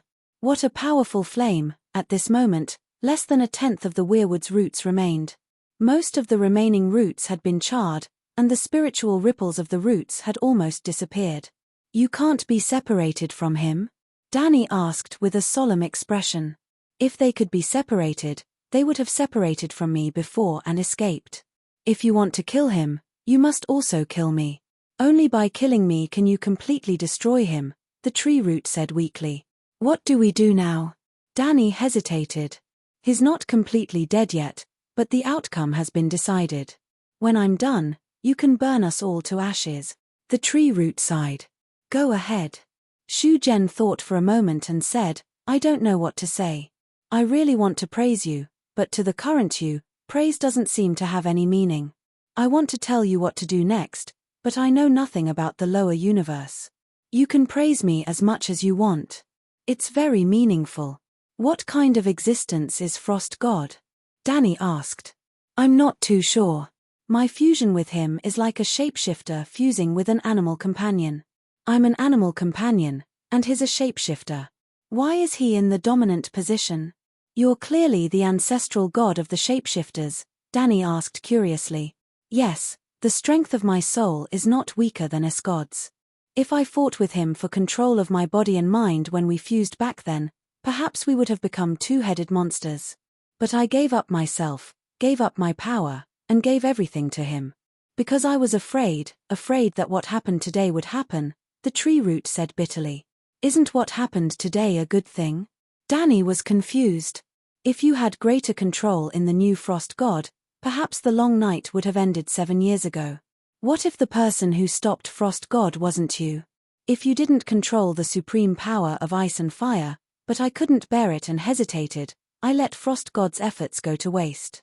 In the end, you couldn't save the world, and the world completely collapsed. What would you do? If not for the fact that I had no choice, if not for the fact that I was too desperate, Why would I separate from my main body and choose to believe that a god could bring new life to the world? 15,000 years ago, when I chose to fuse with a god, the world was only one step away from completely falling. Only the first flame could change fate. And the only true god who was qualified to comprehend the first flame was Lalo. After billions of years, he still couldn't raise Song of Fire to the highest level. Who would dare to expect him to control the power of the first flame in 10,000 years? Instead of believing in him, I'd rather give my hope to a god. At that time, no one would have thought that someone like you would appear. At that time, I thought that since I chose to believe in him, I had to be firm in my beliefs. Now, it seems that I, who have been rooted in the Darkland all my life, still despair too easily. If I could retain some control of my new body, I would have cooperated with you to kill Frost God. 10 years ago, when you first used Song of Fire to create new life, I was sure that you were the true hope of the world.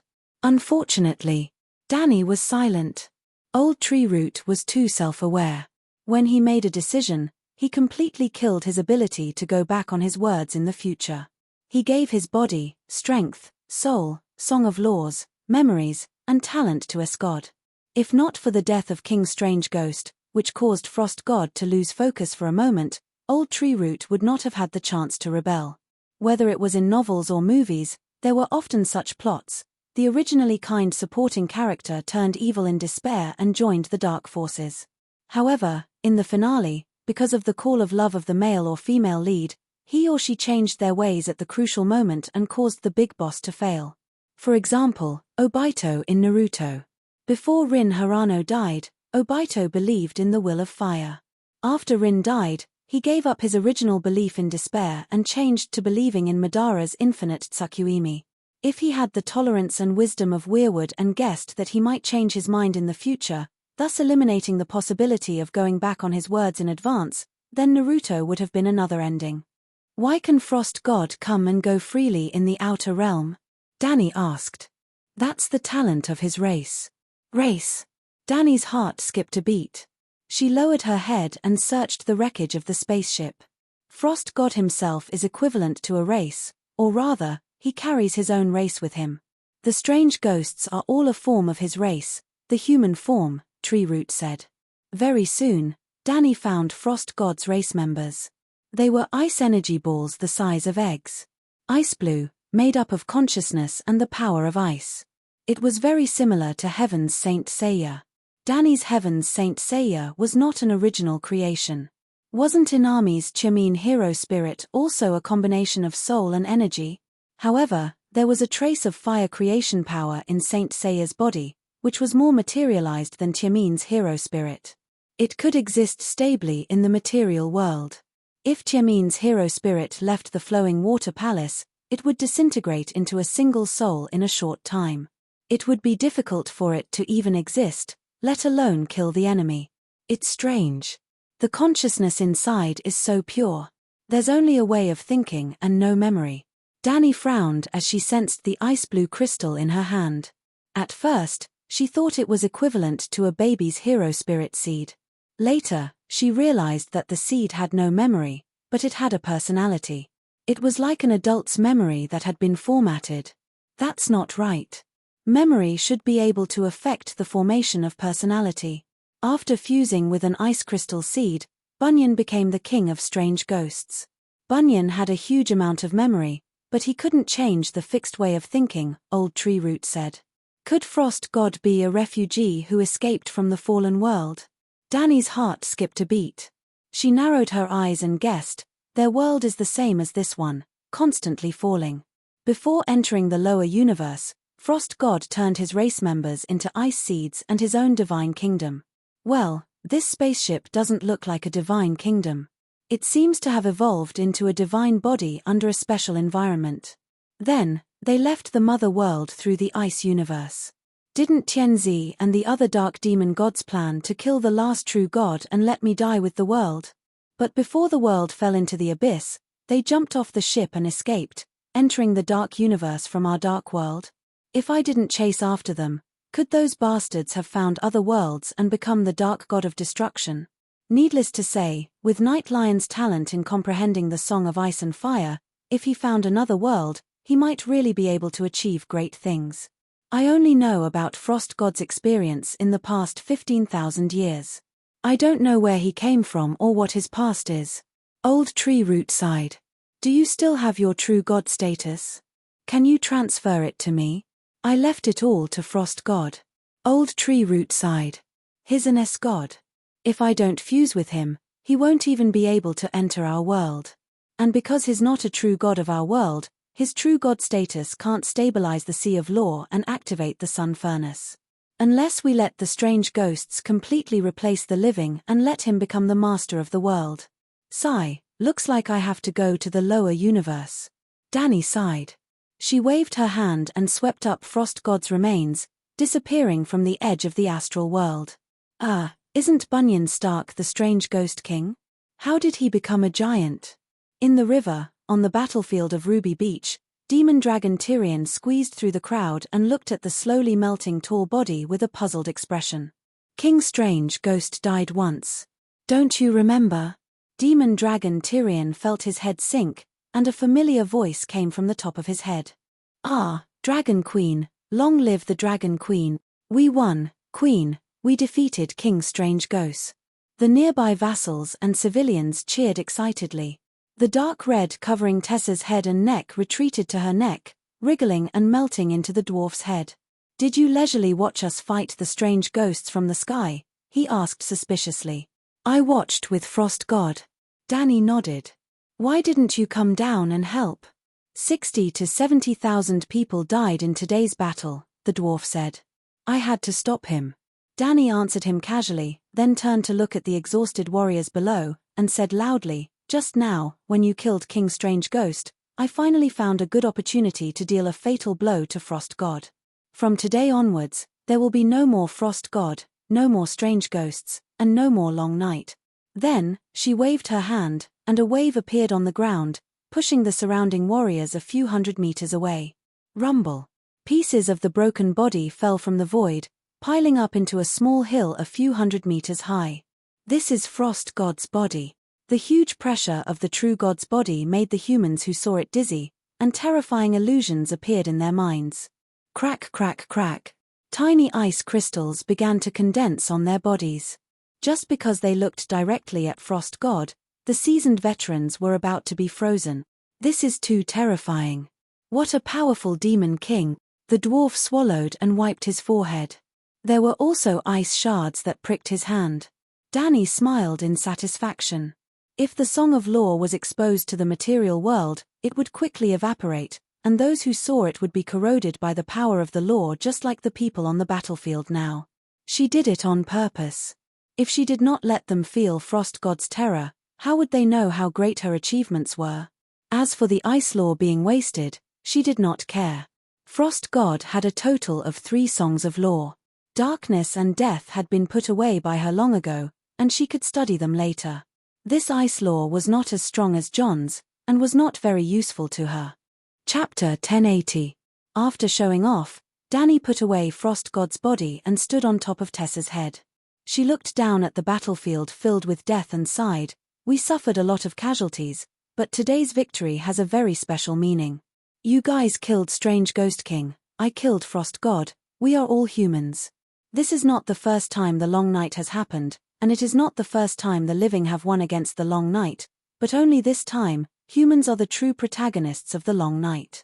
This means that a new era of humans is about to begin, and that humans will become the true masters of this world.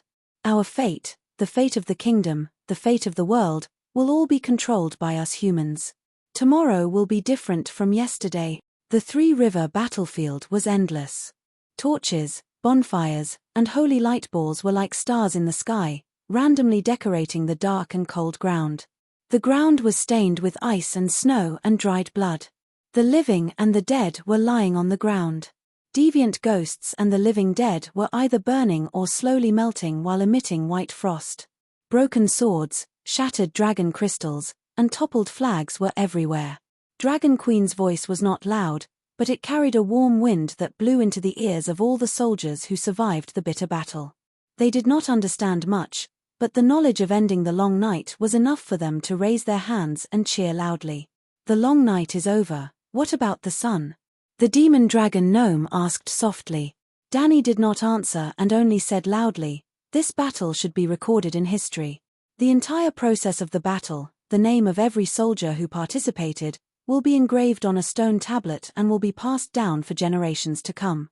Now, the soldiers will start to clean up the battlefield, and the living will prepare for the funeral of the dead. Tonight, there will be a celebration of victory, and also a collective mourning for the heroes. Then, she jumped down from Demon Dragon Tyrion's head, glanced at the nobles and soldiers around her, and said, I will now fulfill the promise from back then. The one who ends the long night will be the king, and the hero who is first on the hero ranking will be the king. In theory, ending the long night not only requires killing Strange Ghost King, but also expelling the cold and darkness and summoning the sun for the world. But summoning the sun is my responsibility, and killing Strange Ghost King will make me the king of the 7 kingdoms. Who killed Strange Ghost King? Or rather, who contributed the most in the battle against King Strange Ghost? Nearly half of the people looked at the pale John with complicated gazes. Not only was his face as white as a sheet of paper, but blood was also flowing from the corner of his mouth. There was also a huge dent in his steel breastplate, and his left arm was torn from the shoulder. At this moment, the severed arm and shoulder were randomly pieced together. A third of the people looked at Arya with a puzzled expression. They did not see the whole battle clearly. They only vaguely saw that Arya was like a god or a devil, casting powerful spells non-stop. Was he the main force? Arya was already an adult. She was 1.7 meters tall and curvaceous. She was wearing a tight black crocodile god leather armor, and her breasts were bulging. However, one of her breasts was bigger than the other. It seemed like someone had punched her, and her left breast was swollen. There were also a small number of people who were looking at Sansa, who was holding the dragon crystal. The Storm Queen's Holy Mother palm was also very eye-catching. Every time she struck out a palm, she would shout with all her might, wishing that everyone on the battlefield could hear her. The remaining people either looked at Meribad's group or were confused. They hadn't seen the process of King Strange Ghost's death with their own eyes. It was Jon. After a moment of silence, Arya was the first to speak. He broke King Strange Ghost's ice armor and used the burning Dark Sisters to cut off the giant's head. Jon, was that you? Danny asked with a smile. I. Jon glanced at the expressionless Sansa and said hesitantly, I killed it, but I don't necessarily have the most credit. For example, Sansa has been using her Holy Mother palm to shatter the earth and restrict King Strange Ghost's movements. Otherwise, I would have been grabbed by the head or beaten to death. As he spoke, he pointed at the crisscrossing ravines on the ground. There were more than a dozen 2-meter wide and 10-meter long uneven tunnels. Through the cracks, they could even see the black earth beneath the layer of snow. We all assisted, but you were the one who caused the most damage to King Strange Ghost. You were also the one who cut off King Strange Ghost's head and stabbed your long sword into its forehead. Meribad said in a low voice. Jon looked at the silent Sansa and sighed. I am willing to abide by the vassal's oath. The glory belongs to me, but the achievements in the long night belong to the monarch I am loyal to. When he said this, everyone was in an uproar. Arya's brows furrowed. Bran sighed softly and closed his eyes. Sansa's lips curled into a smile, but she quickly regained her calm expression. The disappointment and disdain in Margaery's eyes were completely undisguised. Jaime looked deeply at Jon and shook his head. The demon dragon Tyrion was silent. Melisandre mocked, Jon Stark, you once swore loyalty to His Majesty Stannis. Are you willing to give him the Iron Throne? Among them, the red-robed woman was in the best state. She was still wearing a light dress, revealing her white breasts. Her hands were hidden in her sleeves. Only her long dress dragged a circle of black wet marks on the icy ground. Sansa opened her mouth and was about to defend Jon, but she suddenly glanced at the Dragon Queen and immediately shut her mouth. I once swore loyalty to Stannis, but after my brother-in-law Aegon was captured, I also swore that if Stannis could abide by the traditions of the 7 kingdoms, which is to treat Aegon as a noble and release him after receiving the ransom, I would keep my promise. But if he breaks his promise to me and Sansa, I will also give up my loyalty to him. John looked around at the nobles and knights and said in a low voice, "The oath between a monarch and his vassal is mutual. The vassal will never give up to the monarch without a bottom line. This is a law that everyone in the Westeros knows. For example, in the Red Wedding, Wald Fry was only guilty of violating the rights of the guests, but not betraying the monarch. When he helped you defend Winterfell, you didn't say that," the red-robed woman sneered. "I helped him lead thousands of the most elite northerners down to the valley and then helped him take down the King's Landing. I defended the territory for 8 years. I haven't returned to Winterfell for 8 years," Jon said agitatedly. The demon dragon Tyrion also said, "If not for your outstanding performance in the Battle of Winterfell, how could the Seven Kingdoms tolerate Stannis and the Red God believers occupying the King's Landing for so many years? What do you say?" Melisandre looked at the Dragon Queen. "You're all wrong." Dany sighed and said slowly, "Don't say that Jon Stark is a duke. Even if he was just a commoner without a title, he would still be king if he killed the King of Strange Ghosts. This is different from what you said before." Sansa was agitated and blurted out, "You want to go back on your word?" The gnome asked strangely. "I have the final right to interpret my words," Dany said calmly. Melisandre frowned. The others' expressions were also distorted. They looked at Dany and Jon with puzzled eyes. Was it because of their relationship as aunt and nephew? Dany said solemnly, "The oath between a monarch and his vassal is an oath within the kingdom. It's only limited to the monarch and his vassal. Ending the long night saves the entire world. Therefore, the merit of saving the world is superior to the oath between a monarch and his vassal. If you have some supernatural knowledge, you can understand saving the world as the second highest level. The holy oath is also one level lower. Even if Jon is my nephew, even if a beggar kills the King of Strange Ghosts, I will give him a chance to become the King of the Seven Kingdoms." Looking at the shocked crowd, her tone softened. "Many years ago, I said that the merits of a duke's subordinates belong to the duke. But when did I say that if a valiant warrior kills the King of Strange Ghosts, then the duke will be king? If I did, then it goes against my holy oath to end the long night as king. Obviously, I can't make a promise that contradicts myself. The final right of interpretation is still in your hands. You can explain it however you want." The duke cursed in his heart. "Then let Jon be king."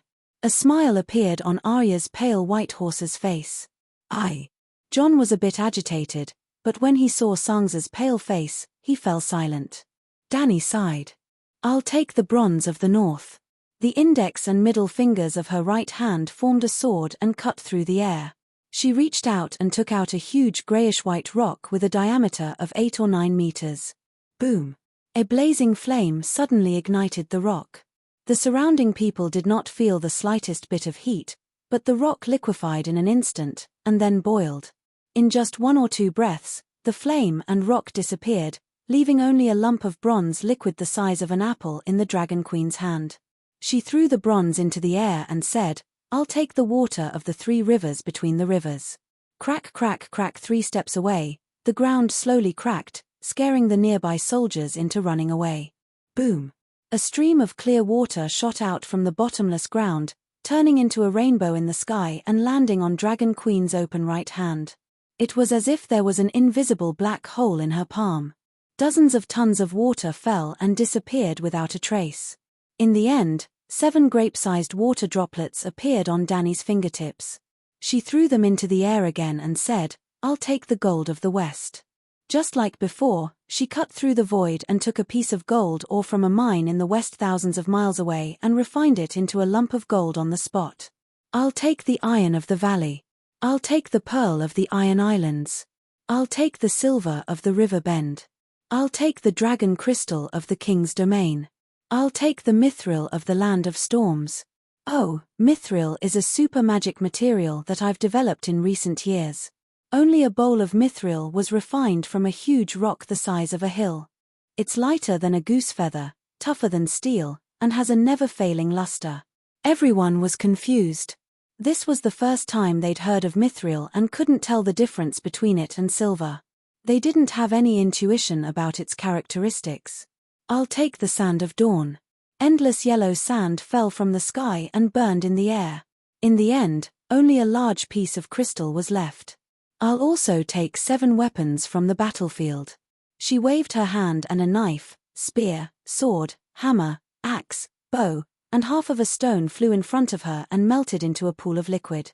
Finally, I'll take a piece of the bones of the frost god and the strange ghost king.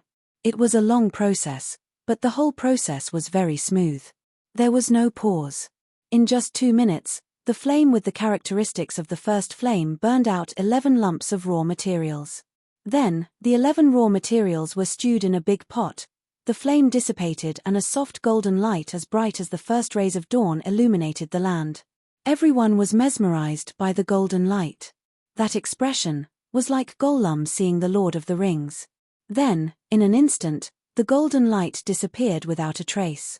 Dragon Queen held a slender 7-toothed crown in her hand. It was a simple platinum ring, a bit like Monkey's golden hoop. It was decorated with 7 small sword-shaped spikes, and a drop of water was condensed at the tip of each spike. At this moment, the crown was ordinary and didn't have any special charm. Everyone woke up and felt a contradictory feeling of satisfaction and disappointment. Danny casually threw the crown to John, who caught it subconsciously. It wasn't heavy at all. In fact, it was ridiculously light. My mission is to ensure that the results of the competition are absolutely fair and just. No matter who you swore allegiance to before, I'll give you a chance now. You can legally renounce those vows, wear the crown, and be crowned king. As long as you drip a drop of blood on the crown, only you and your descendants can wear this crown. Only the one who wears this crown will be recognized by the 7 gods and the people of the world as the king of the 7 kingdoms. This promise will last for at least 10,000 years. I'm the one who said this, and I'll vouch for you. Even Jamie's breathing started to quicken. John's hands holding the crown were trembling. His body, his heart, and his firm belief were also trembling. I said that I'll give everyone fairness, but I won't interfere with how you choose. You can wear the crown yourself or give it to someone else. I set the rules, but you're the ones who walk. No matter what choice John made, the king of the 7 kingdoms had to lead the soldiers to carry out the final cleanup of the strange ghosts. This is the responsibility of the king. Now that the matter of the 7 kingdoms has been settled, I'm going to summon the sun. Do as you please. After saying this, Danny disappeared without a trace. Chapter 1081. 3 months ago, Holy Light One-Handed hosted a secret wedding for us. You were there too. But now, the blessings are still ringing in my ears, but the person beside me is gone. Marguerite wore a plain black dress and a black veil that covered her sorrowful face. She held a wine jar the size of a bucket in her arms. It contained the remains of her husband. Unfortunately, in the great battle during the day, Victarion was too brave and killed 3 other ghosts in a row. As a result, he was targeted by the Gowl Corpse giant. The giant jumped 4 or 5 meters high and landed on Victarion's head with its big foot. After the battle, when they collected the body, they could only dig out the flesh from the snow pit and put it in the jar. Marguerite, Aunt Marguerite, don't be too sad. Theon struggled to say those words. The Dragon Queen said that the dead will go to heaven today. Uncle Victarion did many evil things in the first half of his life. He should have gone to hell with the atonement scroll. Now that he's in heaven, it's a blessing. We should all be happy for him. But I'm all alone. It's so hard. Marguerite said as tears streamed down her cheeks. She did not love Victarion. It was not the first time she attended her husband's funeral, but this was the saddest she had ever been. But the reason she was sad had nothing to do with Victarion's death. She could find another husband after he died. She was used to it and was familiar with it. Maybe she could imitate Nymeria and marry the entire river bend into her fief. Marguerite was more sad about her fate. Ever since John passed the crown to Sansa with trembling hands, she had been worried about her future. That bitch Sansa wouldn't let her get away with it. Rob was an honest and kind child. When he saw the tears on her face, he said with concern, "Granny Marguerite, don't be sad. We will take care of you." Marguerite, who was only 30, froze when she heard him call her Granny. She forced a smile. "Rob, you're such a good child." Theon glanced at the burning crematorium and whispered, "Aunt Margaret, let's burn Uncle's body." The celebration is about to begin. Theon, your uncle is dead, but he left behind 3 inheritances. Marguerite observed Theon's expression from the corner of her eyes. A sea monster's horn, an earl's domain whose location has yet to be determined, and about 2 million gold and silver treasures plundered from the High Court. How do you think we should divide it? Sigh, we have an orphan and a widow, and you also have a son. It's so difficult. Margaret wiped her tears. Theon hesitated for a moment and said, Pike City is enough for me. The gold and silver were taken from the Tyrell family, so they should belong to you. The location of the Earl's territory had not been decided yet. Things would definitely be very troublesome in the future, and Auntie would have to work hard to deal with them. Since Auntie worked hard, it should belong to Auntie. As for the sea monster's horn, is that sea monster Lun's monster? Marguerite's face warmed a little. She nodded and said, Yulun was afraid that the sea monster would be eaten by the Dragon Queen's Megalosaurus, so before he went to the King's Landing, he deliberately hid it in the deep trench of the summer sea. There's a horn that can control it, but it needs supernatural power to activate it. Speaking of which, Yulun was once my husband. Fortunately, my father, Balon, died early. Theon's cheek muscles twitched a few times. He suggested, why don't we give the horn to Holy Light Lone Hand to destroy and let the sea monster leave the Westeros forever? Or we can summon the sea monster to Dragonstone Island and let the Megalosaurus eat it. Why? Margaret asked curiously. That sea monster has eaten a lot of people. It's evil. Theon frowned. It's not the sea monster that's evil, but the person who controls the sea monster. Previously, your uncle used the sea monster to drive the fish to the shore. Marguerite said disapprovingly. Theon said strangely, but it ate your grandmother, brother, and countless people. Aunt Marguerite, do as you see fit. As long as you allow Gao Ting and Tiamin to freely choose their future, I won't take a single cent of your inheritance. Theon sighed. Marguerite was relieved that she had easily obtained all of her late husband's inheritance again. She carried the urn and placed it on the crematorium. Theon followed and placed Victarion's armor beside the urn. Robb took his granduncle's axe. After lighting the fire, the 3 of them recited the stranger's scripture, begging the stranger not to make things difficult for Victarion's soul and to let him ascend to heaven. Theon, I have one more favor to ask of you. Before entering Dari City to attend the banquet, Marguerite grabbed her nephew and begged in a low voice, I have some misunderstandings with Queen Sansa. Can you put in a few good words for me and give me a chance to apologize? I'll try. Theon nodded helplessly. The banquet was held at Dany's Ribbons. The sun was bright, the wind was gentle, the grass was lush, and flowers were in full bloom. There was good wine and delicious food, singing and dancing. Queen Sansa was in high spirits. Her crown once again emitted a holy and noble golden light. It was as if she was draped in a thin veil woven with the light of hope. It made people lower their heads and bend their backs subconsciously, feeling reverence and worship in their hearts. Theon, on the other hand, looked gloomy. He did not fit in with the joyous banquet. The others also deliberately avoided communicating with him. They only greeted him and left with unnatural expressions. Then, they pointed at him in the corner with their companions. Tell me that my decision is correct, he said gloomily to the dwarf who walked over. The dwarf frowned and said, Now, you can only ensure that your choice is correct if you believe that your choice is correct. Otherwise, the result will be very bad. Sigh, at least Sansa is really happy. I haven't seen her this happy since father died. Theon looked at the queen who was surrounded by stars in the middle of the dance floor and forced himself to show a joyful smile. It was ugly. The dwarf's expression was solemn, as if he was worried. Your aunt obviously wants you to become the king of the 7 kingdoms, he said hesitantly. Theon was stunned and sighed. I understand her good intentions, but I've already made my decision. You advised me not to be indecisive that day, didn't you? No, The dwarf waved his arms subconsciously, stuttering and not knowing what to say. He sighed and asked, Where's Bran? He asked Arya to help open the dimensional door and take Adolf back to Winterfell. Before he left, he asked me to go with him, but Ygritte is still in King's Landing, and the child is about to be born. Theon said in a daze. The dwarf's expression changed, and he said worriedly, "The frost god is dead, and the long night is over. The Dragon Queen has become the indisputable king of gods. She is the controller of fate, or at least the prophet. Do you understand what I mean?" Theon was stunned, and he said probingly, "The long night is over, and the fog on the river of time has dispersed. She is like the three-eyed crow, standing between the past and the future." "Yes."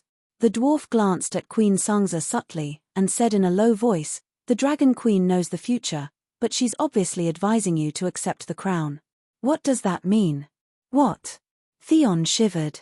"If she has good intentions towards you, it means that your future is not good. If she has bad intentions, giving up the crown is the best choice for you." The dwarf stared into his eyes. "Tell me, does she have good intentions towards you, or bad intentions?" Theon revealed a smile that was uglier than crying, and said bitterly, "I will return to Winterfell as soon as possible. Dozens of kilometers of the Great Wall have collapsed, and it will take decades to repair it. I will be in charge of this huge project." The dwarf patted his shoulder, and comforted him with a smile. "My good nephew, my kindness towards you is no less than your Aunt Dany. Don't worry, I will take care of the court." Uncle Tyrion was very responsible. For his nephew, he climbed into his nephew's sister's bed that night. "I'll let you see my treasure, a true treasure." Sangza lifted the blanket and stood on the blanket beside the bed. Her snowy skin that was covered in red marks was exposed. She was not wearing a single piece of clothing, and only wore a crown on her head. She did not do anything, but the crystal at the tip of the crown sword suddenly emitted a blinding golden light. The golden light was like a solidified liquid, and it quickly flowed down, covering Queen Sangza's entire body. The golden light receded, and a Valkyrie wearing dragon-scaled golden armor stood on the ground. The armor was seamless, and there was not a single gap. Even the eyes were inlaid with an ice-blue crystal. "It can actually turn into armor." The dwarf sat up in shock. "How's the defense?" "Forged by the Song of Fire with the characteristics of the First Flame, it is half a level stronger than steel. It should have the defense of a level 5 true god." Sangza's excited voice came from under the armor, and her tone did not change at all. "Then isn't it invincible?" The dwarf said in disbelief. "The benevolent are invincible." Sangza sighed, and her excitement subsided. Only a benevolent and righteous king can activate the armor. The more benevolent the king, the stronger the power. At its strongest, it can draw on the Holy Mother's divine power limitlessly to defend against all external attacks. But if it loses the belief to protect the people, the armor will be as fragile as paper. "Ah!" The dwarf's expression was strange. "You can activate it. Do you really have a benevolent heart?" I can only activate the armor's basic form," Sangza said awkwardly. "That's right." The dwarf sighed in relief. "What do you mean?" Sangza's gaze became dangerous. "What's the advanced form like?" The dwarf quickly changed the topic. Sangza glared at him. "The intermediate form can open a pair of golden wings. In the advanced form, the wings can extend limitlessly, and can even cover an entire city to defend against large-scale forbidden spells." "Fuck, I want it too." The dwarf's eyes were red. "What do you want it for? Can you activate it?" Sangza smiled coldly. The dwarf's eyes turned. "Perhaps, I can get my sister to change the activation rules so that the more lewd she is, the stronger the armor. Do you really think that she forged this crown casually?" Sangza glanced at him disdainfully. She removed the armor form and took off the crown, and handed it to the dwarf. "Look carefully." On the inside of the crown, there was a string of words: "The crown of the human king, the deed of saving the world, worthy of it, bestowed by the gods, 7 blessings." "Only a true human king is worthy of this crown," Sangza said proudly. "Are you?" The dwarf blurted out. As soon as he said that, he regretted it so much that he wanted to slap himself. 7 blessings. The armor is one of the blessings. What are the other 6 blessings?" He quickly changed the topic, and his voice was especially loud. The smile on Sangza's face disappeared. Her eyes were filled with complicated emotions. After a long while, the dwarf pounced over and hugged her. She said calmly, Even you think that I'm not worthy of being king. What do the others think? The dwarf sighed helplessly. Don't think too much. Let them think whatever they want. The human king crown recognizes you as its master with blood. Your genes are engraved in it. From now on, only you and your descendants can become the kings of the 7 kingdoms. This is fate. The Dragon Queen also promised that she will ensure that your dynasty will continue for 10,000 years. No matter what the others think, it's useless.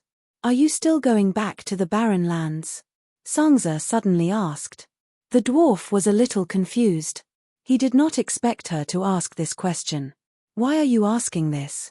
If you go back to the barren lands, I'll make Jon my hand of the king. What do you think? Sansa looked down and said. I don't. Try not to go back to the barren lands. If it's Jon, why don't you let him build the Great Wall in the north? Sansa's eyes lit up, but she hesitated. That's not good. I'm still planning to share the Iron Throne with him. Midget. Chapter 1082. Your Majesty, please don't let the Northern Ice King leave. Margaret knelt on the ground, her face filled with anxiety and worry. After Theon's nephew interceded for her for the 3rd time, Queen Sansa finally gave her a chance to apologize in person. Sansa absent-mindedly glanced at the large emerald ring on her finger. She frowned as she caressed the golden lace robe she was wearing. Somehow, she felt that this outfit did not match the noble crown on her head. Perhaps, when she returned to King's Landing, she should invite a famous tailor to make a queen's robe for her. It had to at least have the majesty of both the grey-white direwolves and the 3-headed red dragons. She could not ask for an accessory that was too heavy in color. The key was that it had to match the light-colored platinum crown. Your Majesty. Margaret did not get a response for a long time, so she reminded her softly. Margaret, is this your sincerity? At this moment, you still dare to sow discord between us. Sansa finally gave her a nonchalant but mocking look. Your Majesty, please listen to me. Margaret kneeled and took 4 or 5 steps forward. Letting Jon Stark stay in King's Landing is the best plan. Letting him go back to Winterfell is the worst plan. Appointing him as the supervisor of the Great Wall is the worst plan, she said softly. Sansa narrowed her eyes and asked an irrelevant question. Weren't you very happy before? Why did you change your mind? Margaret smiled bitterly. She did not avoid her gaze and said frankly, you used me as a pawn to plot against River Bend. I am indeed unhappy. Why? You want me to learn from you, but you can't just let me learn how to rule a country, right? Actually, the biggest inspiration you gave me had nothing to do with politics. You were like a marionette in the past, your fate was controlled by others. Now, you have turned the tables around and truly control your own present and future. This kind of control of fate is what I want to learn the most. Besides, the core rule of the game of power is not to stand on the side of the loser. Reality has proven that my judgment of the battle was correct. Duke Jon really defeated the variant Ghost King. But I never thought that he. She sighed and said helplessly, the outcome has been decided. You are the final victor. I am willing to follow the rules of the game and submit to the victor. Sansa fiddled with the ring on her ring finger lazily. She didn't even look at him. You betrayed me once. Why should I trust you again? Your Majesty, you were only uncertain about the future Storm Queen before.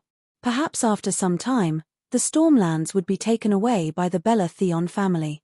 Now that you are wearing the human crown, there are very few people in the world who are convinced, but there are very few people who can rebel.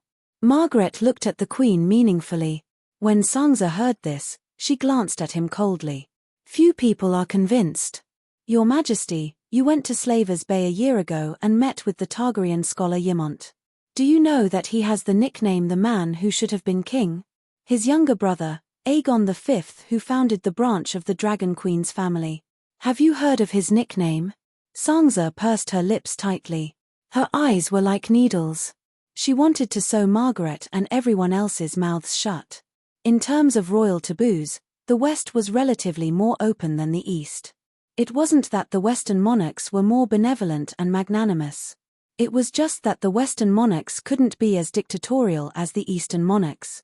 To put it bluntly, The king on the Iron Throne only had 3,000 golden robes.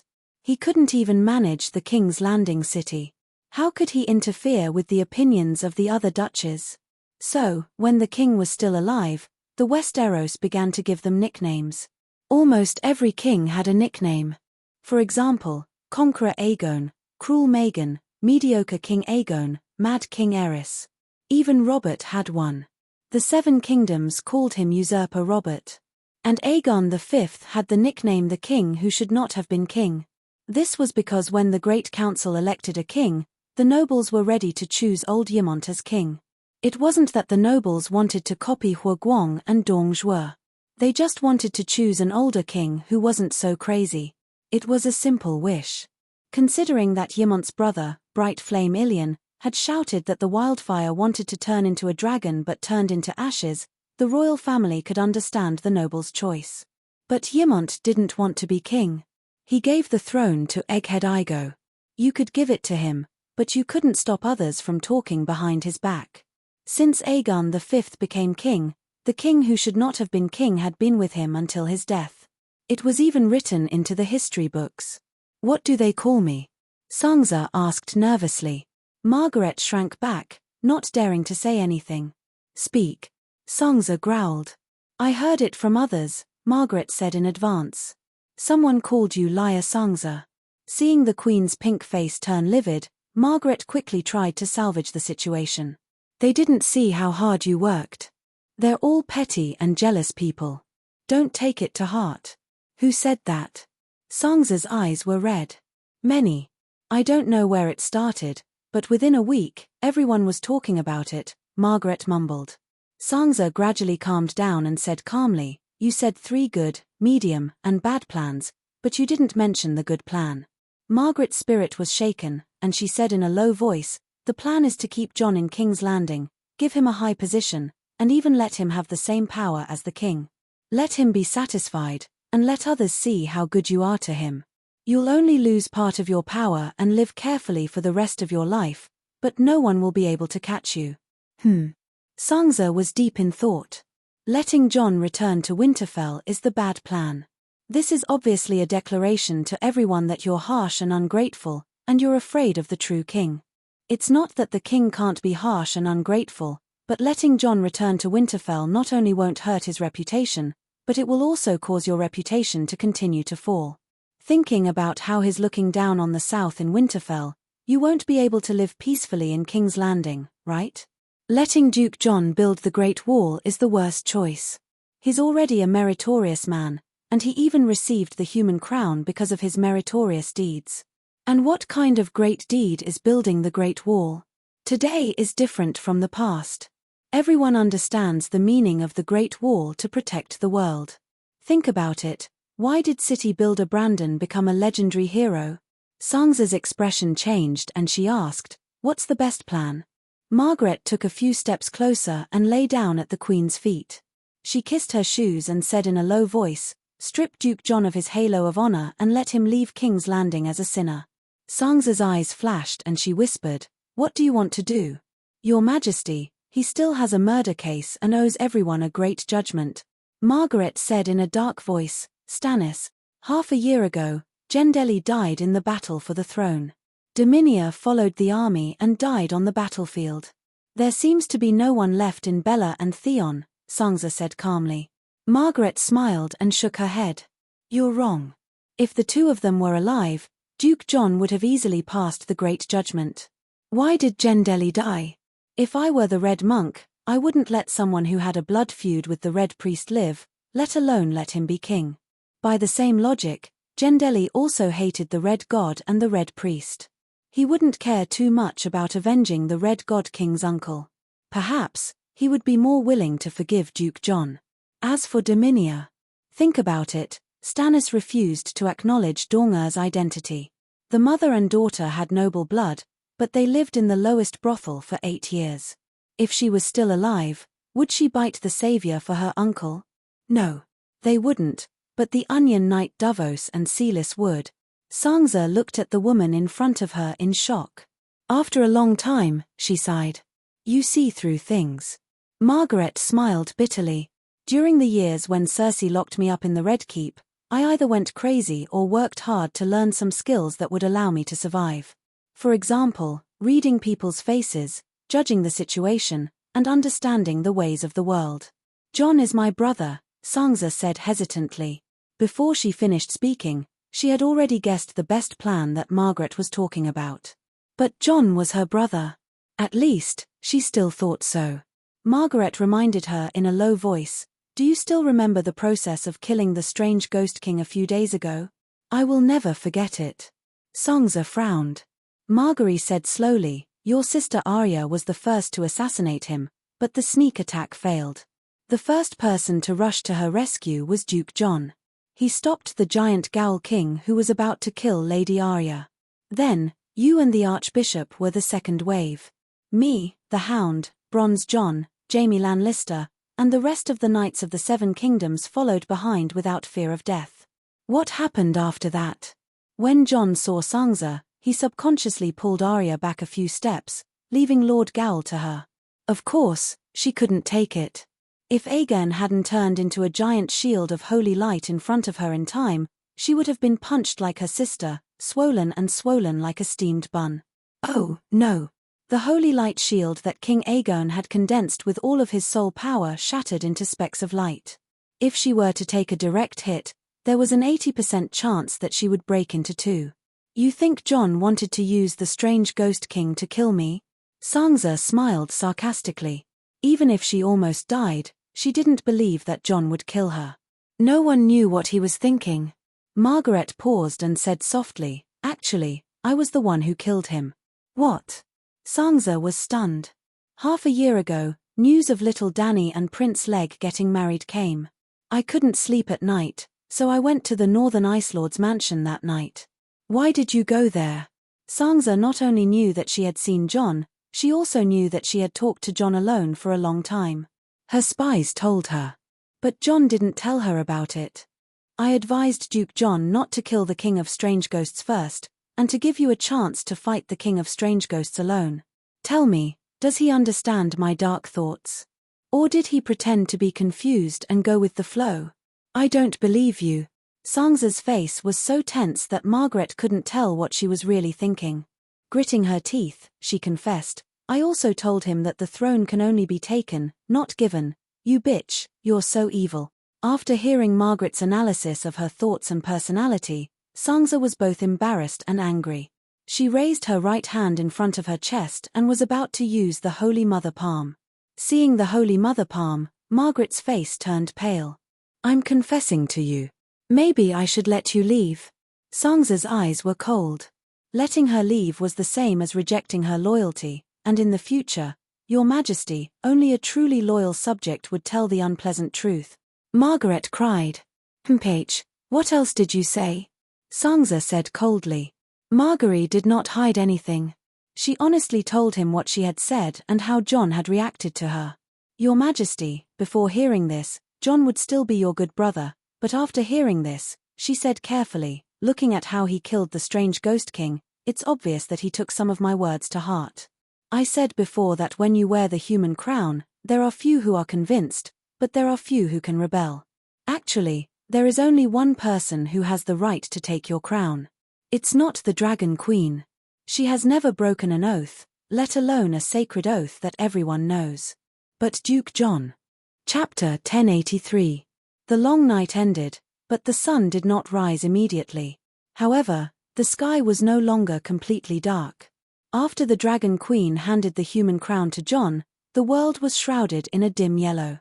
There was no distinction between day and night. It was about the same brightness as the last moment of winter dusk. Looking up at the sky, one could see a huge fireball in the middle of the sky.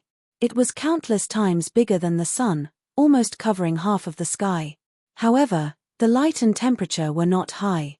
It was a bit like the red moon magnified 10,000 times. When it first appeared, the humans in the world either cheered or knelt on the ground and cried, "The sun is finally out," they shouted excitedly. However, in the next few days, the temperature and brightness of the sun did not change, but the fireball in the sky became smaller and smaller. When the humans began to doubt, The bishops of the Church of the Seven Gods received an oracle. They were not looking at the sun now, but a furnace. The Dragon Queen was using the furnace to forge a new sun in the sky. Although the sun did not rise immediately, the land of eternal winter in the far north would no longer send cold air to the south. The world's temperature would slowly rise. After receiving this news, the human allied army led by Dany and Rhys prepared to disperse and return home. The volunteer soldiers who participated in the war were all in the prime of their lives. After putting down their swords, they had to pick up their hoes and farm. Dare City, Farmer's Castle Hall. The decorations in the hall were simple. The stone powder on the walls had fallen off, and the beams were blackened. Other than the bright true dragon flag and the 5-colored dragon flag, there were almost no other tapestries. The tables were stacked high in the corner, leaving a space for the lords' chairs. The Dragon Queen is forging the sun in the sky. Soon, the world will return to its original state. I hope that on the day the sun rises, the lords of the Seven Kingdoms will gather at the King's Landing to participate in my coronation. At this point, Sansa stopped and looked around at the lords and knights in the hall, observing their expressions and eyes. Although everyone seemed to have a strange expression on their faces, no one directly questioned him. The Queen nodded in satisfaction and continued, "When the time comes, I will choose a new council minister and rebuild the tax and administrative system of the Seven Kingdoms. Along the way from the long night, I'm sure all of you have noticed some flaws in the current system of the Seven Kingdoms. For example, we ignore or even treat supernatural powers with hostility. For example, the power imbalance between the nobles and the commoners. In the process of ending the long night, the commoners contributed no less than the lords. Since this world was saved by everyone, why not give the commoners something in return? Of course, I will not act arbitrarily. Any reform cannot be separated from everyone's wisdom. Apart from social and political reforms, there were many other important matters that needed to be discussed together. For example, Hadjian, Valley, and River Bay Dukedom would have to choose a new Grand Duke to rule over their territories. Perhaps we would have to refer to the heroes of the Eternal Night. For example, should the City of Knowledge be demolished or renovated? What should be done with the current scholars? For example, the division of the Pentashade Dragon Targaryen's territory. The Dragon Queen had given up the opportunity to become the king of the Seven Kingdoms, but she still had the right to claim her ancestral land. This is the tradition of the Seven Kingdoms. We can't go against it, and we shouldn't. But the King's Landing is across the Great River, east of the Narrow Sea, and nearby are vast plains rich in natural resources. It is the best place in the Seven Kingdoms. The kings of the Seven Kingdoms need the King's Landing. The Seven Kingdoms need to compensate the Dragon Queen. Your Majesty has considered everything thoroughly. The dwarf was the first to praise. Jaime thought for a moment and nodded. When the sun comes out, I will lead the nobles of the Western region to the King's Landing. The other vassals couldn't find a reason to object, so they agreed one by one. Sansa glanced at the Countess of Green Pavilion Island in the middle and smiled. There are some things that need to be discussed with all the vassals. There are some things that can be settled today. For example, the agreement between Stannis Byra and Theon regarding the ownership of the Stormlands. She looked at Davos. Count of the Rainforest, Theon Byra will lose the executor of the agreement. Storm's End will completely belong to me. What do you think? Hearing Stannis' name, the Onion Knight couldn't help it. He stood up abruptly and pointed at the throne on the Queen's left. Your Majesty, can we have Duke John give Stannis an explanation? He asked solemnly. In fact, Davos had planned to give up on this matter. After all, Erlu had been dead for a few years, and he had calmed down a lot.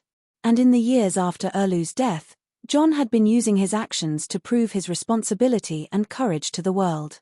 In the end, he even killed King Gaul and was the hero that ended the long night. Maybe Lalo and the red-robed woman lied to His Majesty. Maybe death was really a release for His Majesty. But 2 days ago, when he passed by the Count of Bronze Gate City's tent in the Stormlands, he accidentally heard the conversation between the two lords. Old Count Ralph was entertaining Count Aelken Floren of Brightwater City. Queen Sansa's intentions are clear. She wants to protect her brother's honor and future. But your cousin, Lady Seelis, is still living in the Red Castle. She has never forgotten that the Northern Ice King killed her husband and has been clamoring for a trial for the Northern Ice King. Are you willing to share Her Majesty's burden? Old Count Ralph asked meaningfully. Seelis and Stannis burned my father. I think she deserves retribution. Alikan's voice didn't hide his killing intent. No, there's no need to be so extreme. Ralph waved his hand and smiled. Her Majesty only hopes that she won't come out and spout nonsense. You are the head of the Floren family and should bring your cousin who has lost her husband and children back home and take good care of her. Don't let her go out and don't let her talk nonsense to others. Don't make a fuss. Elken smiled. I understand. I will take care of this matter properly. After laughing for a while, the Count of Brightwater City hesitated. Actually, my cousin has been crazy in recent years. It's hard for her to hurt the Northern Ice King. Instead, it's Davos. Stannis promoted him from a smuggler to the current Count of Rainforest and even made him his Hand of the King. After pausing for a moment, he slowly said, as long as the Onion Knight has the slightest bit of gratitude, he wouldn't pretend to be deaf and mute and purposely forget the promise of a trial after the long night 5 years ago, right? He. Count Ralph laughed in disdain. Don't worry. He is a smart person and has already made the smartest choice. Otherwise, why hasn't he mentioned the trial even though the deviant Ghost King has been dead for more than a week? Theon Bella is almost extinct and he has received great kindness from Queen Sansa during the long night. There's no reason for him to offend the Queen for a dead person. It's said that Queen Sansa is even planning to prepare a seat for him in the new council ministers. Council ministers, her? That's enough to pay the price for betrayal. Aelken nodded and sighed. Speaking of which, Stannis is really pitiful. He fought for his whole life but his family was destroyed, his reputation was ruined, and his bloodline was cut off. Hearing this, Davos slowly retreated. He had made up his mind. There was no need for him to eavesdrop anymore. Duke John, you killed His Majesty Stannis. This matter should be settled, right? At this moment, the white-haired old man's eyes were sharp. He pointed at John and shouted, the Dragon Queen once said that if you kill the deviant Ghost King, she will remove your relationship with anyone. I don't have any objections to this because heroes deserve such treatment. But when you killed His Majesty Stannis, you were still his vassal. How do you deal with the crime of regicide? John was still hesitating when Queen Sansa suddenly stood up and said angrily, Count of the Rainforest, John killed the deviant Ghost King and saved the lives of all the living in the world. Are you going to be ungrateful? Your Majesty, I also participated in the battle. My 5th son, Devon, my 6th son, Stannis, and my 7th son, Steve, all participated in the final battle with me. Davos pointed at the crowd. Everyone here contributed all their strength to protect the country and the world of the living, didn't you? My 5th son, Devon, lost an arm. My 6th son, Stannis, had his funeral with the bodies of tens of thousands of heroes. Even His Majesty Stannis, who died a long time ago, risked his life in Winterfell to protect the people of the royal territory. Have you all forgotten? His successor, whether it was Mia the First or young Dominia, which one of them didn't sacrifice their lives to end the long night? The Dragon Queen is right. We are all heroes. None of us is inferior to the other, he roared. Queen Sansa's imposing manner disappeared. She softened her tone and said, don't be agitated. I have no intention of absolving John of his crimes. It's just that Sir Richard and Sir Song-Ji have already proven that John was at least acting in self-defense. Stannis' body and mind were controlled by Lalo. If the person controlling His Majesty's body wasn't himself, but Lalo, then doesn't that prove that His Majesty's death was innocent? Davos had thought about this question for many years. At this moment, without thinking, he blurted out, Duke John knew that His Majesty was being controlled. He knew that His Majesty didn't break his oath. But when he had the ability to stop His Majesty's actions, he killed him. Isn't that wrong? Sansa was stunned and didn't know what to say. I only want to free him. Death is the best choice for him, John said helplessly. Free? Davos suddenly burst into tears. He asked loudly, is he really free? Where is his soul? If you can guarantee that he will go to heaven, I will immediately apologize to you. Stannis can't go to heaven. When he died for the first time, a part of his soul core was taken away by Lalo, Jon said bitterly. As long as he's alive, there will always be a chance. Davos said firmly. If he had lived until now and participated in the final battle, the Holy Mother's power would be limitless. Could she have saved him? If he hadn't died, Mia, Gendry, and Dominia wouldn't have died. At the end of the long night, House Baratheon would at least have a successor. They might even be able to flourish and have a bright future. But now, if His Majesty sees that the house is occupied by outsiders and his bloodline is cut off, can he be free? At the end, the old knight covered his face and cried bitterly. The atmosphere was tragic. Jon was silent. Queen Sansa wanted to say something but stopped. The vassals frowned in thought. Silence. Margaery whispered to Uncle Baelor, "The Count of Rainforest's words make sense." Laughter. Baelor glared at her and said, "Don't talk nonsense." The old knight wiped away the tears on his face and straightened his back.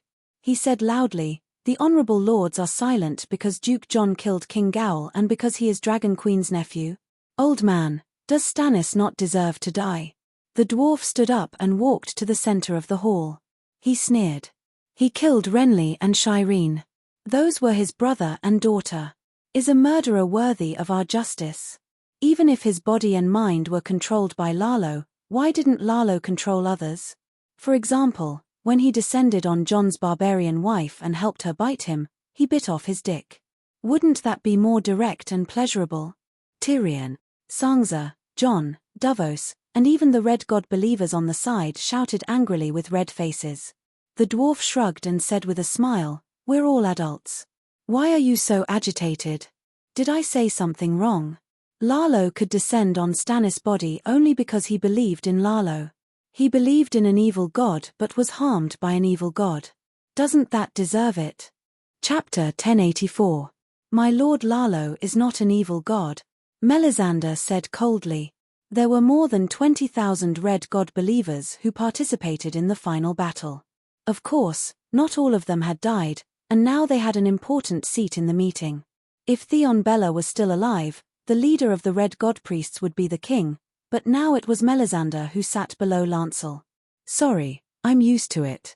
Tyrion smiled at her. To the believers of the Seven Gods, Lalo is an evil god, but in the overall situation, he barely qualifies. In the final battle, he secretly contributed a lot, so he's much stronger than a real evil god. Of course, you have to inform him to register with Chisang as soon as possible. If he doesn't enter the investiture of the gods, he can't be considered a true god. Aunt May snorted and didn't say anything else. Actually, the little devil's words are not crude. It's his choice to believe in a god, and he should bear the consequences, Mattis Rowan said slowly. Indeed, if he believed in the seven gods honestly, he wouldn't have been possessed by an evil. Lalo. Jaime sighed. Everyone else chimed in as well. Erlu's virtue of being introverted was not favored by the nobles of the Seven Kingdoms. When Robert was still on the throne, he had no reputation among the nobles and the common people, let alone now that he had killed his brother and daughter. Seeing this, despair and sorrow slowly crept onto Davos's old face. Sansa smiled as if she was satisfied with the result, but she glanced at Margaery secretly. "The Onion Knight is still lacking, it's your turn to assist." "You can't say that." Margaery stood up under everyone's surprised gaze and pointed at Lancel, who had been silent all this time. "If it's the Archbishop who represents the Seven Gods to Judge Stannis, it's not a problem at all. I'm not targeting Duke Jon. Everyone, please think about it. If a lord in the future becomes delirious or is under the control of evil spirits, should his vassals immediately free him, or should they subdue him and hand him over to the cultivators to deal with? This." The vassal was stunned, looking at Margaery with bewilderment. First of all, her attitude made them feel strange. What good would it do her to offend the Northern Ice King and the current queen? It was definitely not for the sake of justice, nor was it for the sake of Stannis. Secondly, what she said seemed to make sense. Of course, the patient would want to be taken to the doctor for treatment instead of being buried by his subordinates. "Margaery, don't be an alarmist." Queen Sansa scolded. Margaret bowed to the Queen and solemnly said, "I'm not deliberately targeting anyone, but there's something that everyone has overlooked. After this long night, the structure of the world will change greatly, and supernatural forces will participate in our lives more and more frequently." The Queen had also said before that more attention should be paid to magic talents and that the City of Learning system should be reformed. It was conceivable that there would be more extraordinaires in the future than there were scholars in the past. The nobles might have more frequent contact with them than with scholars. For example, in today's River Bend, almost every earl has a small magic school, and Dragonstone Island has an advanced magic academy. There are many mage professions that are beneficial to humans in the academy, such as high-energy potioneers, scalpel priests, mechanical wildfire specialists, weather forecasters, pest toxicologists, plant and animal breeders, magic blacksmiths who forge special materials. Marguerite looked around. "Let me ask, who can leave a mage in the future? Now that our horizons have been broadened, we also know that Yasha has terrifying professions such as necromancers, soul wizards, blood wizards, and so on. I'm a priest, and Her Majesty the Queen is also a priest. With the protection of the Holy Mother, we're naturally not afraid of evil curses. But it's very easy to disturb the curses of ordinary lords. Are we supposed to kill the cursed lords immediately?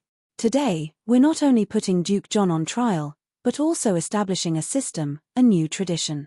Our future generations will remember the results of today's trial, and then when they encounter similar incidents, they will imitate the trial process." The vassals in the hall looked at each other. Some were at a loss, while others had serious expressions. "We're not stupid.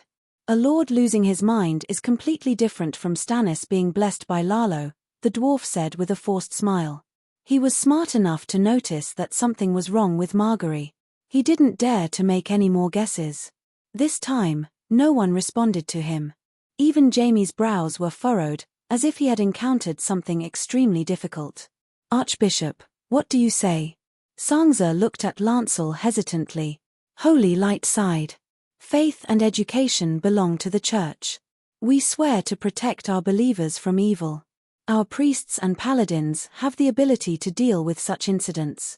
So, I hope that in the future, if there are any commoners or nobles who lose their mind, or are controlled or cursed, they won't be killed immediately if they can be controlled. Let us deal with them.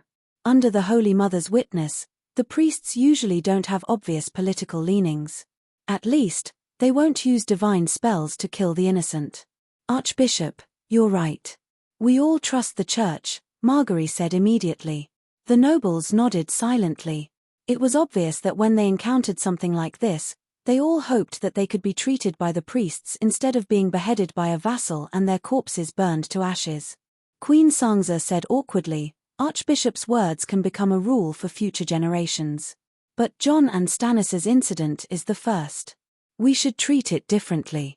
Your Majesty, it's because it's the first that we have to treat it seriously," Marguerite shouted. This time, the dwarf didn't defend his nephew. Instead, he looked back and forth between Marguerite and Sansa with a strange gaze. Sansa said in a low voice, "In the last battle, Jon contributed greatly." Jon looked at his sister with a complicated expression.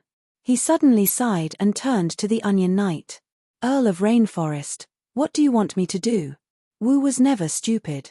If the dwarf could sense that something was wrong, so could he. I don't know." Davos shook his head blankly. Ever since he knew that Queen Sansa was determined to protect her brother, he had the idea of dying to repay her kindness. When Queen Sansa and the nobles of the Seven Kingdoms opposed the trial of the Arctic King, he would challenge the Arctic King to a duel and let the seven gods decide everything. Whether or not the seven gods were on his side, he could at least tell everyone that Stannis was wronged. As for what punishment to give to Jon, he didn't even think about it. He didn't dare to think about it. When Marguerite spoke up for him and used her sharp words to tilt the situation in his favor, the Onion Knight was stunned. He even suspected that the seven gods heard his prayers and arranged for their followers to help him. "Archbishop, and my lords," Jon turned to the others. "If I confess, what sentence will you give me?" "Jon, you are not guilty. I am the Queen. If I say you are not guilty, you are not guilty," Sansa said anxiously. Jon lowered his head and didn't look at her. He only said calmly, "I am guilty." Sansa opened her mouth to speak. She looked to Tyrion for help. The dwarf sighed and closed his eyes. He didn't say anything. He respected Davos' choice. "Archbishop?" Jon asked Lancel again. Shungwang one-handed said hesitantly, "With the Duke's achievements, no matter what the crime is, it is enough to make up for it." With a sincere expression, Jarmu nodded in agreement. "Yeah, you've never rested during the 8 years of the war against ghosts. You've been fighting on the front lines, slaying countless deviant ghosts, including nearly 10 evil ice gods. The honor you received can wash away any sin. Plus, killing Stannis wasn't a big mistake. If it were me, if he dared to touch my brother-in-law, I would have stabbed him with my sword. It wasn't easy for you to endure until then." The dwarf looked up at his brother with a strange expression. Wasn't Jaime's brother-in-law himself? Matthew's Rowan glanced at Little Rose. "Perhaps we can have Duke John repent in the cathedral, just like Lady Margaery." Margaery's expression was ugly. However, no one cared about her expression. "Yes, yes, yes." Elaine nodded. "Margaery also committed the crime of murdering a king. Today, we will follow the precedent." The others nodded in agreement. Sansa's eyes darkened. Margaery saw the Queen's gaze and said loudly, "I am different from Duke John. My punishment came from Cersei, the victim's family. I am the plaintiff. If killing a king only took 5 years of hard work, who would still have a heart of respect?" Hearing this, everyone's expression twisted. "Are you saying that Cersei should have killed you back then? Don't forget, the Greyguards were also the plaintiff." Lancel said, "Sir Davos, you are the plaintiff now. What punishment do you think is appropriate?" Davos nodded hesitantly. Perhaps Margaery looked at his expression and guessed that the Onion Knight was going to be lenient. She immediately interrupted, "Earl of Rainforest, you are only the plaintiff's representative. Lady Sellies is still alive. Margaery, what's wrong with you today?" Elaine couldn't help but ask. Everyone knew that Celis was crazy and wanted to eat Jon alive. How could she let him go to the Holy Church to repent and atone for his sins? Margaery waved her hands in front of her. "I am not targeting anyone. You just have to use my case as a reference. I don't dare to lie to everyone. I have to speak the truth.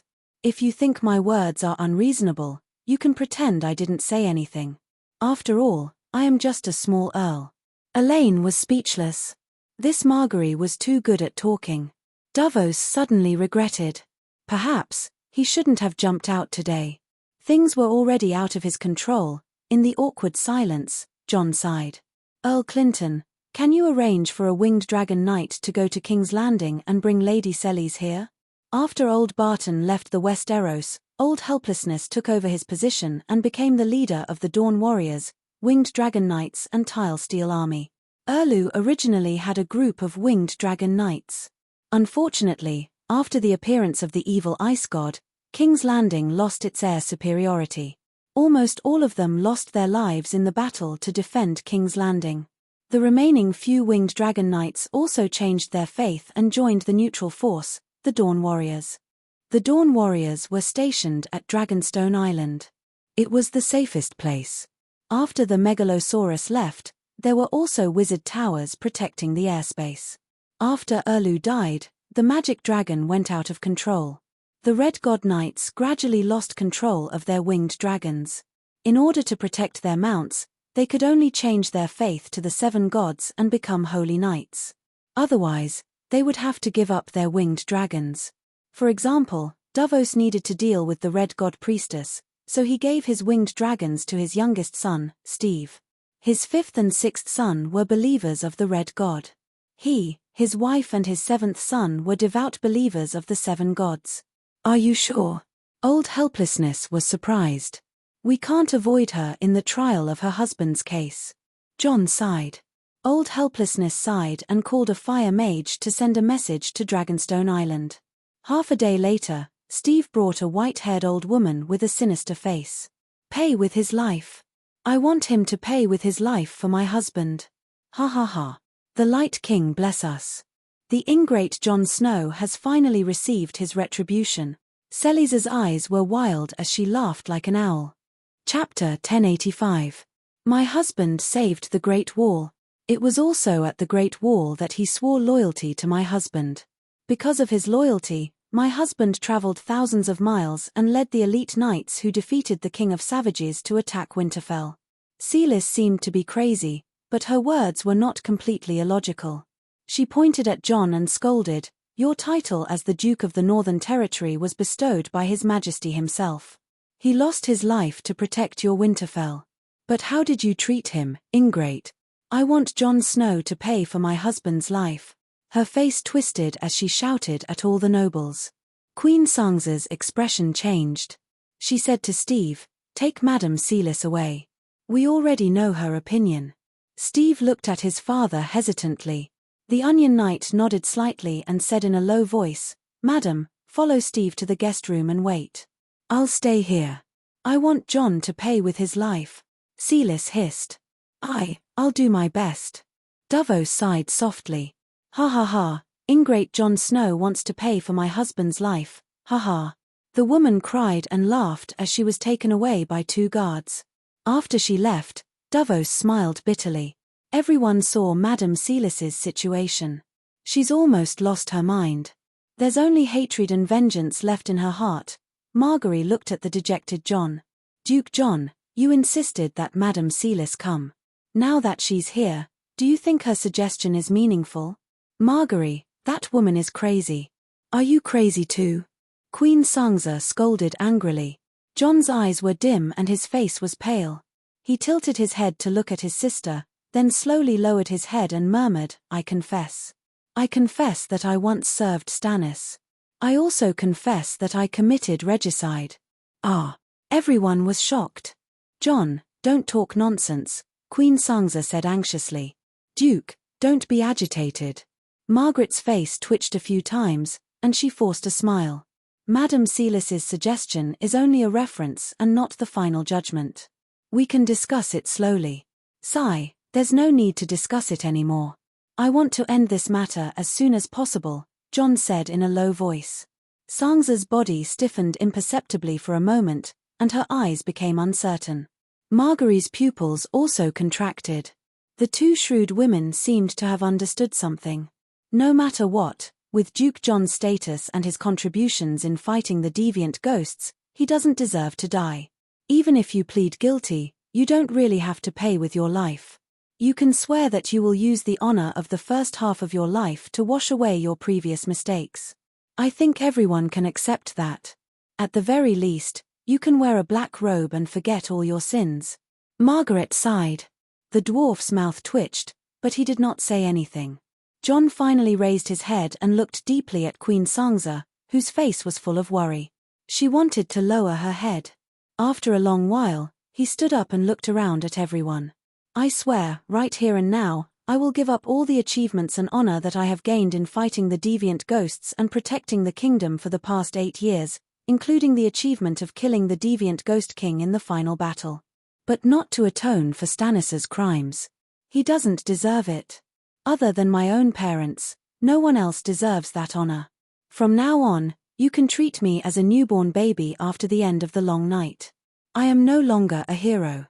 My honor is all given to my own parents." Jon exhaled, as if he was exhaling all the bitterness and hesitation in his heart. With a smile, he announced loudly, "My father, Rhaegar Targaryen, and my mother, Lyanna Stark.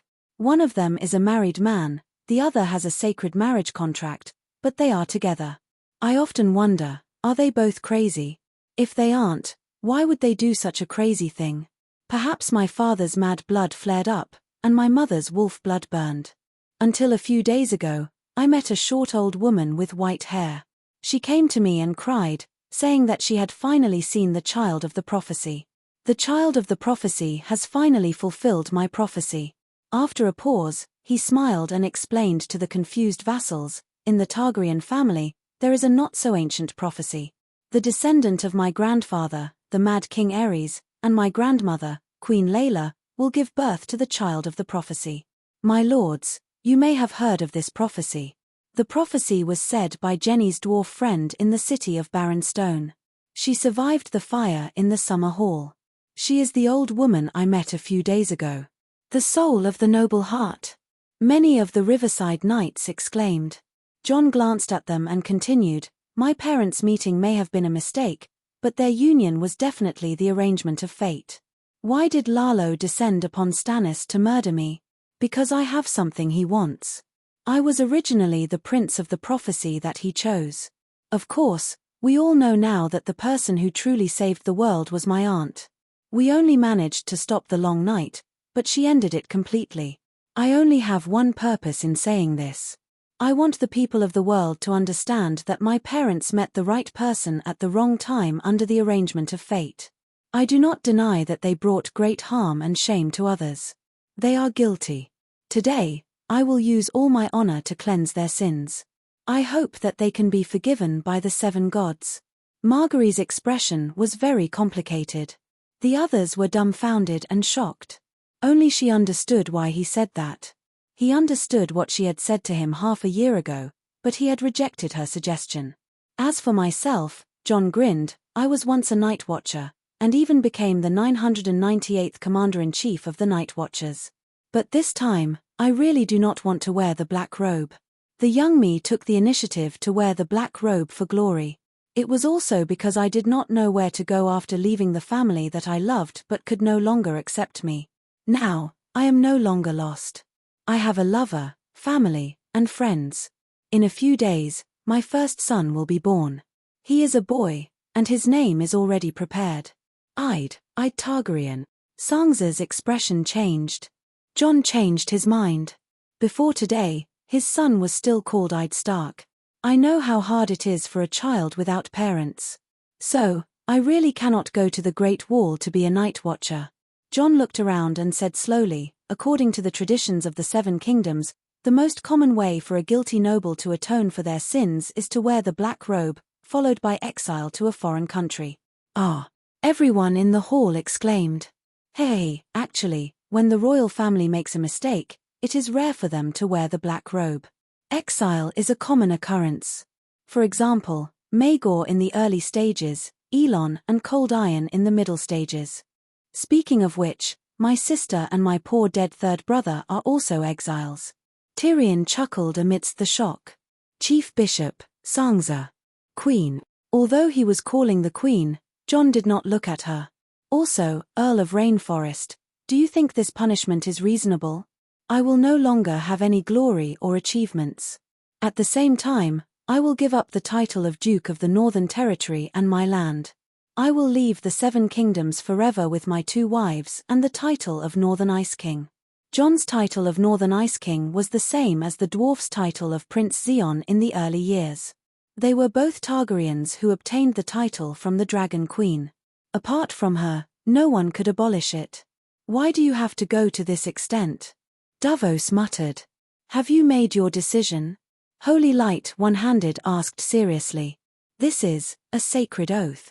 John said in a low voice. Lancel looked at the Queen and said, even if it is true treason, this punishment is enough. What do you think, Your Majesty? John. Sansa's expression was complicated. She had mixed feelings. Your Majesty, I have made my decision. This is the best outcome. John looked down and sighed. Sansa was silent. Lancel stood up and faced the nobles and knights. She said seriously, in the name of the Church, I declare that Prince Rhaegar and Princess Lyanna are no longer guilty of violating the sacred marriage. May the merciful Holy Mother bless them. Holy Light One-Handed sighed. He walked up to John and said, John Stark, kneel. John did as he was told and got down on one knee. The chief bishop placed a hand on his head and solemnly declared, Your parents will forever bask in the glory of the 7 gods. Your birth will not be tainted. Holy light shone from Holy Light One-Handed and flowed from his head to every part of his body, as if to cleanse him of all his sins. Whether you and your mother believe in the 7 gods or not, the 7 gods Church will recognize you and Prince Rhaegar as saint. Lancel sighed. Thank you. John teared up and kissed the back of the chief bishop's hand. Did you have to do this? Tyrion came to him angrily as soon as the trial was over. Queen Sansa sat in front of the dressing table and stared at herself in the mirror. The person in the mirror looked dazed, as if she was a stranger. Is this necessary? He pulled her hand and made her face him. I. Sangza lowered her head guiltily. She quickly looked up and stared at him coldly. I don't know what you're talking about. Still pretending? Do you take me for a fool? Tyrion roared. Do you dare swear to the Holy Mother that Margaery is not one of your people? I am the Queen of the Seven Kingdoms. The nobles of the Seven Kingdoms are my people, Sangza said calmly. Can't you let Jon return to Winterfell? How many days has it been since the war ended? Why do you have to kill them all? The dwarf said sadly. Sangza was silent. Say something. You dare to think and do, but you don't dare to say it. The dwarf shouted. It's not that bad now. Sangza said softly. Not that bad. Tyrion's voice was so shrill that even Brittany and Theon, who were outside the door, poked their heads in. They looked at each other and retreated silently. It's only not bad to you, right? From today onwards, no one will be able to threaten your throne. I don't understand. You told me that family is above all else back then. How did you become like this? Or were you lying to me from the beginning? Tyrion's gaze was sharp.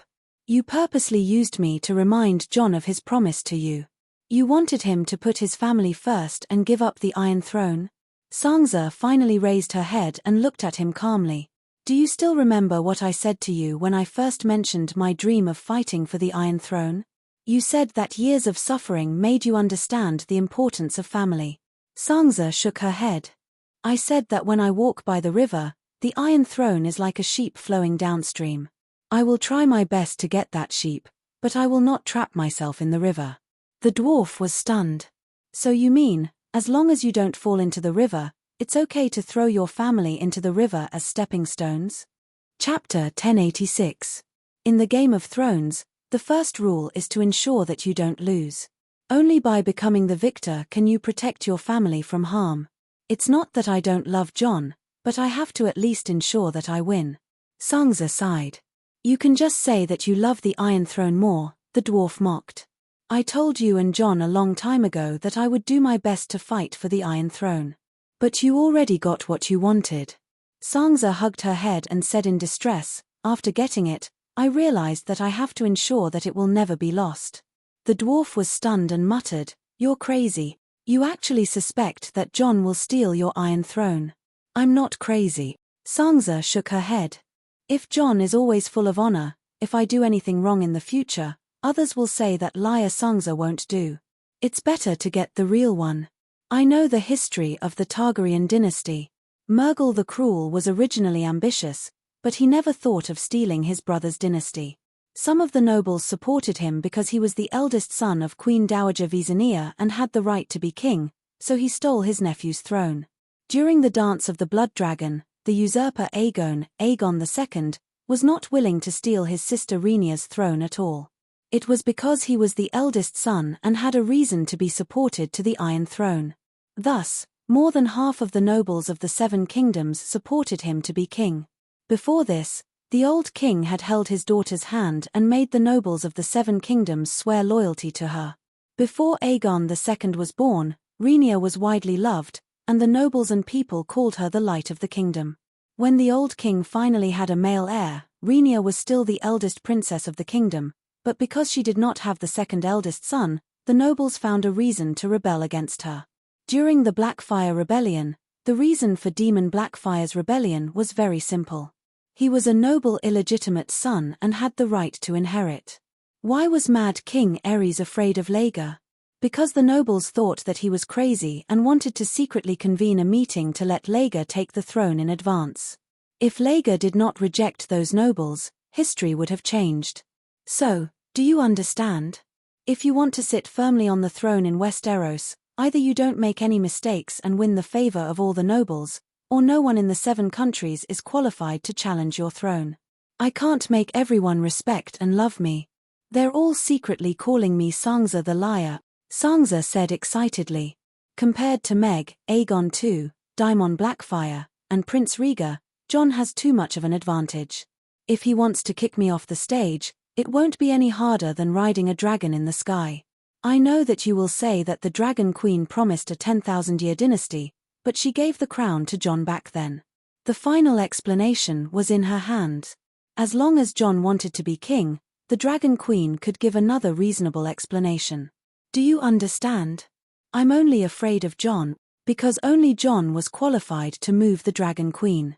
To the other usurpers, the Dragon Queen would definitely not explain it again.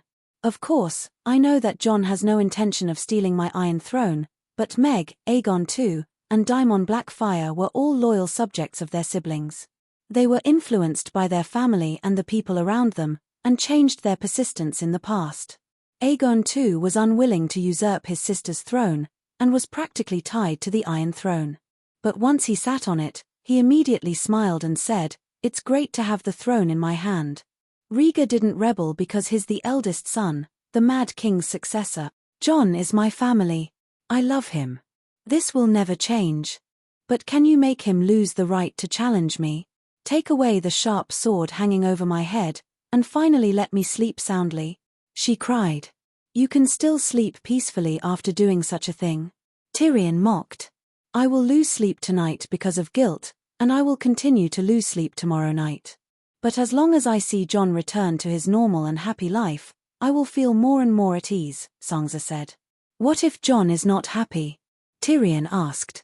Sansa's eyes flashed and she said calmly, if he keeps holding a grudge, it means that I did the right thing today.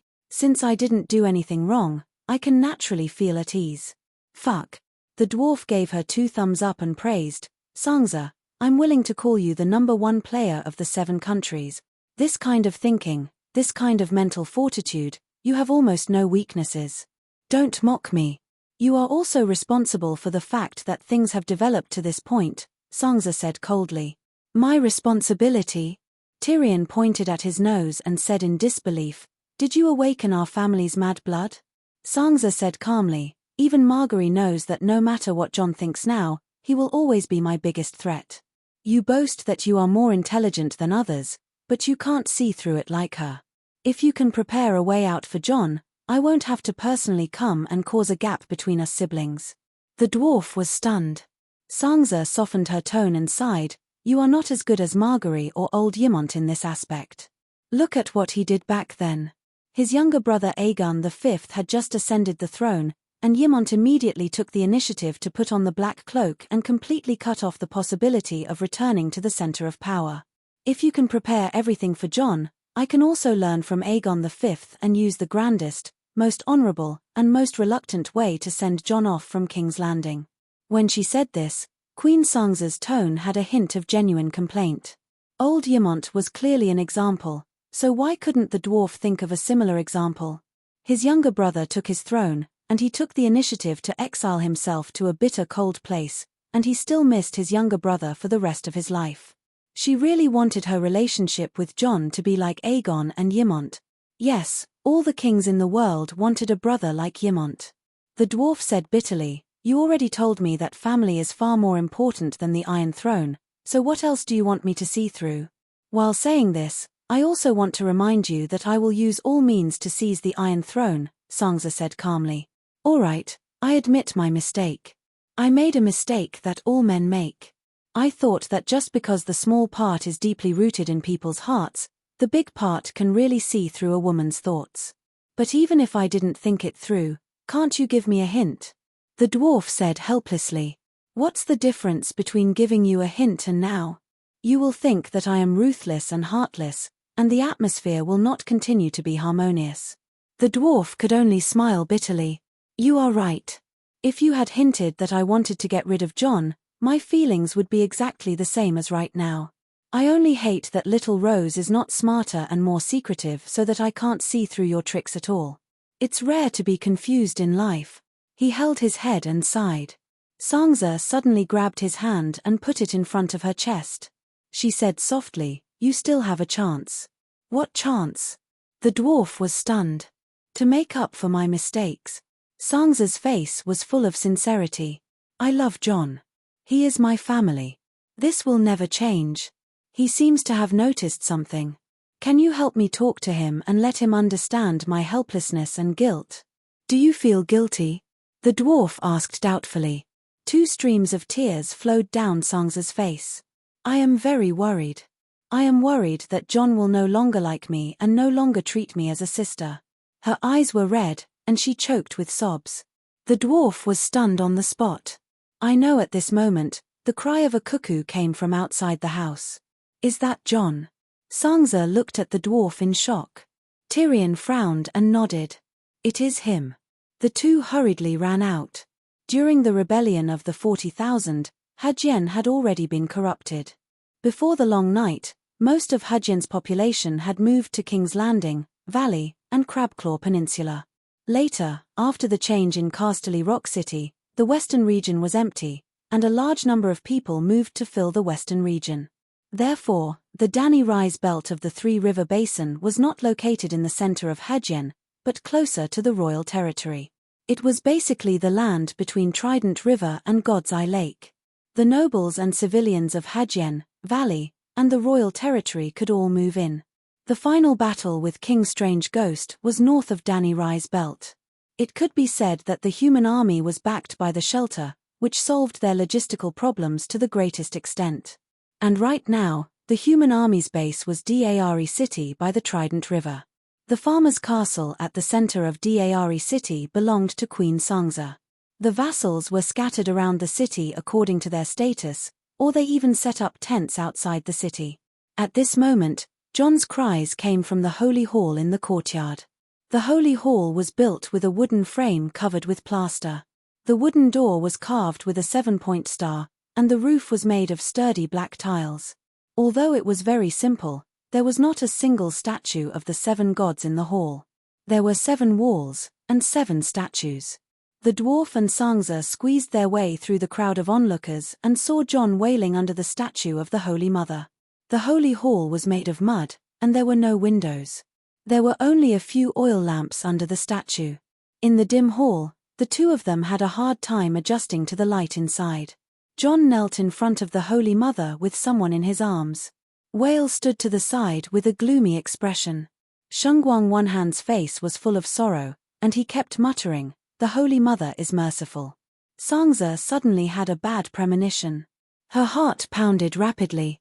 Facing Whale's resentful gaze, she carefully walked forward, swallowed, and asked, "John, what's wrong?"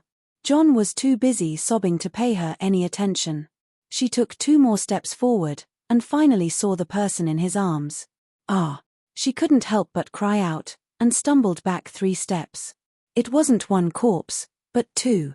One was a woman, and the other was a baby. The woman had a round face, a flat nose, and a head of flaming red hair. It was Ygritte. Right now, her stomach was shriveled, and there was a layer of dark red ice crystals under her robe. Her face was paler than paper, and there seemed to be pain between her brows. On the mud ground in front of her was a chubby baby.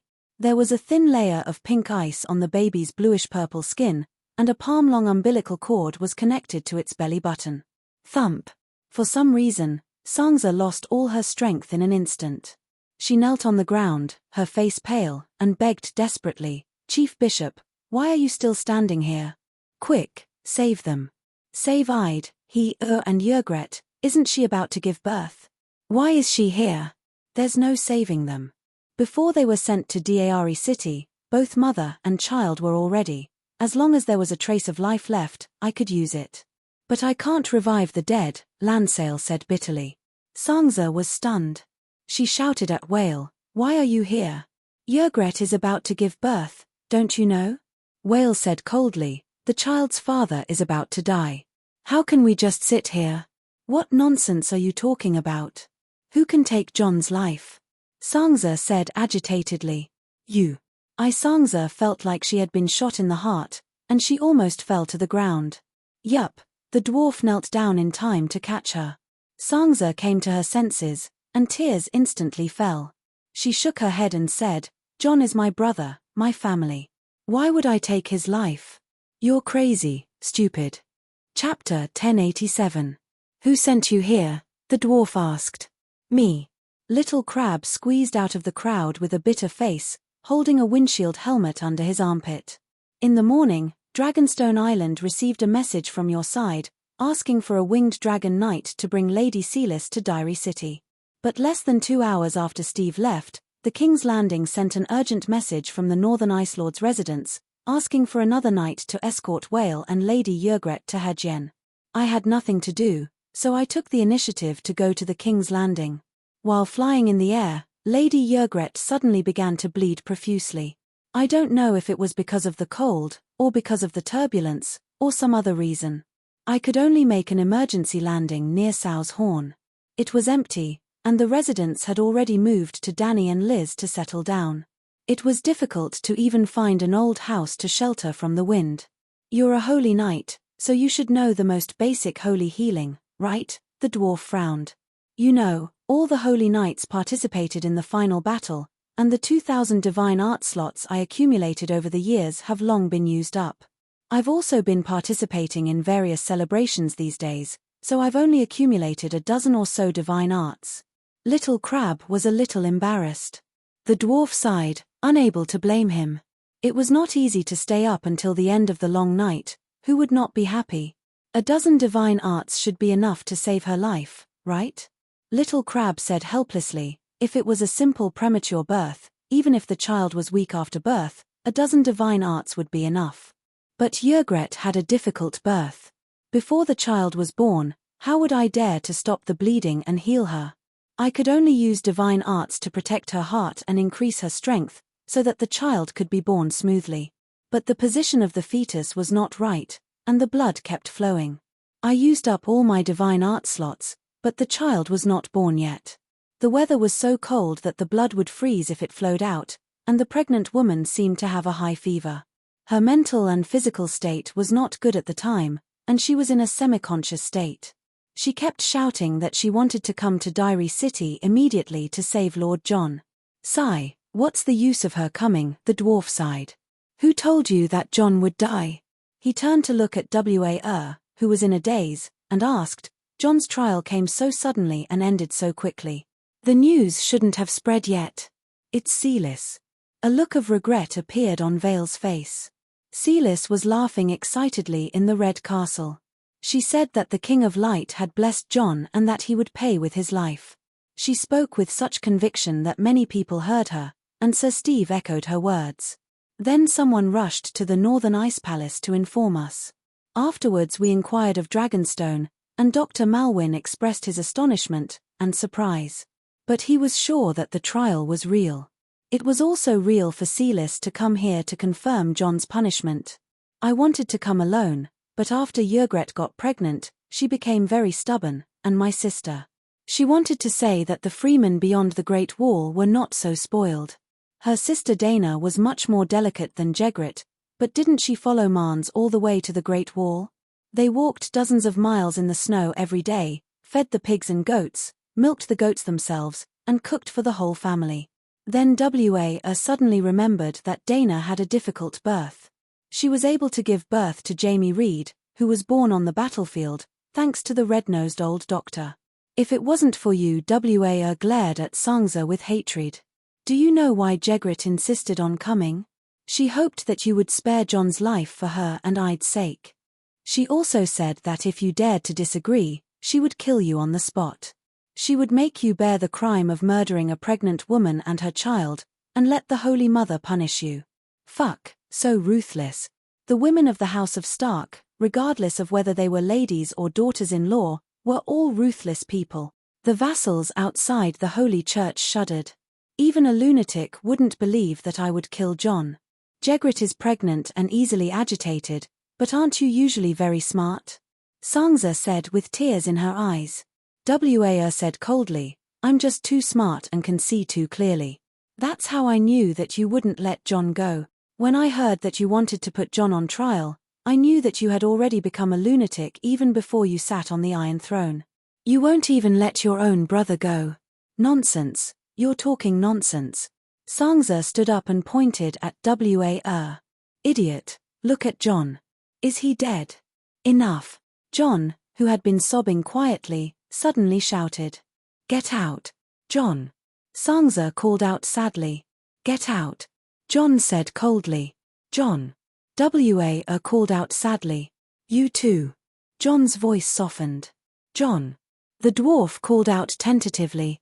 Get out, all of you, Jon growled. 3 days later, at the southern pier of the King's Landing. You're leaving already? Why didn't you tell me? At the pier, the two-headed demon dragon was already saddled. Wa was talking to a few spearwomen nearby. Jon hugged Tormund and the other barbarian leaders and said goodbye. Tyrion rode on Tessa and descended from the sky. The barbarians and northerners looked at the dwarf with hatred. Jon was expressionless. Fuck, I'm not the king of the Seven Kingdoms. Tyrion cursed and pulled Jon to the side.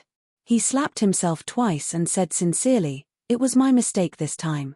I'm at fault. I apologize. It has nothing to do with you." Jon shook his head sadly. "I'm Sansa's accomplice. Although I didn't want to hurt you, I couldn't see through her true thoughts. I was played by her but thought too highly of myself. In the end, you made a mistake. The Dragon Queen was right. You shouldn't have given the throne to her," the dwarf said bitterly. "I chose my own path." Jon sighed. "Did you contact the Dragon Queen? What did she say?" The dwarf asked hurriedly. After they were chased away that day, Holy Light one-handed closed the doors of the Holy Church and prayed to the Holy Mother, hoping for a miracle. A day later, Jon carried the corpses of his wife and son out of the Holy Church with a pale face. He cremated them outside Dari City. Jon mumbled. The Holy Mother responded to the Archbishop's prayer. She said that miracles are miracles because they rarely happen. Now that the long night is over, there won't be any more miracles of reviving the dead. Also, Ide is a baby. He died before he was born. His soul can only enter the first level of hell and wait for the chance to enter the cycle of reincarnation. Ygritte is a believer of the old gods. Her soul will enter the earth, sky, forest, and river immediately after she dies. No way. She's so heartless. We're all on the same side. Why can't she go through the back door? The dwarf said unhappily. Jon was not a muggle. He understood what the dwarf meant. Maybe she's angry at me, he said uncertainly. When she gave me the crown, she said that she chose her own path. You really chose the wrong path. Stannis wanted to kill you. You killed him in return. The nobles and archbishop are obviously on your side. Why do you have to confess? The dwarf sighed. Can't you see that Margaery and Sansa? Tyrion rolled his eyes. If you can see it, of course I know that they're together. But since she's heartless, why did you let her have her way? Jon said bitterly, Margaery came to me once half a year ago. Her words were very persuasive and I listened to her. But my determination to not fight with Sansa for the Iron Throne has been shaken many times, but it hasn't changed. Ygritte and Whale heard Margaery's words and knew of my decision. They were very worried that I would have a bad ending. At that time, I promised them that after I killed the Ghost King, I would immediately take them away from King's Landing. We would return to the north. In the summer, we would ride horses and hunt deer beyond the Great Wall. In the winter, we would hide in Winterfell. Beyond the Great Wall, I could follow the traditions of the barbarians and steal both of them as my wives. Their children would not be illegitimate. Our family would live happily in the north and never leave the center of power. The day Davos attacked me, I saw Margaery's behavior and guessed that she had sided with Sansa. Her words were Sansa's words. Her thoughts were Sansa's thoughts. At that moment, my heart was in pain. But I also understood that the Iron Throne could only be fought for, not given away. Those who were given away would feel uneasy. Since Sansa felt uneasy, I played along with her thoughts until she felt at ease. I knew that she still cared about family and did not want to kill me. As long as I lost my ability to threaten the throne, when I turned from a hero to a sinner, the nobles and citizens of the Seven Kingdoms would no longer think of me as the one who gave away the throne. I truly intended to stay away from the center of power. I even planned to never return to King's Landing, so I did not care about the title of hero. Just treat it as the last time I helped her as her brother. Who would have thought that Ygritte, fate was too cruel to us? The dwarf sighed and said, since you see it so clearly, I will not say anything. Sansa even begged me to explain to you. She was obsessed with the Iron Throne and did not want to see the blood of her family. For the past 2 days, she has been repenting in front of the Virgin Mary and wetting her pillow with tears at night. I do not know if she was sincere or not. But I am sure that she truly felt that she had wronged you. She even asked me to be the mediator. She hopes that you can forgive her. Her actions only confirmed Margary's prediction. I had already guessed that this would be the outcome today, and I am willing to bear the consequences, John said flatly. The dwarf opened his mouth and then closed it again. The two of them stood by the river and were silent for a long time. The dwarf asked softly, "Where do you plan to go? Why don't you follow me to the barren lands? The zebra people are almost extinct, and I will give you the Jugasnai Plains. That place is much richer than the north. You have a large grassland, and you can herd sheep with whale as you wish. The barren lands are yours. I am the current emperor's prime minister, and the future emperor's uncle," the dwarf said proudly. John shook his head. "I plan to go to Queen's Corner with Whale. There are Danny, Liz, and many free people there. Whale's sister, Dana, and Mansrider are there too. Perhaps we will go to Slaver's Bay later and meet old Yimont and cousin Simba. When the sun comes out and everything comes back to life, I plan to ride the mystic dragon and take Whale to the ends of the earth." "Good idea." The dwarf's eyes lit up. "Perhaps we can travel the world together. To be honest, if I was not busy with work, I would have explored the secrets of the four poles long ago." "You and Yelaine together?" The dwarf shook his head sadly. "Me and Tessa,